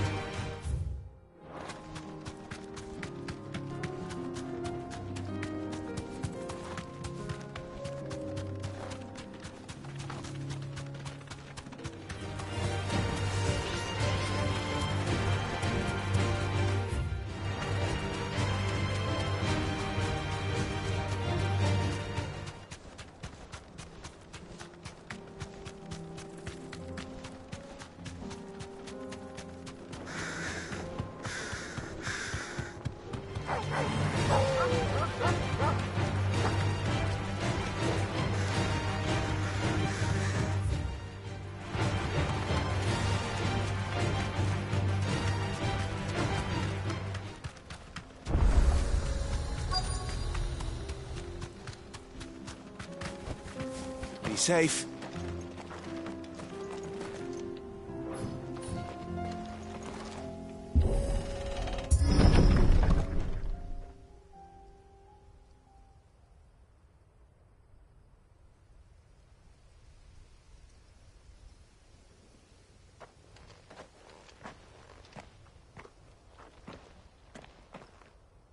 Oh no.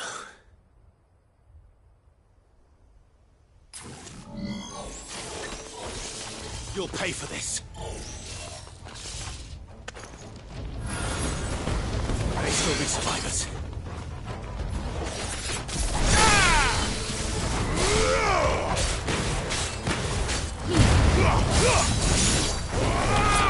Stay down.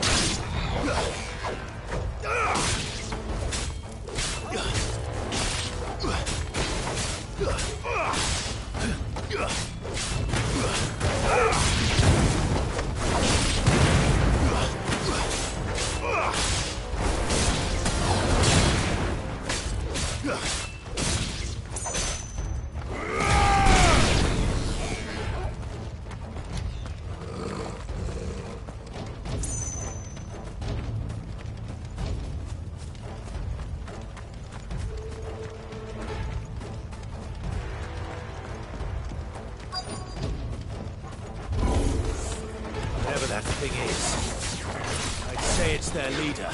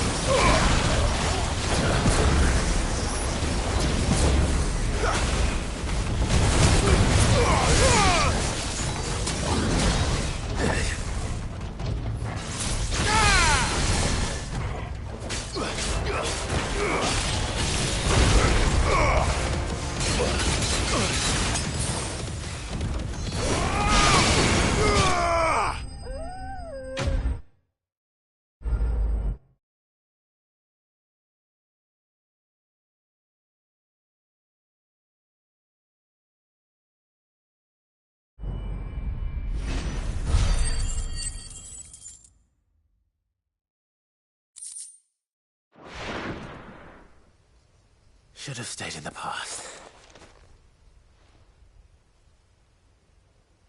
These must be Cyril's colleagues. You have our thanks, stranger. Who are you? Ah, forgive me, my lord. I did not recognize you. You are Lord Rosfield, are you not? We are archaeologians, tasked with surveying this site.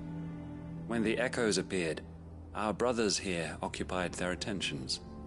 Thanks to them, and to you, we were, for a mercy, able to see our duty to its conclusion. You call that a mercy? Your brothers might still be alive if you put their safety before your duty. Surely this survey wasn't worth dying for. We are charged with uncovering Ultima's origins. A duty of the highest import, as I'm sure you will agree. And you think your dead brothers would agree with you too? I know they would. They gave their lives for the cause, an honor to which all Undying aspire. Now, to what do we owe the honor of your presence, Lord Marquis? Cyril told me of your work here, and I agreed to collect your findings in his stead. I see. That is most kind. Pray, take them then, with our humble thanks. May the Firebird's flame burn ever in your heart, as it does in ours.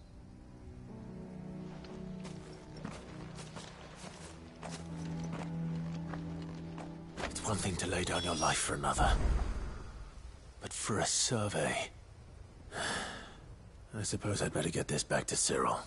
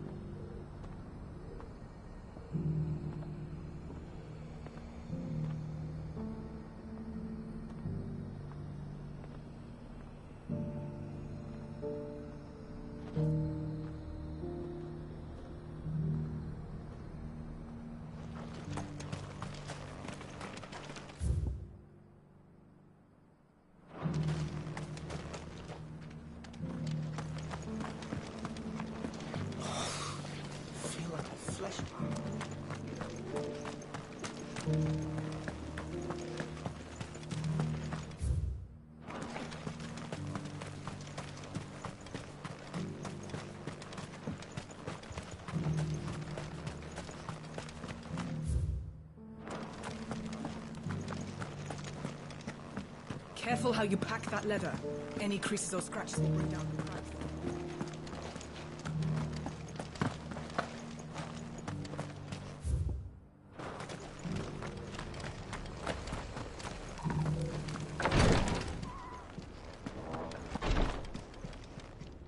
Ah, you are returned, my lord. I collected your colleagues' preliminary findings. Here, take them.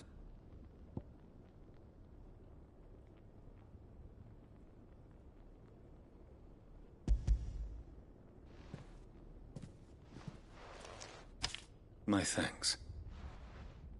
I shall study them, and inform you forthwith if I discover aught that might aid you in your fight against Ultima.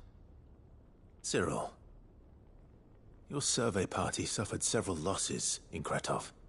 Losses which could have been avoided, had the others not chosen to complete their work, instead of saving their friends. Were these your orders? No. This was their choice. Every Undying devotes his life to the service of the Phoenix. It is our sole duty, and should we die in discharging it, so be it. Even when death is avoidable. My lord, I fear that this is not a point over which it would be fruitful to argue. The Undying have served the Phoenix for countless generations, and your opinion of our methods, however earnest, is not like to change them. We live to serve the Phoenix. Our very order exists for that purpose, and that purpose alone. Cyril, I know that you and your brethren answer only to Joshua, but allow me to offer you a word of advice. It does not further the cause of the Phoenix to have his loyal followers surrender their lives without good reason. Provide your survey parties with an escort, that they might live to do their duty for years to come. Think not only of how you can serve the Phoenix, but how Joshua would want you to serve him. Please. For all our sakes. I thank you for your advice, my lord. If you will permit me to respond, our faith in his grace, Joshua Rossfield, is absolute. And we of the Undying will do what we believe is right to fulfill our duty unto him. As first shield to the Phoenix, I am sure you understand what it means to do one's duty. I do. Then we are of the same mind. And it is my hope that we may continue to do our duty together.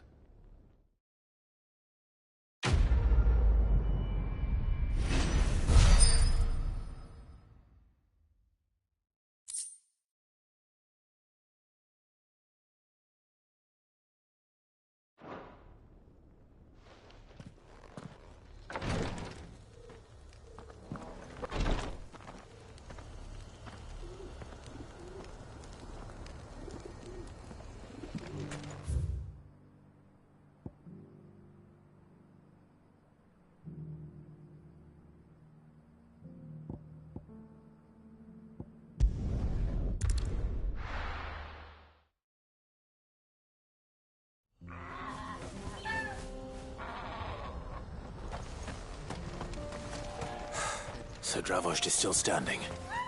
For now, at least. If you can swing a hammer, you can swing. Good day. Here you are. Thank you. Certainly. May we meet again. Clive! You're here! And the Akashic? Mostly off to the north still. But I spoke to Doris's scouts and it turns out things are worse than I thought. There's swarms of them out there. Told old Snotty to be ready to seal the north gate. That should buy us some time if we need it. Enough for the villagers to barricade themselves inside their homes at least. Well done.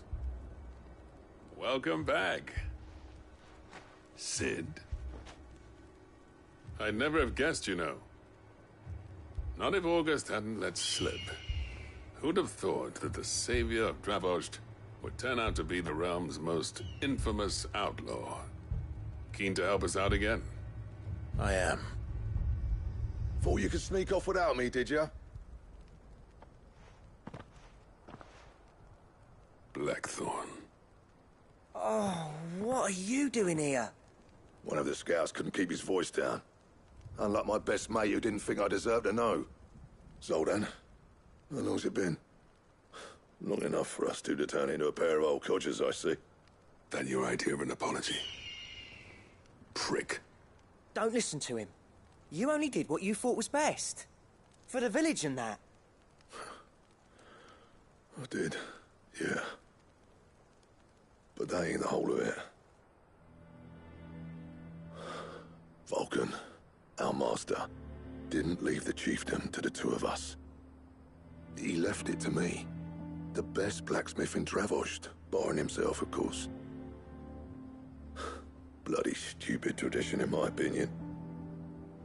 If someone's got talent, you should let them practice their craft, not ask them to settle petty feuds and barter for grain. Our master wasted half his life that way. I wasn't about to let that happen to me. So you wasted half of mine instead. You're what Dravost needed. Under me and my precious ideals, this place wouldn't have lasted a year. So I left to devote myself to the work and spare you lot the consequences.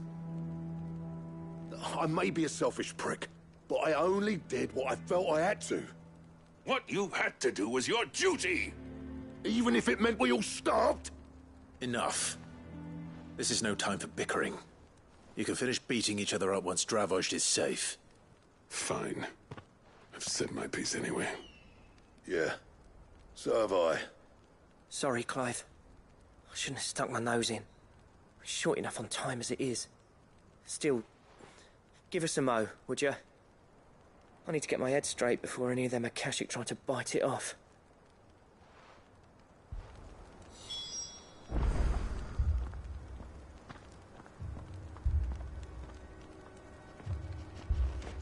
You, ready for the off, then?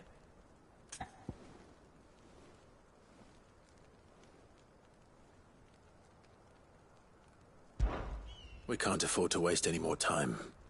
Right you are. Might be worth having one last word with the scouts, though. Don't want any nasty surprises, do we? Oh, and Blackthorn, you and Zoltan might be better off staying inside the... Akashic on the move.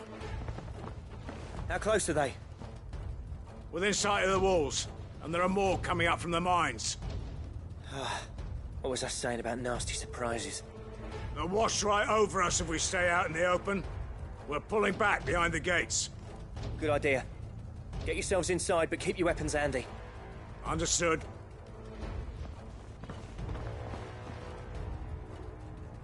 I'm prepared to fight if I have to. Well, let's hope you don't. That's our job. Once the scouts are inside, order your men to barricade the gates. No heroic last stands, you hear me? No fighting at all if you can help it. August's right. I've seen what Akashic beasts can do to armor. The people here are tough and willing, but they ain't equipped to face what's coming. I'm going out there. Start work on the gate as soon as I've left. I'll give you as much time as I can. And if they kill you? You evacuate. But it won't come to that. I promise. You'd better be right. Take good care of Dravoj till I get back. Leave it to me. And give those things what for, yeah?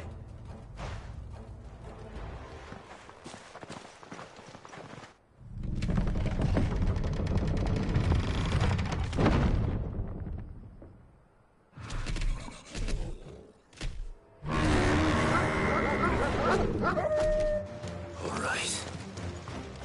Which one of you's first? Fighter!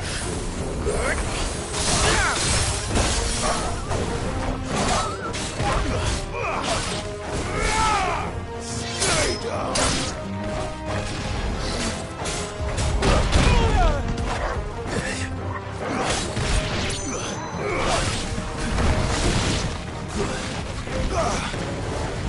Nice try.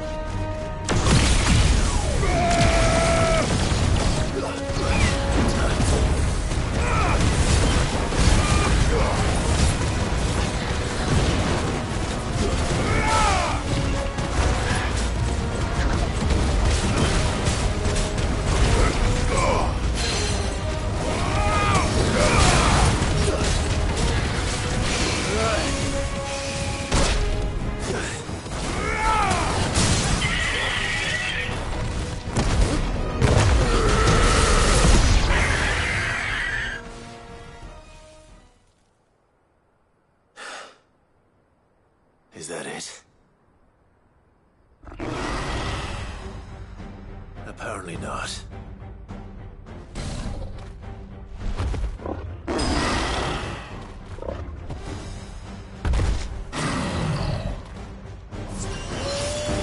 Not getting past me.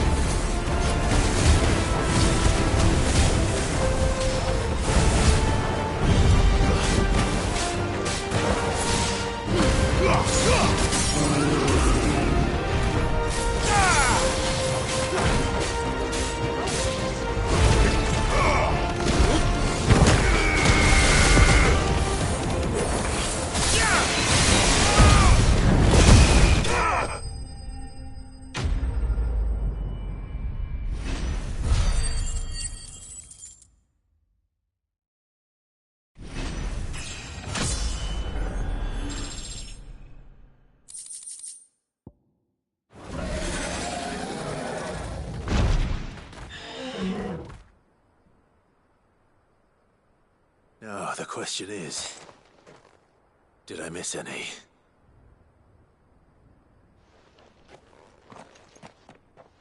Man alive! You're still in one piece! I slew as many as I could.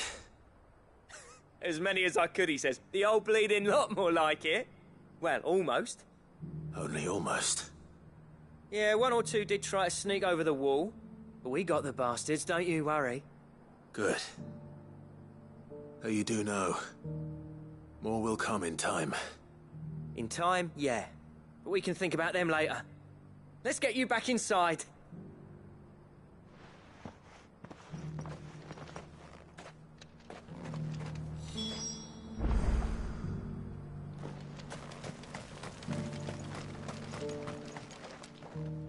Cid! You're even more fearsome than your reputation. Enough to give those Akashic monsters nightmares. I almost felt sorry for the wretched things. But mostly, I felt grateful. Dravoged won't forget what you did today. I'm afraid I've only delayed the inevitable. There's no getting rid of that ether flood. Meaning that any living thing which stumbles into those mines will end up clawing at your walls again. And that's if the flood don't spread. If it does, well, I hate to say it, but the village's days are numbered. That may be, but we're staying just the same. With ether floods springing up all over, it's no less safe than anywhere, and more importantly, it's our home. We'll fortify the gates to the north, and I'll see that they're guarded day and night. All right. Then we'll give you a hand shoring up those defenses. As for you, Blackthorn, that's twice you've turned up when Dravos needed you. So, thanks. I shouldn't have stayed away so long. And I shouldn't have left without talking it over with you first. Too bloody right you shouldn't. Though I doubt I'd have listened. I always envied you. How you made everything look so easy when, for me, it was anything but. You leaving gave me the perfect excuse to hate you. And from that day on, I never once stopped to wonder what it would have been like if you'd stayed. But what you said earlier, it was true. You'd have been the death of this place. Finally, something we can agree on. I hope you see the sense of it eventually. You kept this place alive. Alive, perhaps. Wealthy even, but Dravoged isn't what it once was. Our work used to be the pride of Dalmekia. Now, we churn out the same rubbish day after day because it's easy and turns a profit. It's not about the craft anymore. I wouldn't send my sons to war wearing the shit most of our smiths are making. I've kept working, honing my skills, trying to lead by example, but no one sees the point. The average castle apprentice has as much passion for the craft as our current lot. Come back to us, Blackthorn. Remind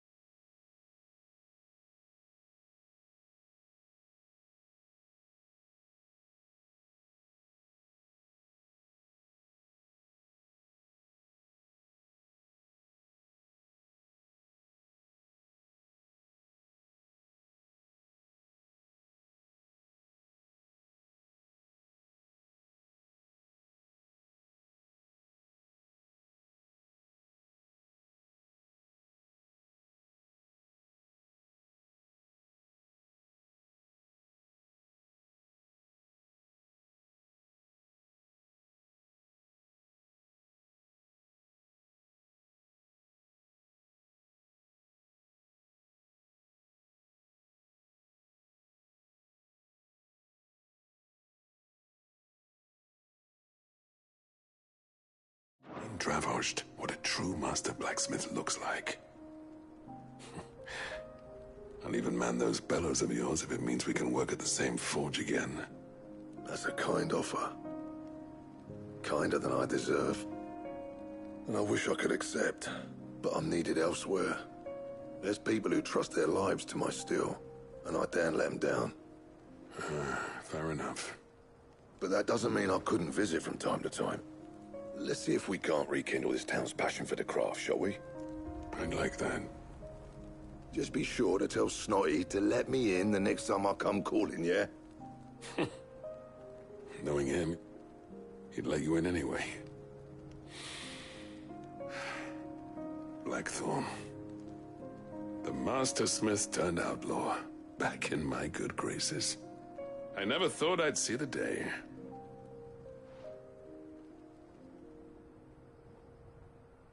I'd say that went pretty well, wouldn't you? Even better than I'd hoped. Sid, I've got something for you.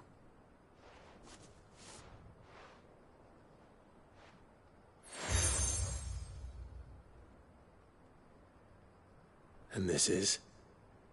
A token of our lasting gratitude. But I'm of a mind to make you a far grander gift. Designs for a certain sword have been passed down from chief to chief for generations. Now hold on, Zoltan. There's a reason no one's made that blade in centuries. There's not been a craftsman equal to the task. I'll admit your cinders make impressive steel, and I've learned to own an edge Odin will be proud of. But the engravings on that thing are enough to make a jeweler cry. And they're not just for show, either. Have you forgotten what brought you back to Dravost in the first place? A certain ring? I knew I'd never surpass you with a hammer and tongs. So I turned my hand to a different kind of metalwork. Between the two of us, I'd say we're the equal of any master craftsman ever to have graced a forge.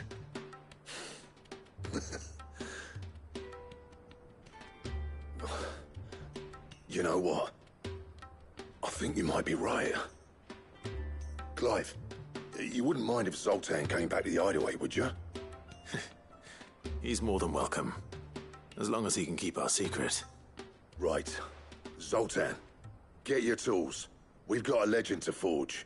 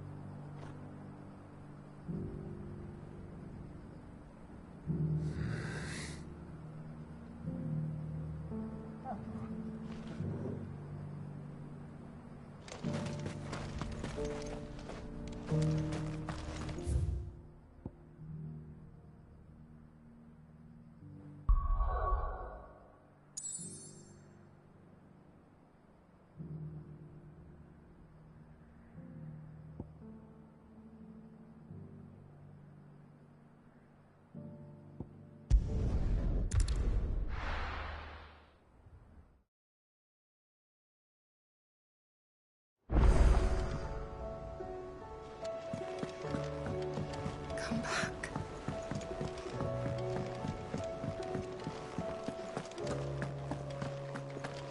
The stew's awful. Tell me we've run out of pen. Ah, the man himself. We were just about to make a start on that sword I promised you. It's funny, but none of this would have been possible without your help. You remember Camille? We'll be using his leatherwork for the grip. The steel, meanwhile, will be tempered in a fire, burning the cinders you charmed out of old Zoltan here. And that whetstone from the Outer Isles, that'll be what gives the blade its edge. And the final flourish will be my talented colleagues' engraving. A team effort led by the greatest blacksmith alive. Now, save that talk till the thing's finished, yeah? Right. I'm ready if you are. To the bellows it is, then.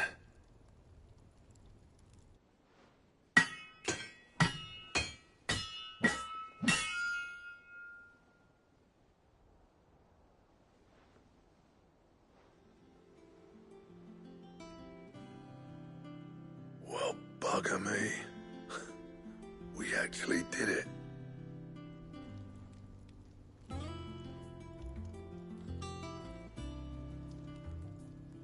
The sword to end all swords. Ragnarok. It's quite something. I, trust you'll take good care of it. Thank you. Both of you. So? This? Nah. This was just following the footsteps of the greats of old. It'll take more than that to earn us our place in history. But we're up for the challenge. Here. A list of materials. Zoltan and I got talking on the long road back from Dravost. We reckon with those items there, we could craft something even better than the Ragnarok. Something worthy of a legendary outlaw like yourself. That's a weapon I'd like to see. You leave this list with me. I was hoping you'd say that. One legend at a time, eh, lads? Before you start on the next, who fancies raising a cup to friendship reforged? Good idea. No more drinking to forget my past. It's about time I had something to celebrate.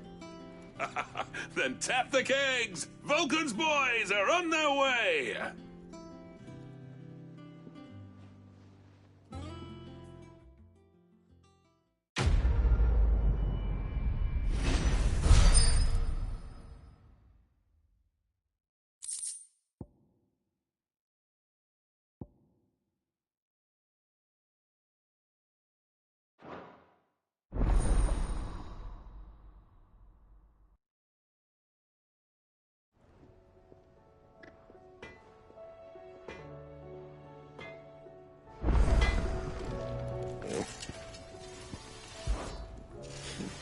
I never thought me and Zoltan would ever speak again, let alone work together.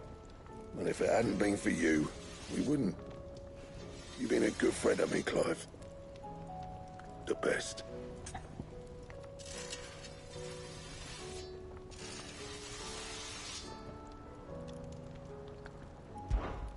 Well, thanks for you, dear.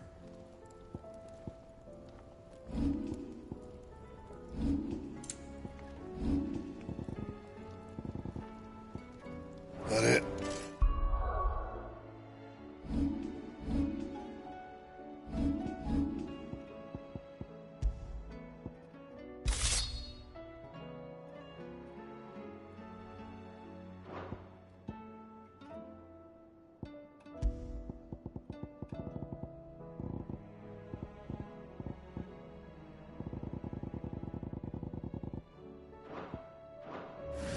Fine. Oh, don't tell me we've run out of Papio nuts. Have you tried Molly's lemon tarts?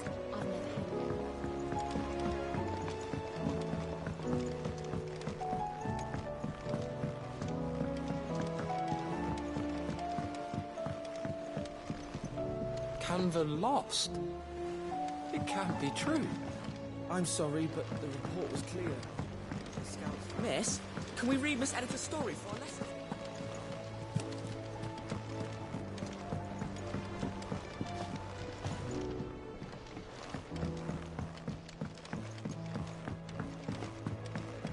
How was she? The Enterprise, I mean. Ah, Sid. Wasn't expecting you back so soon. So, is it good news or bad?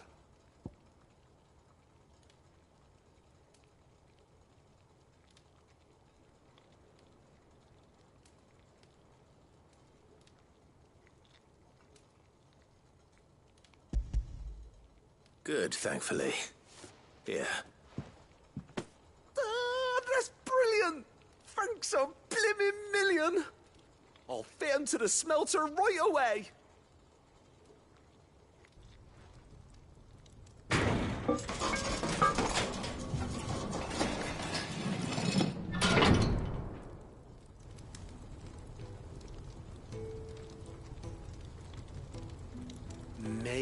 I present to you the Telemon Furnace! Ain't bad, is she? She's a beauty. You saved my bacon again, Sid, and I ain't about to let your good deed go unrewarded. It's fine, really. My bag's flexible enough already. Oh, don't say that. I'm sure I can make a few improvements to it yet. You could just buy me a bigger... How about that clasp? Looks a bit stiff. Reckon you could loosen it up and make some more room? And I reckon I know how.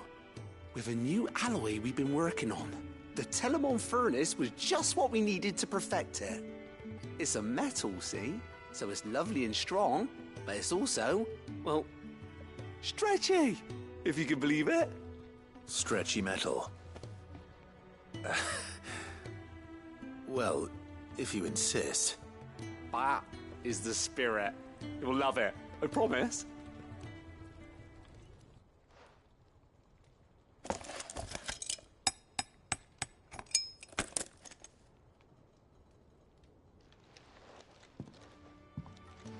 So, what do you reckon? It's actually quite ingenious.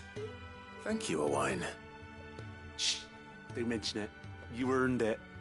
And I wanted to get some practice in using that metal anyway. Reckon we'll have all kinds of uses for it around the hideaway.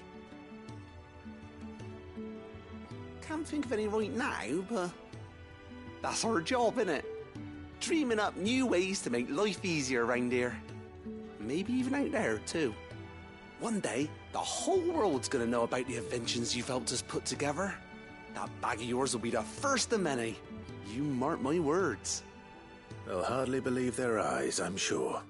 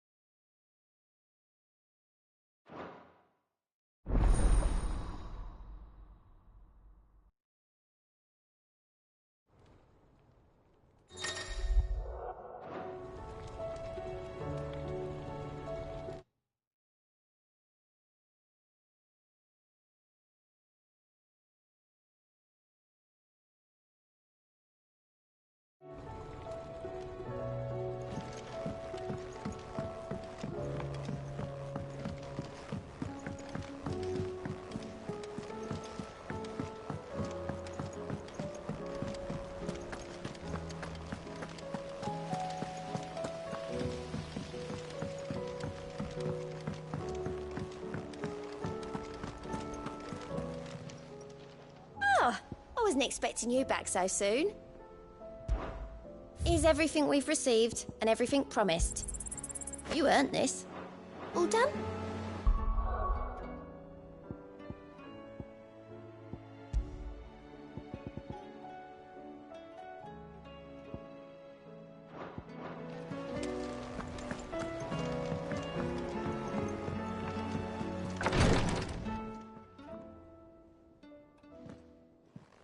How are you feeling, Joshua? Better than I was. But not nearly as well as you should be. Your cuts and burns may have healed, but your body still bears the burden of every spell cast. And what would you have had me do? It was no ordinary foe we faced. It was the Warden of Darkness. Yet still, it was not enough. The king could have ended me at any moment, but instead chose to toy with me like a curl does a mouse. You underestimate yourself. Oh, it was crystal clear. Only one man established his dominance that day, and that man was Barnabas. I'm sorry, brother. That was ill-spoken. It's just, I have never felt so powerless. And when so many are looking to us for strength, perhaps the prince feels the same.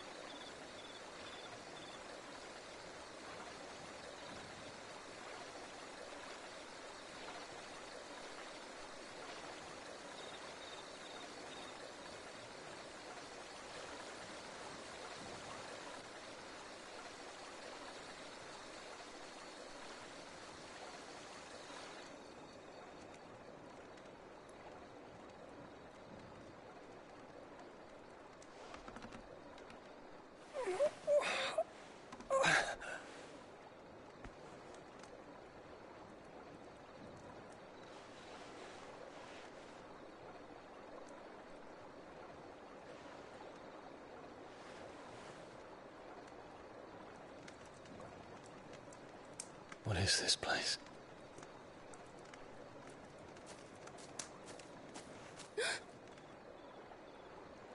Don't move.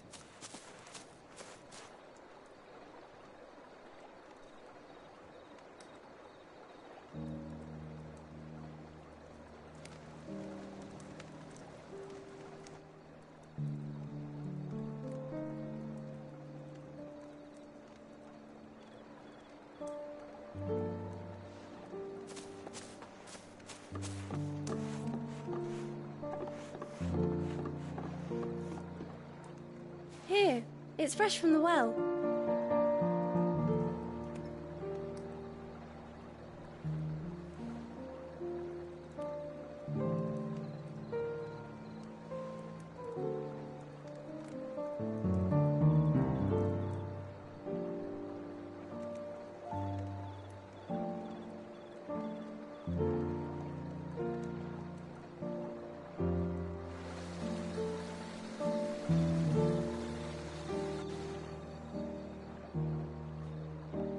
Grandmother told me spirits sometimes get lost, and that the lanterns guide them to their proper place.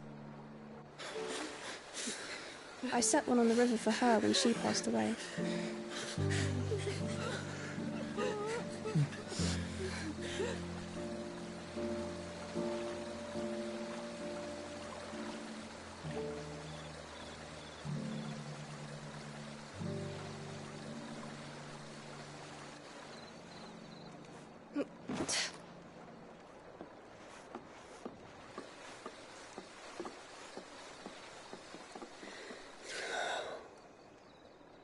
The fiend works from the shadows. Was it you who guided my hand, then ultimately? No, not you. This is my doing, my fault, my sin to bear. And for it, I must atone. Your hurts are healing nicely. It was my poultices that saw you well. You make them? And sell them, or try to. Earns me enough for bread, most days. Forgive me. I have nothing to... I know, but I couldn't just leave you lying there.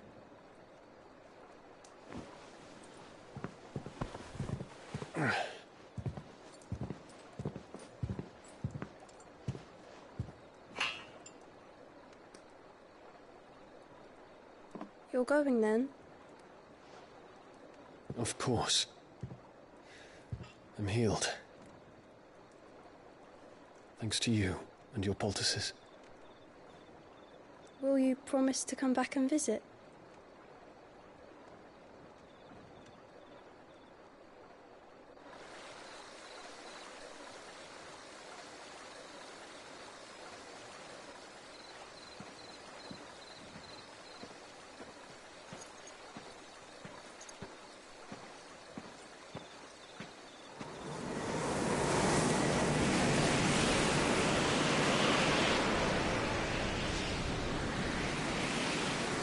Well, Phoenix, it would seem that I owe you my wings.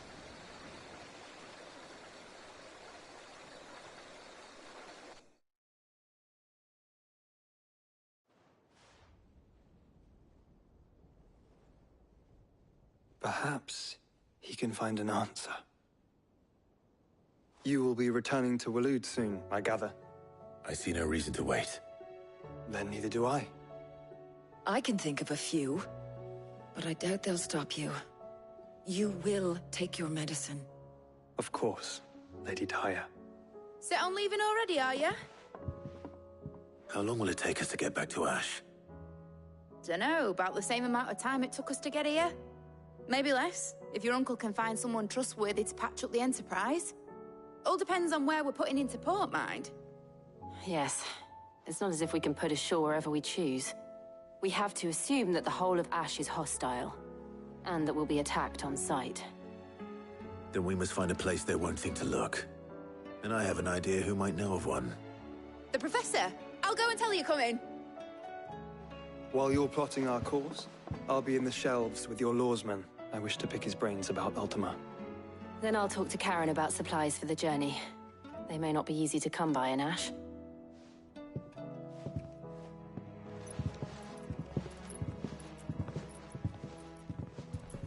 Your brother's body won't take much more of this recklessness. You know that, don't you? I do.